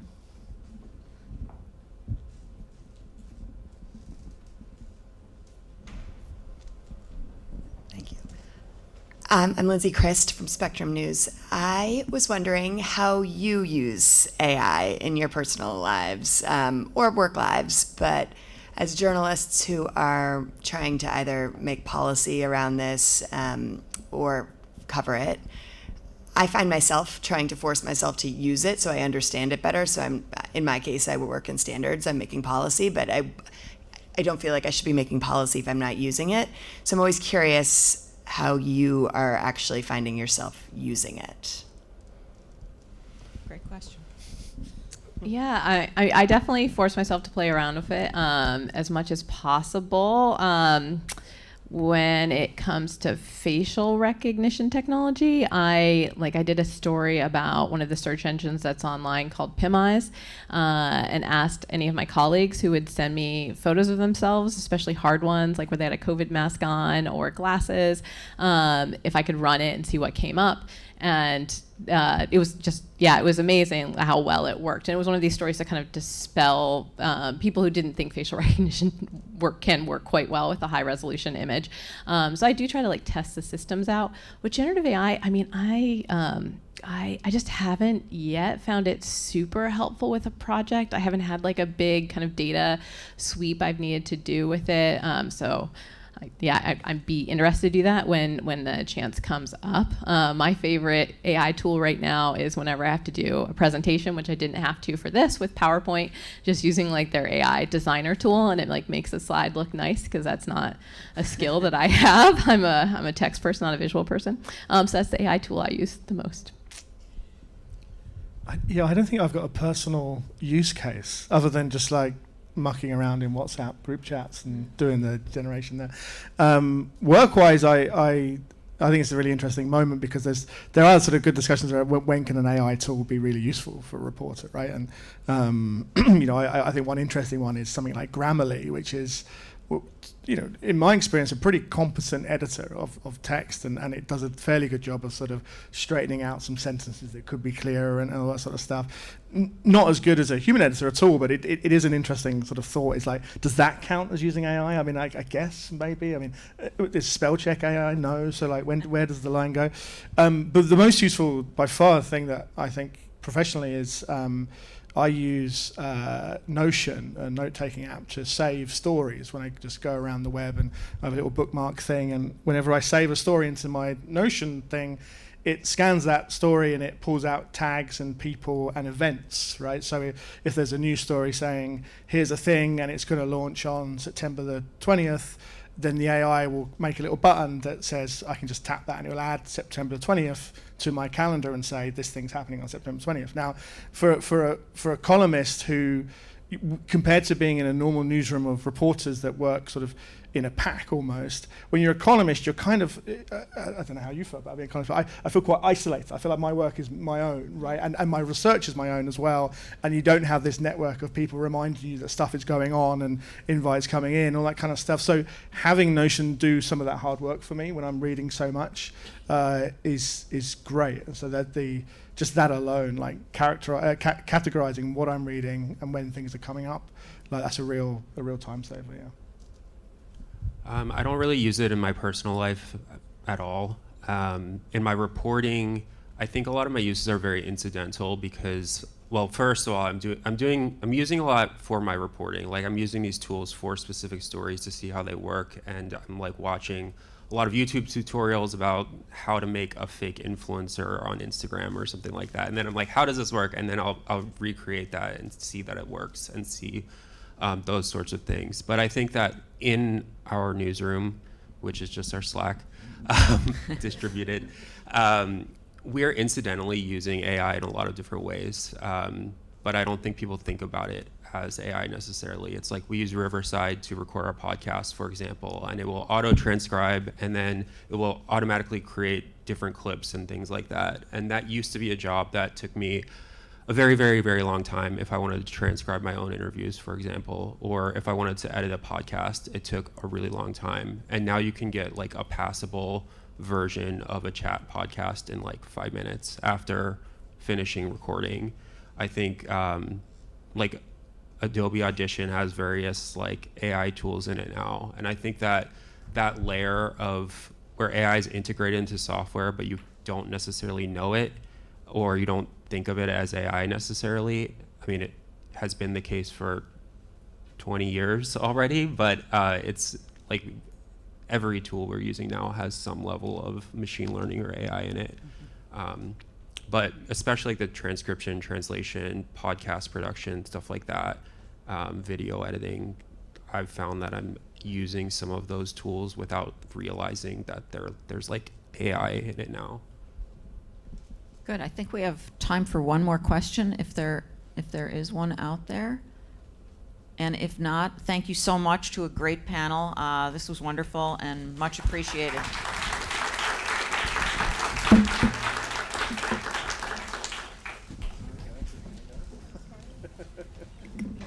Thank you guys.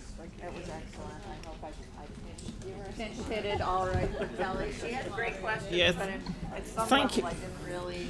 So we're going to just have a quick 5-minute break, and we'll resume at where are we? 4:35. Yeah. So because I think Ben is like wending his way. Thank you guys. That was great. That's great.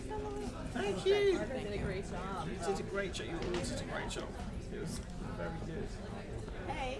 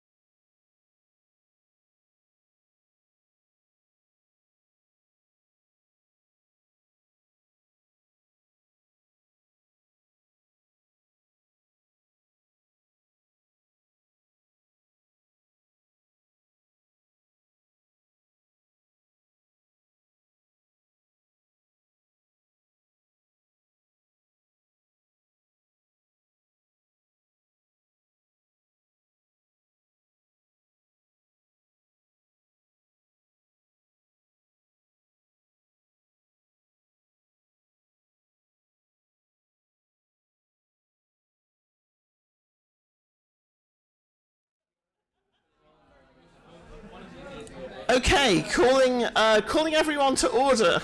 Calling everyone to order. So there is one panel between you, the best audience ever, and drinks. And the good news is, also I just want to say like how fantastic all the panels have been today. I know that just as you've been a great audience, they have been great panels. I can tell this is going to be a great panel because they can't stop them from talking, even when they're not on the stage.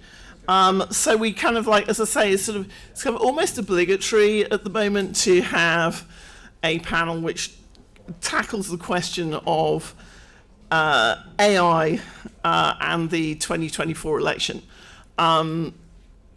We've got a great group to tackle this. We have a great moderator in my new colleague, Sul Chan, who is the executive editor of the Columbia Journalism Review as of a couple of months ago, but actually in the building as of last week. So welcome to our air conditioning systems. Before that, for those of you who don't know, Sul led the Texas Tribune as the editor-in-chief, where he won the National Magazine Award for Non-Profit Newsroom and the Collier Prize for State Government Accountability. We also have with us Julia Angwin, long-time expert in many of the things that we have been talking about, Pulitzer winner and former Wall Street Journal journalist, founder of The Markup, now running yet another fantastic newsroom called Proof News, which has actually been doing some genuine testing of a lot of the AI systems in terms of their integrity around protecting elections. Neil Chase, who is Chief Executive Officer of Cal Matters, formerly Executive Editor of the Mercury News and the East Bay Times, and he's worked as a journalist for the San Francisco Examiner, the Arizona Republic, CBS Market Watch, and the New York Times. And last but not least, Ben Smith, Editor-in-Chief of Semaphore, who spent more than a decade reporting on politics, including at Politico, the New York Daily News. He was the media columnist at the New York Times, founding Editor-in-Chief of BuzzFeed News. And I have to tell you, when your phone goes off and you get a question, I see Ben's name, I'm like, oh, it's like he's got a story, and maybe he's just accused me of being a terrible source because I refused to tell him a story. But that's what a good reporter he is. Exactly. So I'd like to welcome Sul and the panel to the stage. Come on up.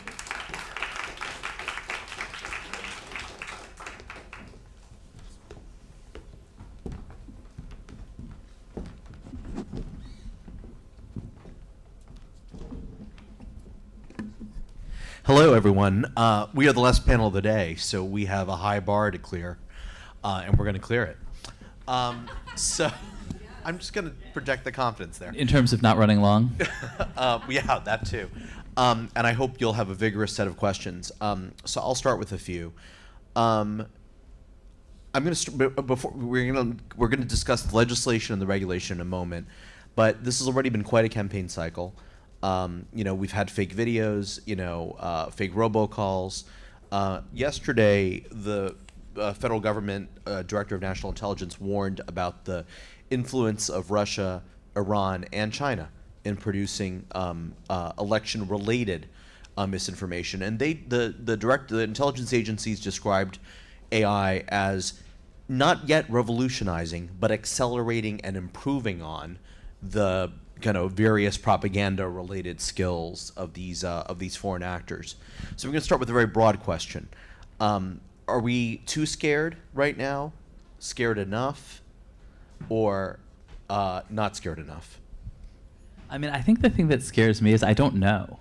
Like, my impulse is we're too scared, honestly, that, like, the weird stuff that's happening in the election in reality is pretty weird, and that there hasn't, and that, but I think that, like, and this is in some ways a meta point as well, like the core threat of AI, at least in its current iteration, is the sort of liar's dividend, where it's not so much that you're tricked by the Balenciaga Pope, but that when somebody denies something real, they can get away with it. That there's this sort of miasma of doubt around the election. But I also find that in covering it, I am sort of like, because the platforms have grown so opaque, the ecosystem is so fragmented, that I realize like I don't really know what's going on as a reporter in the way that in the bad old days of these wide open, insane platforms of Facebook and Twitter, there was terrible things happening, but you did know what was going on. I was on TikTok yesterday and I got a video that was like, you may have seen this story about China, but like, let me tell you what's really going on. I got out of this cult called Falun Gong, and I'm going to expose to you that they're a cult. Could be a totally authentic thing. It was kind of an interesting video. Could be being pushed by the Chinese on platform. There is no way to get an honest answer to that question. Julia.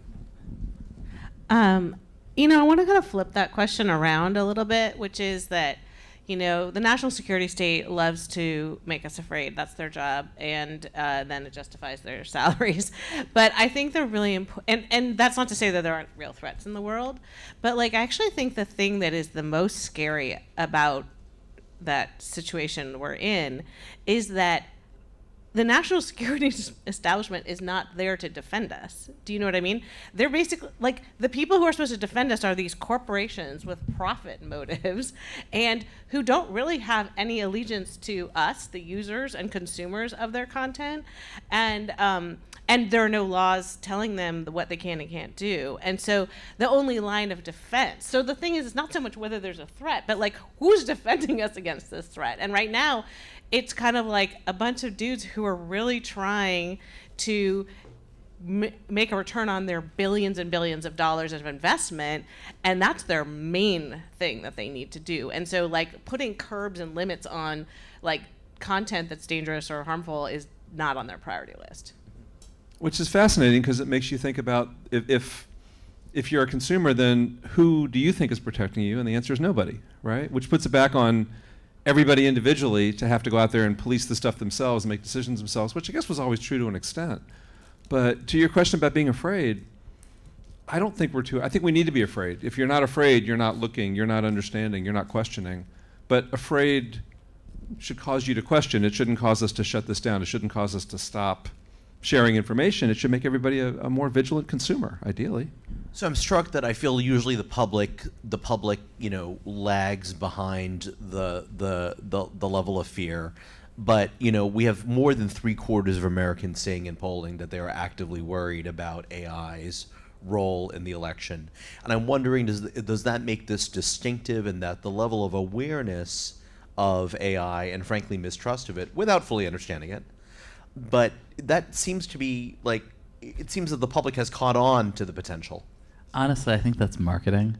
I think the AI industry has managed to persuade people it's super important and scary. If you ask people in polls what their Pew Research Center. Yeah, but if you look at the numbers about what are their priorities, AI doesn't rate. Right. So I think there's I do think it's had the effect of lowering people's trust in everything, which again, possibly justifiably. I actually think people are much harder to trick than they used to be. They're even harder to trick with things that are true. You know what I mean? Right. Because they're more suspicious. Yeah, right? for sure. I mean, in those same polls, or that same group of people, 20% of them believe the 2020 election was stolen, right? So just 20? Yeah. Or maybe, I don't know, more. I mean, whatever the number is. It's about 20, yeah. Yeah. That idea that we are worried about what AI is doing, it ties into everybody else's worry. If you think the 2020 election was stolen, your worry is different than if you think somebody's going to use AI in a malicious way in a campaign, right? I mean, just everybody's scared, but in very different ways. Well, and the fear seems bipartisan, which is also interesting and kind of unusual. Julia? I mean, I think that one of the things I think the companies did to themselves was by marketing AI as so good that it's going to kill us all, right? That was their opening bid, right? And so then now they're in this trap. It's not that good, but you got everybody scared, right? And so I do think you're right. It is a little bit of an artifact of the way they went to market with a product that is in no way intelligent. I will concede it's artificial.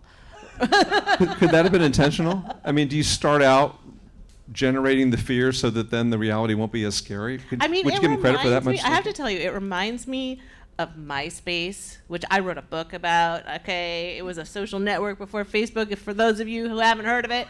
But the thing is, MySpace back in the day, really marketed itself as they wanted to be slightly dangerous because they wanted to be the cool nightclub compared to the Ivy League Facebook. And so it's not like it's an unknown tactic to be like the dangerous sort of slightly cool kid. And I think that's what AI was. I was an earnest Friendster person during during that era. That was a different. Those were like the Linux people.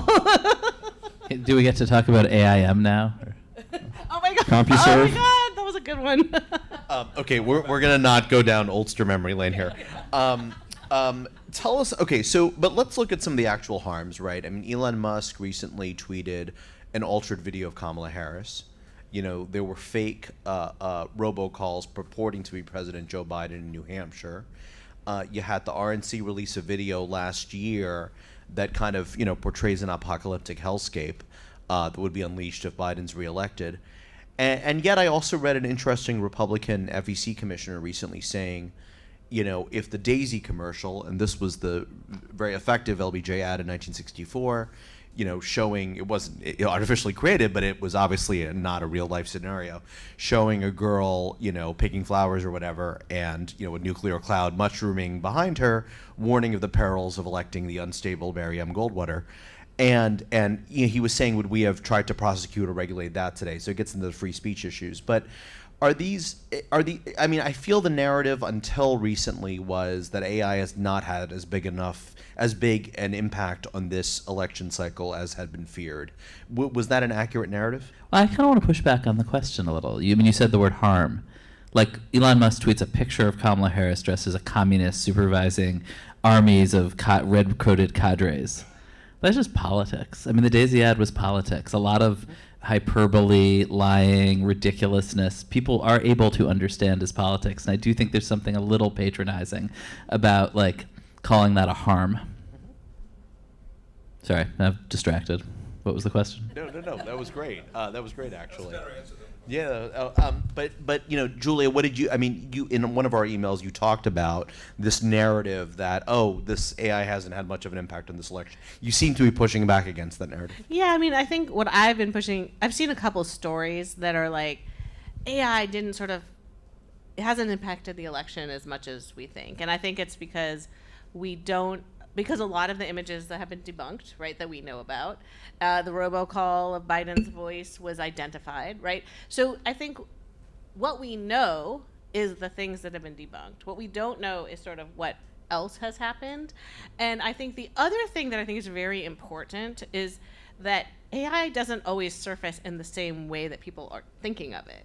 Which is like, oh, sorry, I wasn't talking into it. AI doesn't always surface in the same way that people think it's going to be, like, as just an image. So, you know, think about the Russian network that was paying all these YouTubers to create videos spewing Russian propaganda. You know, I wouldn't be surprised at all if those guys took all that money and then actually asked ChatGPT to write their script for them, because, like, who has time to think of, like, Russian conspiracy theories, right? Like, and so, you know, and it's hard to figure out a new thing to, like, say about why, you know, Kamala is a lizard or whatever the hell they were saying. So I think there are all sorts of ways that AI can be superpowering disinformation. Not that it wouldn't have happened, but it does make it cheaper and more effective. Yeah, just to give the most obvious example, like the way in which TikTok's video editing software, and if you can call it AI, or you can just call it very good editing technology. But, like, if people were watching videos, remixes of Trump talking about cats and dogs, and over music or with dogs saying the words and making fun of Donald Trump, I mean, in some sense, that was all AI-enabled Democratic propaganda. I don't know. That doesn't upset me that much. I'm just thinking about the tools, right? Or what you said about the Russians. Like, there's now enough training data on Russian propaganda about U.S. elections that AI could generate all those scripts, right? But that disinformation has been working for a long time. We saw a lot of people apparently fooled by disinformation in 2016 and in 2020 and in the years in between. So AI makes it faster and better and easier. And if you're the Russians, your budgets are tight, so cheaper, right?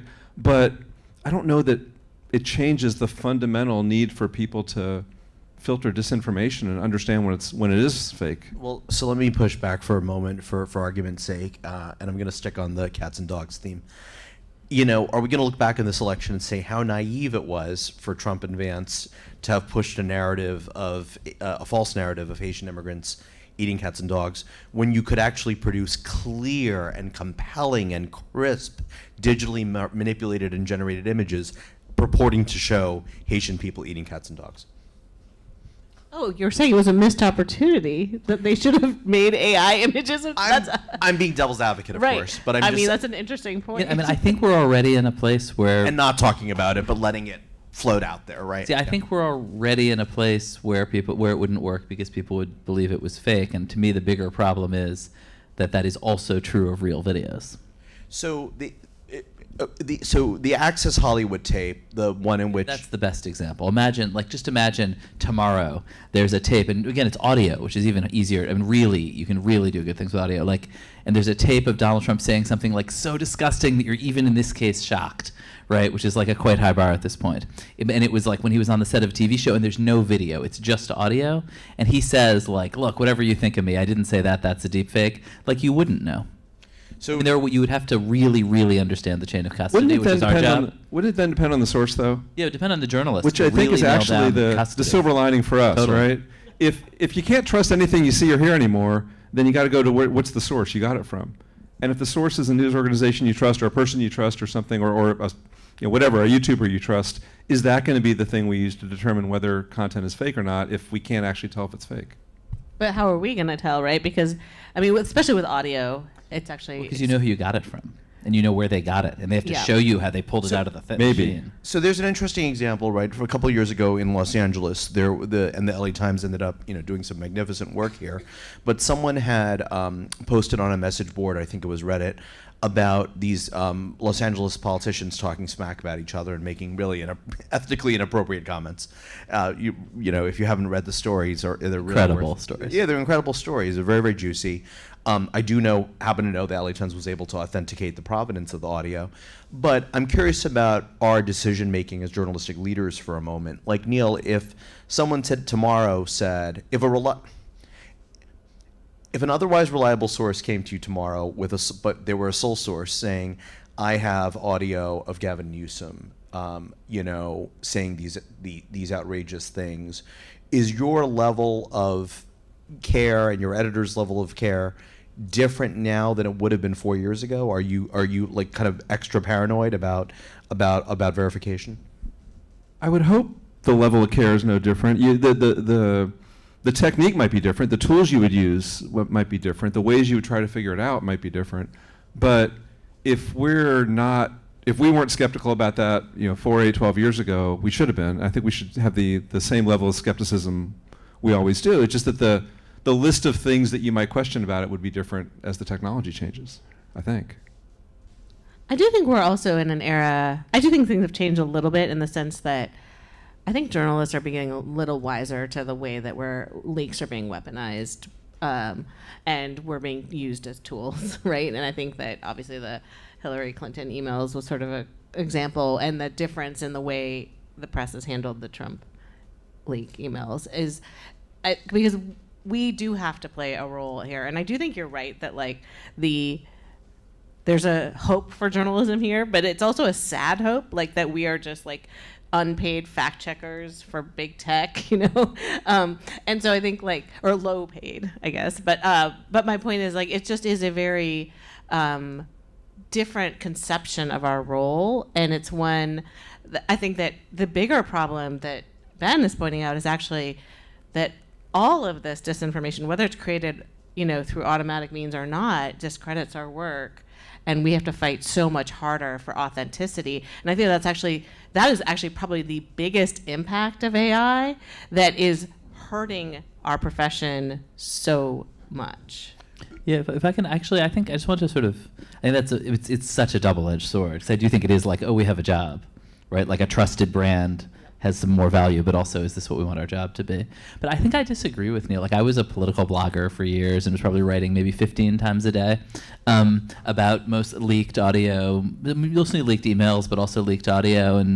And I remember when I was working with our mutual friend Mark Schoofs, and whenever he's a great investigative journalist, and whenever he would get a leaked piece of paper, he would have this unbelievably pedantic process that would drive me crazy of making sure it was authentic. And I was like, look, I have probably written about 10,000 leaks in my life, and I've never been exposed to a fake document.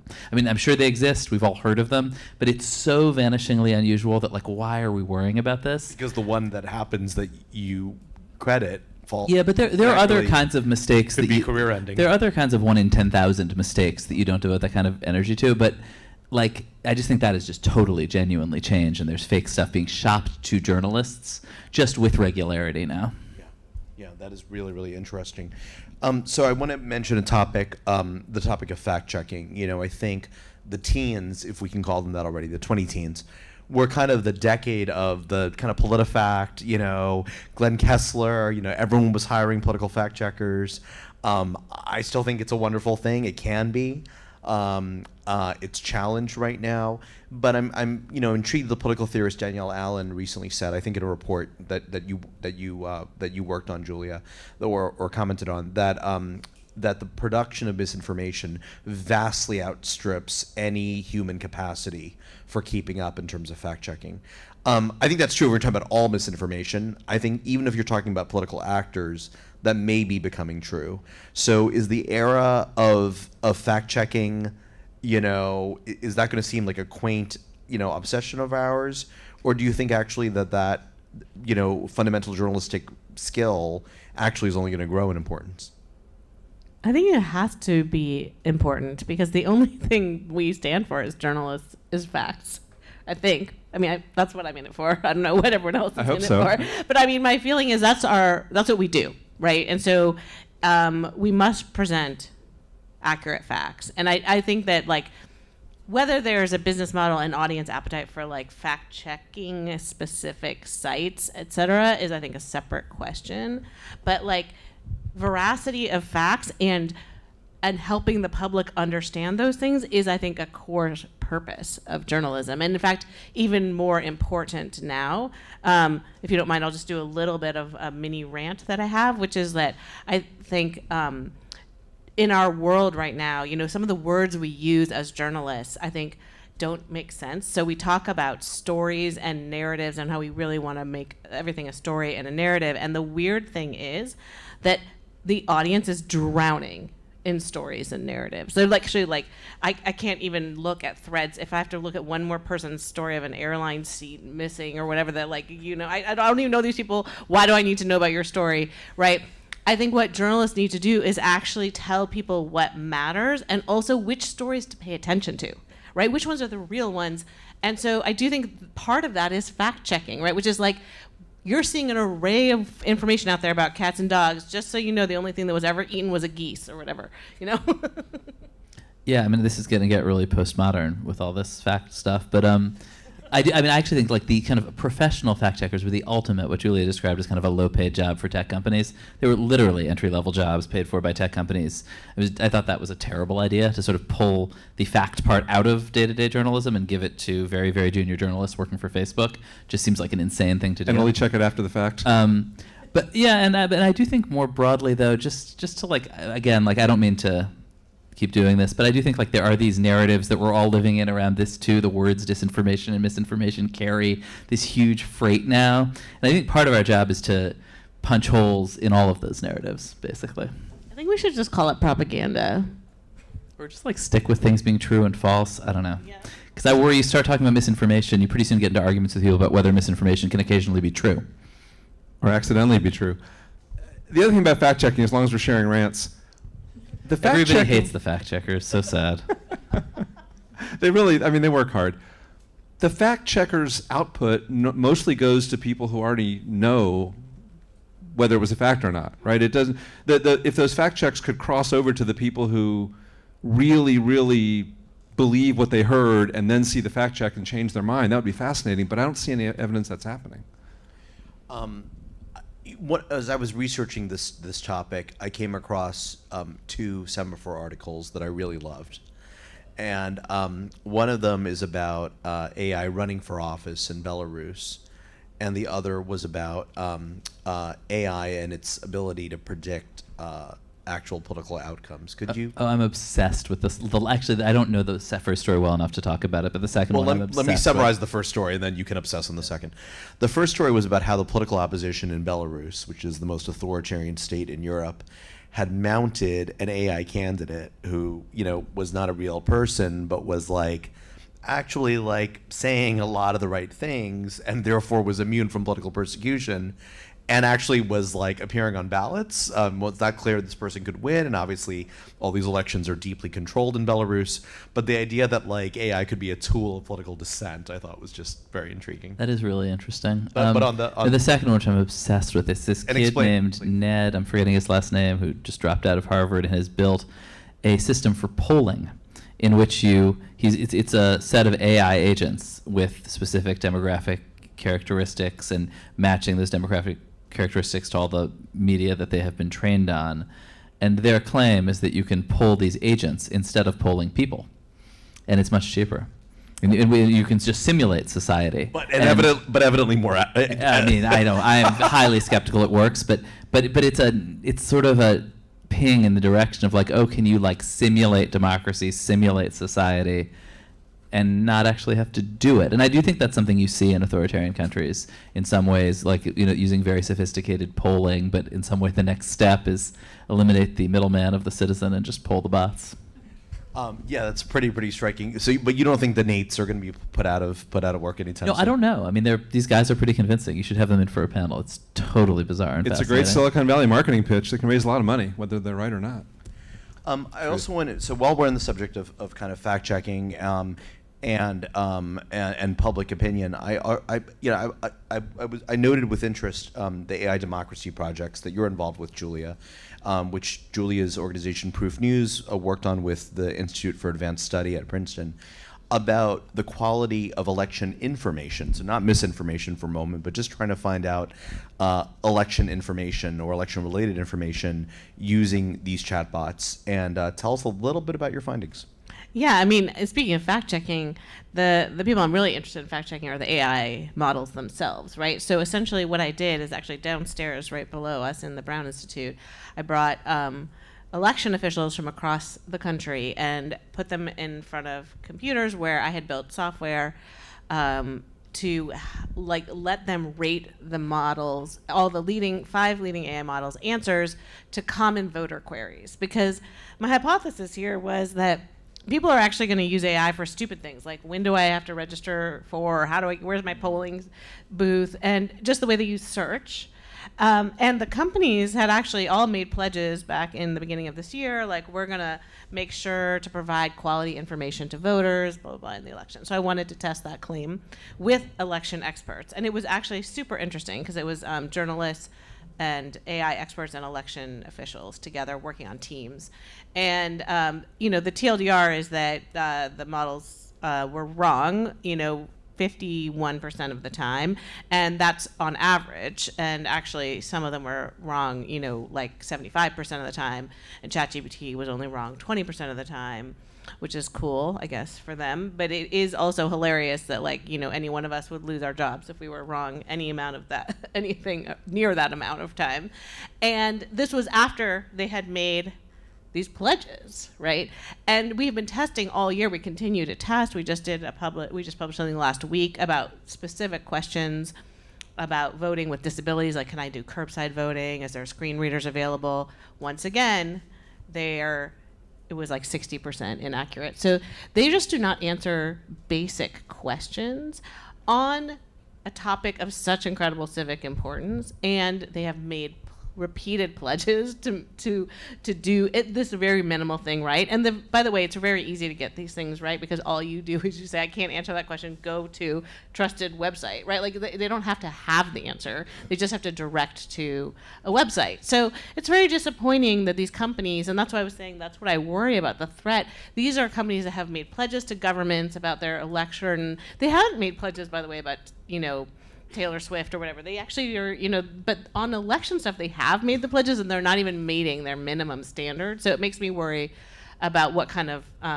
commitment they have to integrity. Which is fascinating because you don't need AI to figure out if there's curbside voting in a certain municipality. You could call the Secretary of State's office, right? Like, this is information that is findable without using AI. But this is why this is so important, though, right? Because if you Google right now, voting with a disability in Ohio or whatever, and this is what the average person is going to do, they're not going to call the county elections board or even necessarily visit the state elections website. What they'll type in, they're going to get kind of a generative search result from Google, most likely. And you're basically saying that about half the time, you will get incomplete or inaccurate information. That's right. It was interesting. The election officials were very. How did they react? Were they totally freaking out? They were so outraged. They had been in all these seminars. They said all these people were telling them how AI was going to be used. They were about images and voice and all that, and they had never once thought about this text issue. So focused on deep fakes. Exactly. Yeah. And they also sort of believed the hype. They were like, of course it's going to be good because everyone has told us it's so good. And then they were like, wait a minute, it's saying these things. And so what was interesting is they actually rated 40% of the answers they actually rated as harmful, actively harmful, would deter people from the polls. And it was interesting because we had these teams, and so some of the people who were not election officials, like the AI experts, were like, is that really that harmful? And the election officials were like, no, you don't understand. Any little bit of friction that you put into this process, it was a bipartisan group. They were like, we are so committed to making sure there's no friction here. And anything that you add that is misinformation along that way that deters someone is actively harmful. So, I think this is I want to stay on this for a moment because I think it's such an interesting thread of discussion. We've all been to discussions and workshops, where the terrifying nature of deepfakes has been explored at depth. I remember listening in particular to how, you can get only small bits of, remember the original Obama video that I think it was MIT, they, had thousands of hours of Obama footage to construct a fake video, and now apparently with half an hour of someone's video and audio, you can begin to. So I feel all the fears were directed against deep fakery, but is the broad direction of the public toward crappy, inaccurate, half-assed information in fact the greater threat? I think that it is the banality of evil, right? It is sort of this idea that just the very simple thing that you think you could trust something that calls itself artificial intelligence to provide you, which is just a simple answer to a question, is actually more likely how an average person is going to encounter AI. And the thing that we don't know is the companies do not release any information about what kind of questions are being asked. So I'm hypothesizing that people ask these questions to AI. Certainly, anecdotally, I talk to people who say, yes, I've asked an AI for information about voting or whatever, but we don't know for sure how broadly that is. And I think that's actually something really important that we do need to know. And these days, if you ask Google something, you don't necessarily know that you're asking for AI-generated results, even though it'll show you that there. The line between asking AI for something, like using ChatGPT, versus asking Google for something is completely gone, right? Yeah, it's totally changed since when I did the testing in January, right? At that point, it maybe was a little bit remote, you would go to AI, but now it's it's embedded in everything. You're in WhatsApp, you're suddenly talking to AI. You're in your Google Doc, you're talking to AI. You're everywhere you go, AI is stalking you. Yeah, I feel like I'm an aging Google user who still just wants the links. I just share the links. Okay, that's interesting. I want to talk a little bit about regulation for a moment. Congress has not done much, shocker. But a lot of the states, and surprisingly, in researching this, I was surprised to discover Texas was one of the first, have taken steps to ban. Shouldn't you have known that? I know, I should. I think we did some articles on it. But we, to take steps to either prohibit or restrict the production of AI-generated election information, or at the very least to disclose the use of AI. And Neil, I want to start with you. California has probably been the most out front with this. What is it trying to do, and how's that going? Yeah, we are operating under the theory that this is a really important story coming out of California because the technology is made there, the people are there, and the regulation will come from there. And people in the California state legislature said they've been told by people in the national legislature, we're waiting to see what you do, right? And they're directly in touch with people in Brussels who are leading on this too. That's where a lot of the influence is coming from. And so there's a ton of bills in the California legislature this particular session out of 2,000 plus bills, several dozen had to do with AI. There's a couple that have already been signed. There's a couple of big ones waiting for the governor's signature. He has, I think, 5 days left to review 600 bills and decide how much, which ones he's going to sign. The one that maybe is most relevant to this was signed maybe a week ago, and it specifically is about having to identify something created by AI, but inside the metadata, not for public view. In other words, making it detectable by technology, by machines, by people who know what they're looking for, having the sort of the inside fingerprint that says this was made by AI.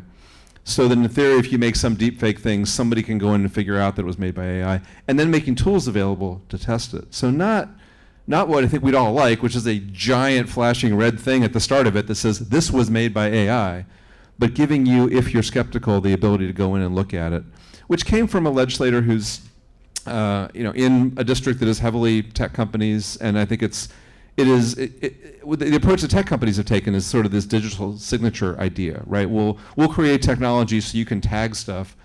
I don't know that the person, watching YouTube and seeing one of these videos at home is going to say, I'm going to go use this tool from Adobe to go test this piece of video and see if it's actually coming from AI.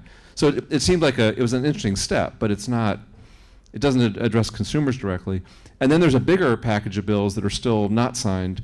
The biggest of which is specifically to keep AI from doing harm, right? So to say, if you're creating generative AI, you have to go through this series of hoops around things like, can it be used to create can it be used to start a nuclear war? Can it be used to create a weapon? Can it be used for this, that, and the other? And almost like a testing regimen, right? Everything would have to go through this testing regimen. California is like Hollywood, Silicon Valley, and all the rest of it, right? This is a split. Silicon Valley loves it. Hates it, right? They don't want their stuff touched at all. Hollywood loves it because they're terrified about being replaced by AI. And so the governor, who has strong loyalties to both and all sorts of aspirations of his own, is like, this is one of those bills sitting there just annoying the crap out of him. He looks until the more like a deadline. Hollywood star than a tech bro, some would argue. Some would argue. So, yeah. And so it sounds like that harm principle is similar to the EU regulatory approach. In fact, it was directly, this is influenced by conversations between EU regulators, and the EU has an ambassador to San Francisco, an EU official who is the tech liaison to the US, who is based in San Francisco and works closely with California legislators. It's not a coincidence. Not just the EU, actually multiple European nations have their own Silicon Valley ambassadors. Wow, that's so fascinating. I mean, they are nation states, these companies. Yeah, I mean, I think it's like, that's such a interesting, complicated push and pull. I did just randomly, because it's UN week, was interviewing a senior EU official who was saying, we got to get rid of this regulation because, like, we have all the regulation, the US has all the jobs, the entire industry, and like there is also a strain in Brussels of, like, what do we get out of being regulators for the world? Like, we haven't built anything. Every single company is in California. So they're going to trick us into regulating, and then they're going to deregulate. And I think that's their preferred route. I love it. Well, they are good for at standing up for universal human values. Mistral, the French platform, is okay, but like, it's pretty striking. So right now, the Federal Communications Commission recently announced that they are trying to take steps in this election cycle to require radio and TV broadcasters to disclose if the ads were, if the political ads were generated using AI. You're talking about FEC, right? FCC. But it's an interagency fight. FEC, the Federal Elections Commission, is saying they're raising doubts about whether the Federal Communications Commission has that authority. And of course, it's been very, very political. Some of the Republicans are saying this is all coming out now because the Democrats fear being left behind or left in the dust in this, AI arms race. Do you feel the regulators, Julia, can, like, most people who cover tech do not have much confidence in the alacrity and ability of regulators to keep up with the changing technologies. What's your take? Well, I mean, at least in the United States, the federal government says absolutely nothing, right? So, like, that it's not just an opinion, it's just a fact that Congress has chosen to do pretty much no tech regulation. And I think, and that's true, and not much other regulation either, but I think that when you look at, the thing I worry about with these bills, like, there are a lot of states, as you said, who have passed laws against deepfakes or AI-generated misinformation. But if you look at the history of laws like that, they are most often weaponized against dissidents and journalists. Like, so laws about the veracity of information tend to have an adverse effect. It just historically that's been true, and I do worry about that class of laws. The thing I'm more optimistic about is Section 230 exceptions. So Section 230 is is basically this broad immunity that Congress granted to the tech companies that said they are not liable for third-party content on their platforms. And so that basically means I'm immune from prosecution. If I write on my Facebook page, Sewell Chan is a pedophile, whatever, they don't want to have to deal with the defamation suit, right? They want it to be between the two of us. And that was sort of a reasonable accommodation at that time, but it has been stretched beyond comprehension to cover basically all their sort of gatekeeping and platforming and amplification of all sorts of lies and misinformation. And so one thing I love about AI is that they're creating the information.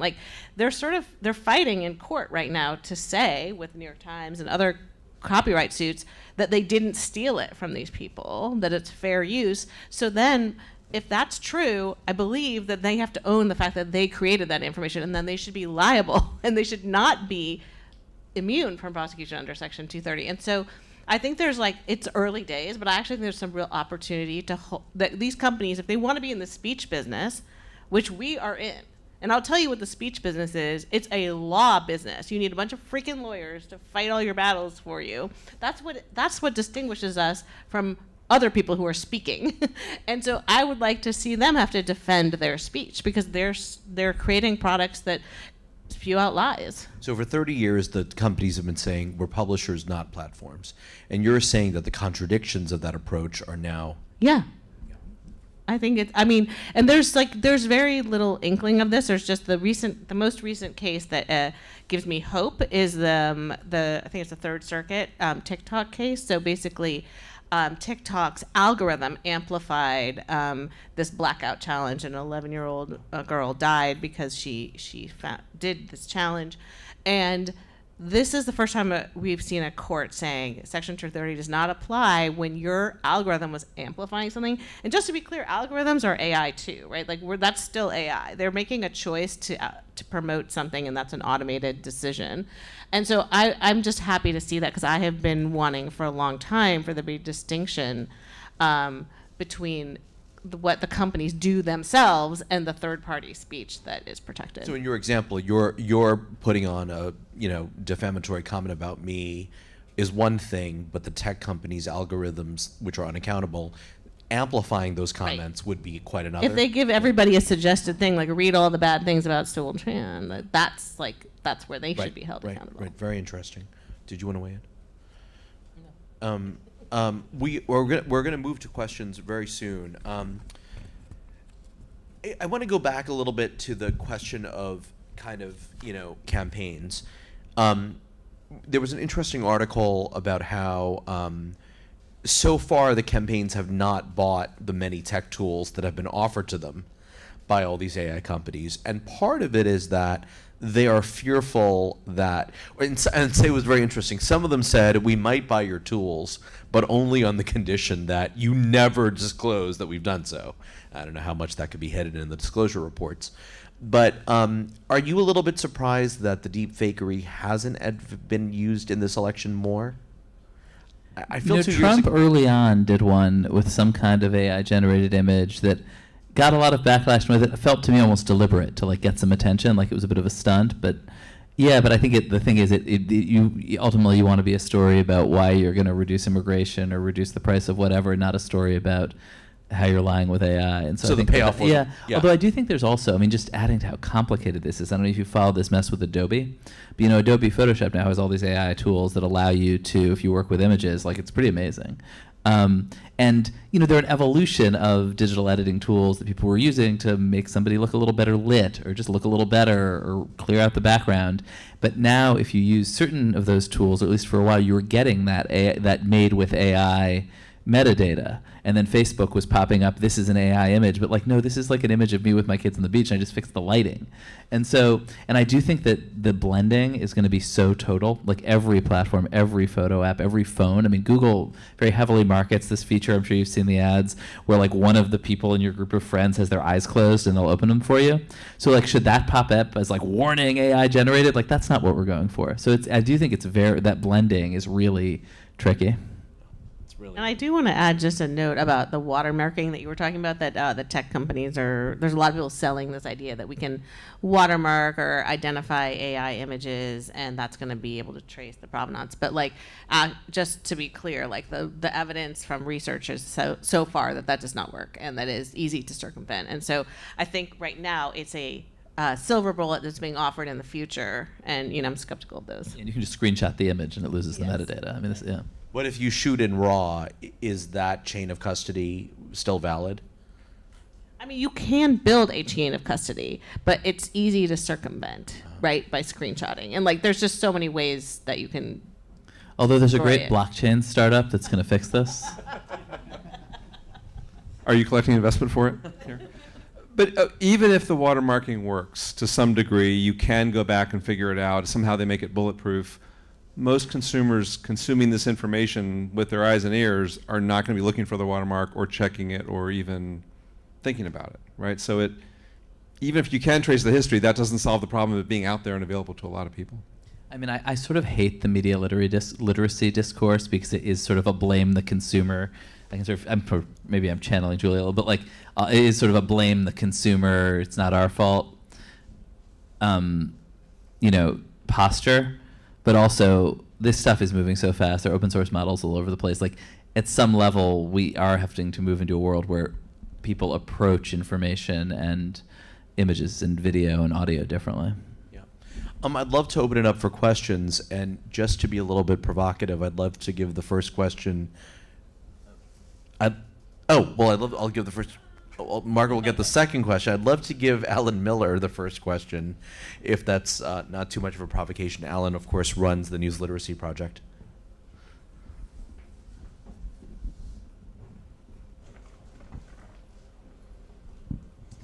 No offense intended.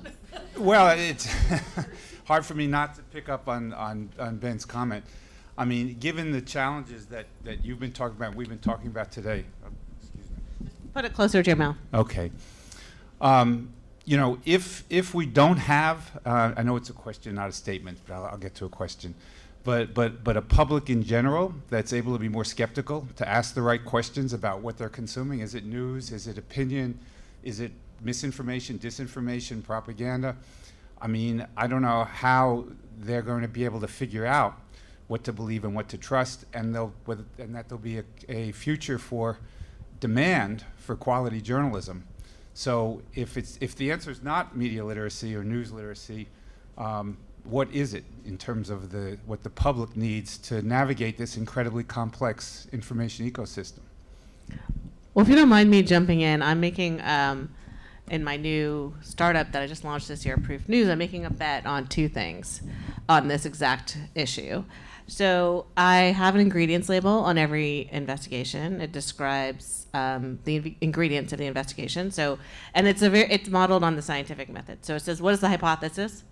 What's your sample size? I'm totally willing to say, like, we talked to 3 people and that's it. I'm like, it doesn't have to be large, but we want to be honest about it. What are your findings and what are the limitations? So important to talk about the limitations. There's always limitations. And so one thing I'm trying to do with that is embed that in the story so that is, because I think right now a lot of the elements of trust are embedded at the institutional level, and people are not seeing stories at the institutional level. They're seeing it come across their feed in a separate way.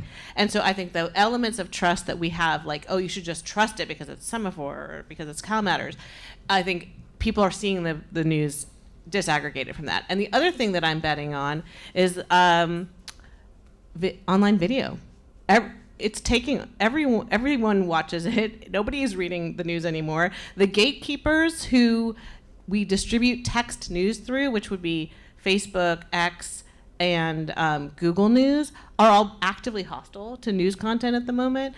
YouTube and TikTok are increasingly where the audience is, and I think authenticity and trust are easier to convey when you see someone's face and you can talk through the limitations. And so, I think there's a lot that journalists can do to improve our trustworthiness.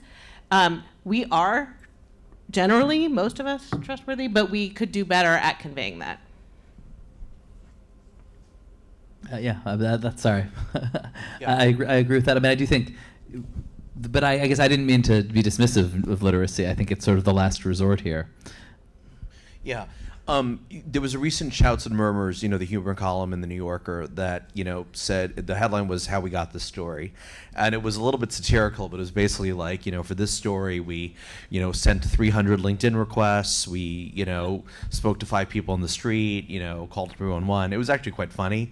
But is there a danger that we're giving, directed Julia, well, all of you, is there a danger that we're giving we're the only ones interested in the methodology? Right, that nobody wants that. I mean, but it is really interesting, though. I mean, I think that's a caricature. They're doing that because it's something real, and that Julia is doing. I mean, we're doing it in our way by trying to, in this almost sort of very deliberate, slightly pedantic way, say, here's the facts, here's the analysis or opinion.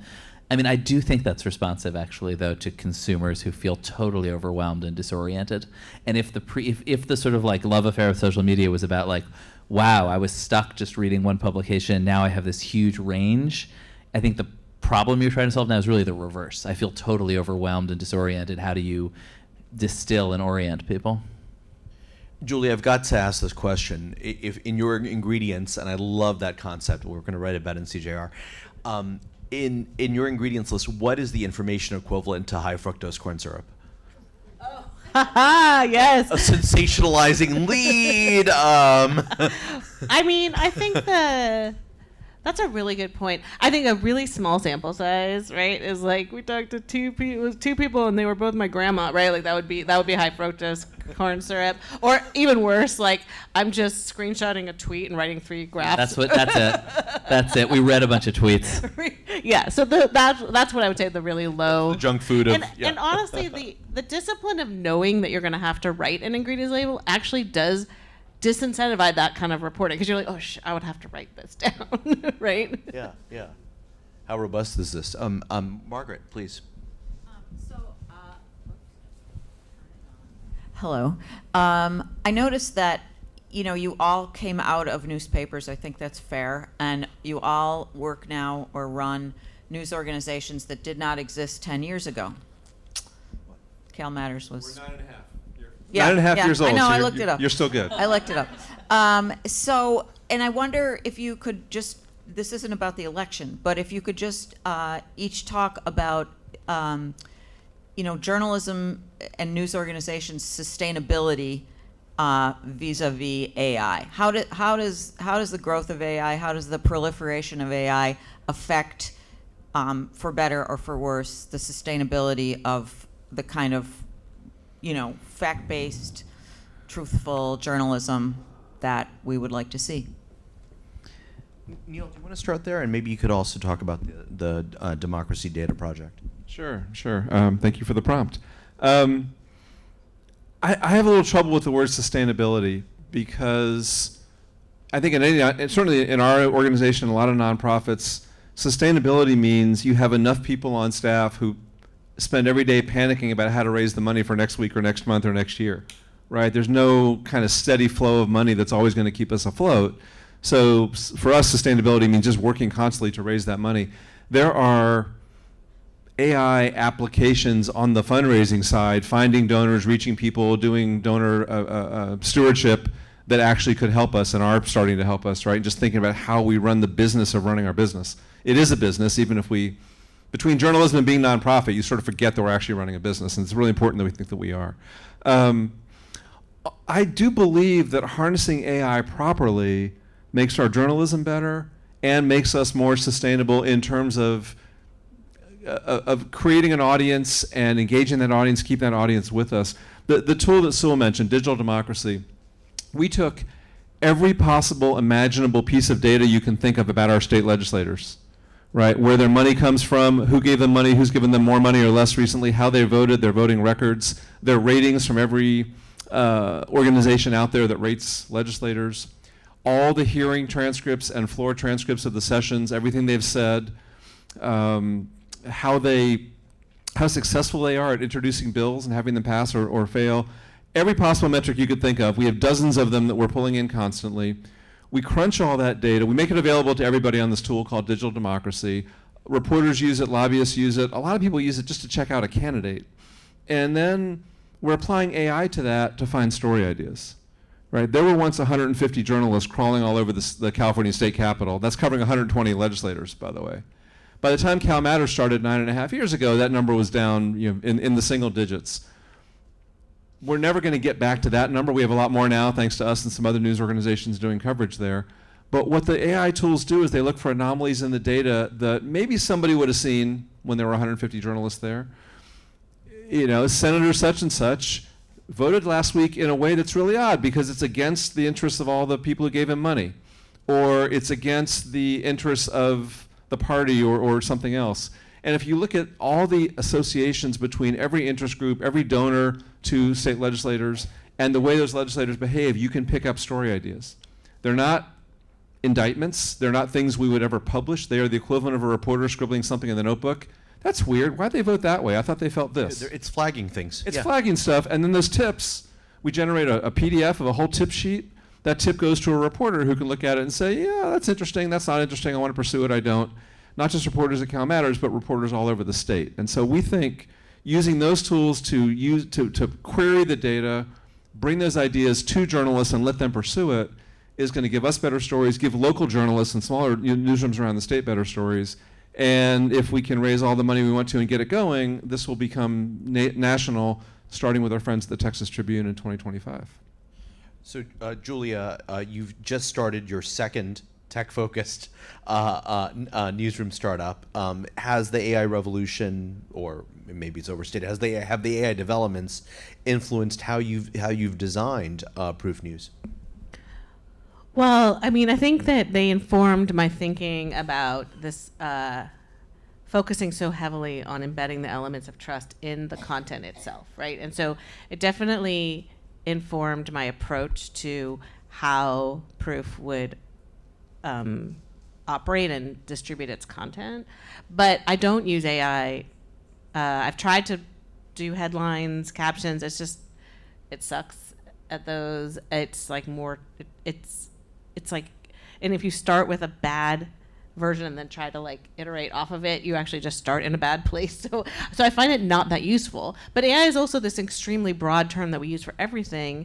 And the reality is that AI is also a bunch of statistical techniques that I've always used in my data analysis, statistical regressions and stuff. So I'm always going to use those. It just recently became rebranded as AI. Yeah, I guess I think like it's overhyped in both directions basically, but there's lots of cool tools, and I think one of the reasons that these guys like to talk about how the killer robots are going to come destroy you is because in fact there's going to be sort of real medium-sized economic dislocation. Like in my newsroom, you're starting up a newsroom now, you don't hire copy editors, and nobody thinks like Grammarly is going to be patrolling street corners gunning people down, but that's like but that's an AI-enabled tool that eliminated a set of very specific jobs in newsrooms. And I think in general, and whether you can see huge productivity gains as a threat to jobs or as a cool way to make your journalism more efficient probably depends if you're management or labor.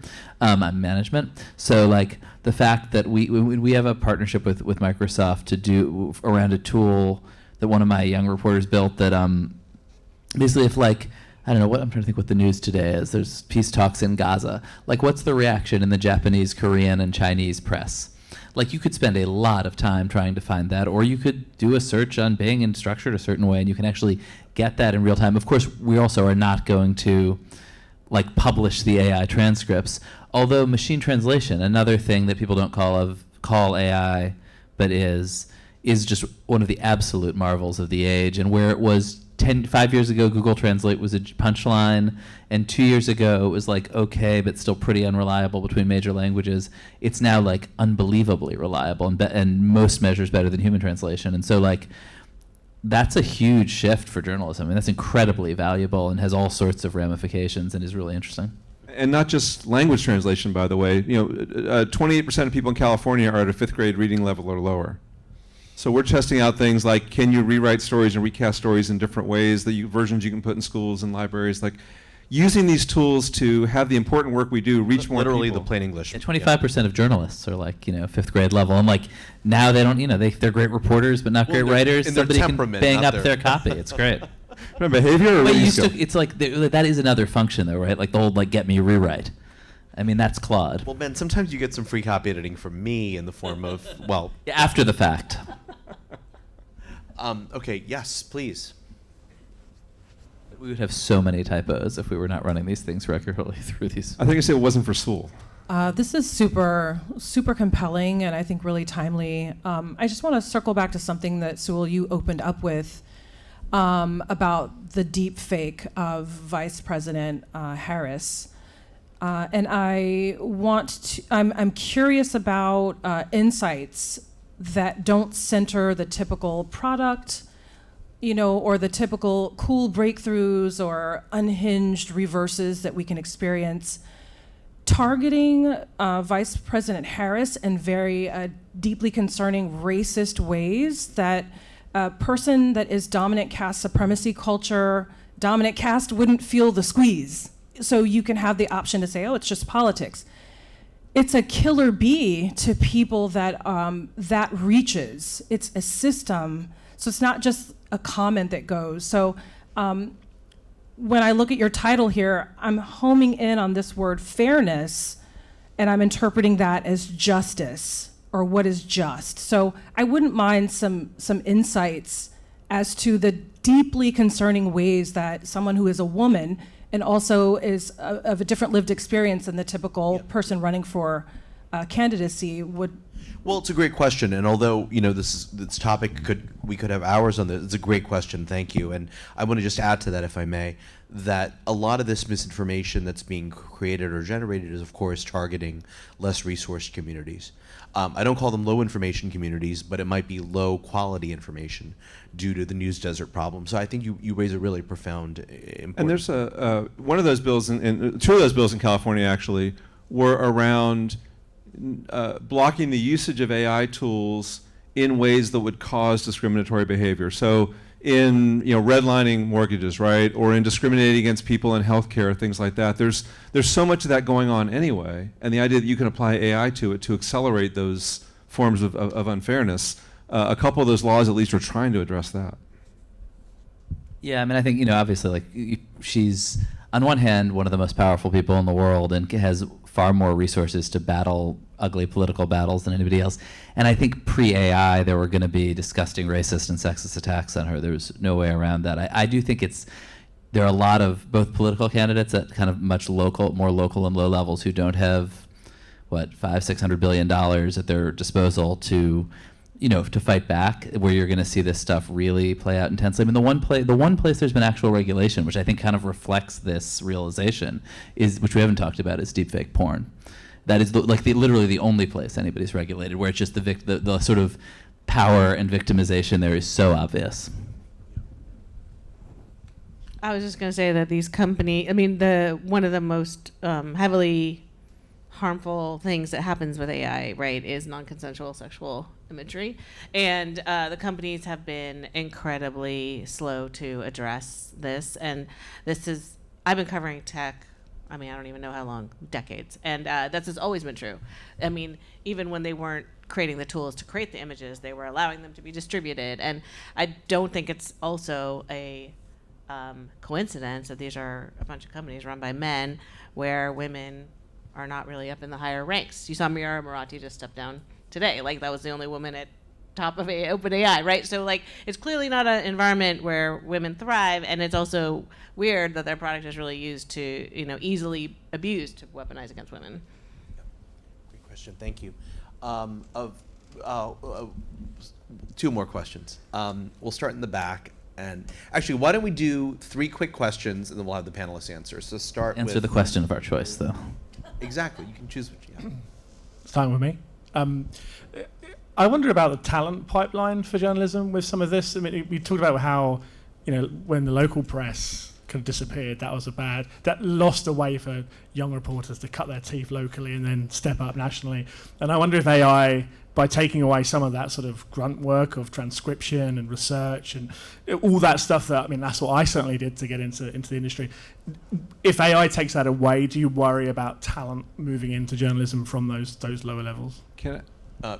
Okay, well, Stuart, we'll have two more after this, and then we're done. Yep. Just real quick, I think that's already happened. The entry-level job, we have a ton of kids who want to do journalism right now. The jobs they're getting now are not fact-checking and transcribing and being a clerk in the newsroom, right? They're the only reporter covering City Hall in that town. We throw major beats at them, right? Yeah, I would just say the other huge factor there is this kind of like shift toward a talent business in the print, in what used to be print, in which, like TV, I mean, I think this is, you know, for better or for worse, often create very toxic TV cultures, but where the sort of energy and the value are centered on one person whose face is attached to it, and you're a producer for them in some sense. It's a very different environment, much less egalitarian. Yes, in the blue blazer, and then we had one more at that. Yeah, I'll try and keep this short because I know we don't have much time.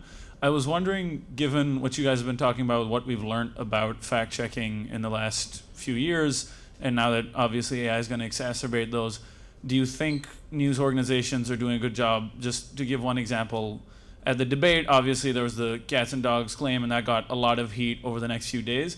Do you think that creates an environment where we're just kind of going back and forth on specific fact checks, and now there's way more people who know about that one fact check than know that what Donald Trump's immigration policy is versus Kamala's? Or in the early days of the Israel-Gaza war, like specific fact checks like got a lot of heat of like, did this airstrike happen exactly this way? Did this happen exactly this way? Instead of kind of a broader context for any of those. So the fact check, you know, the focus on the fact checking might lose some of the context. Right, we're like hyper focused on, is this thing right? And now, yeah. I agree with that critique, but don't have a lot to add. Okay. And a final question. There was yes.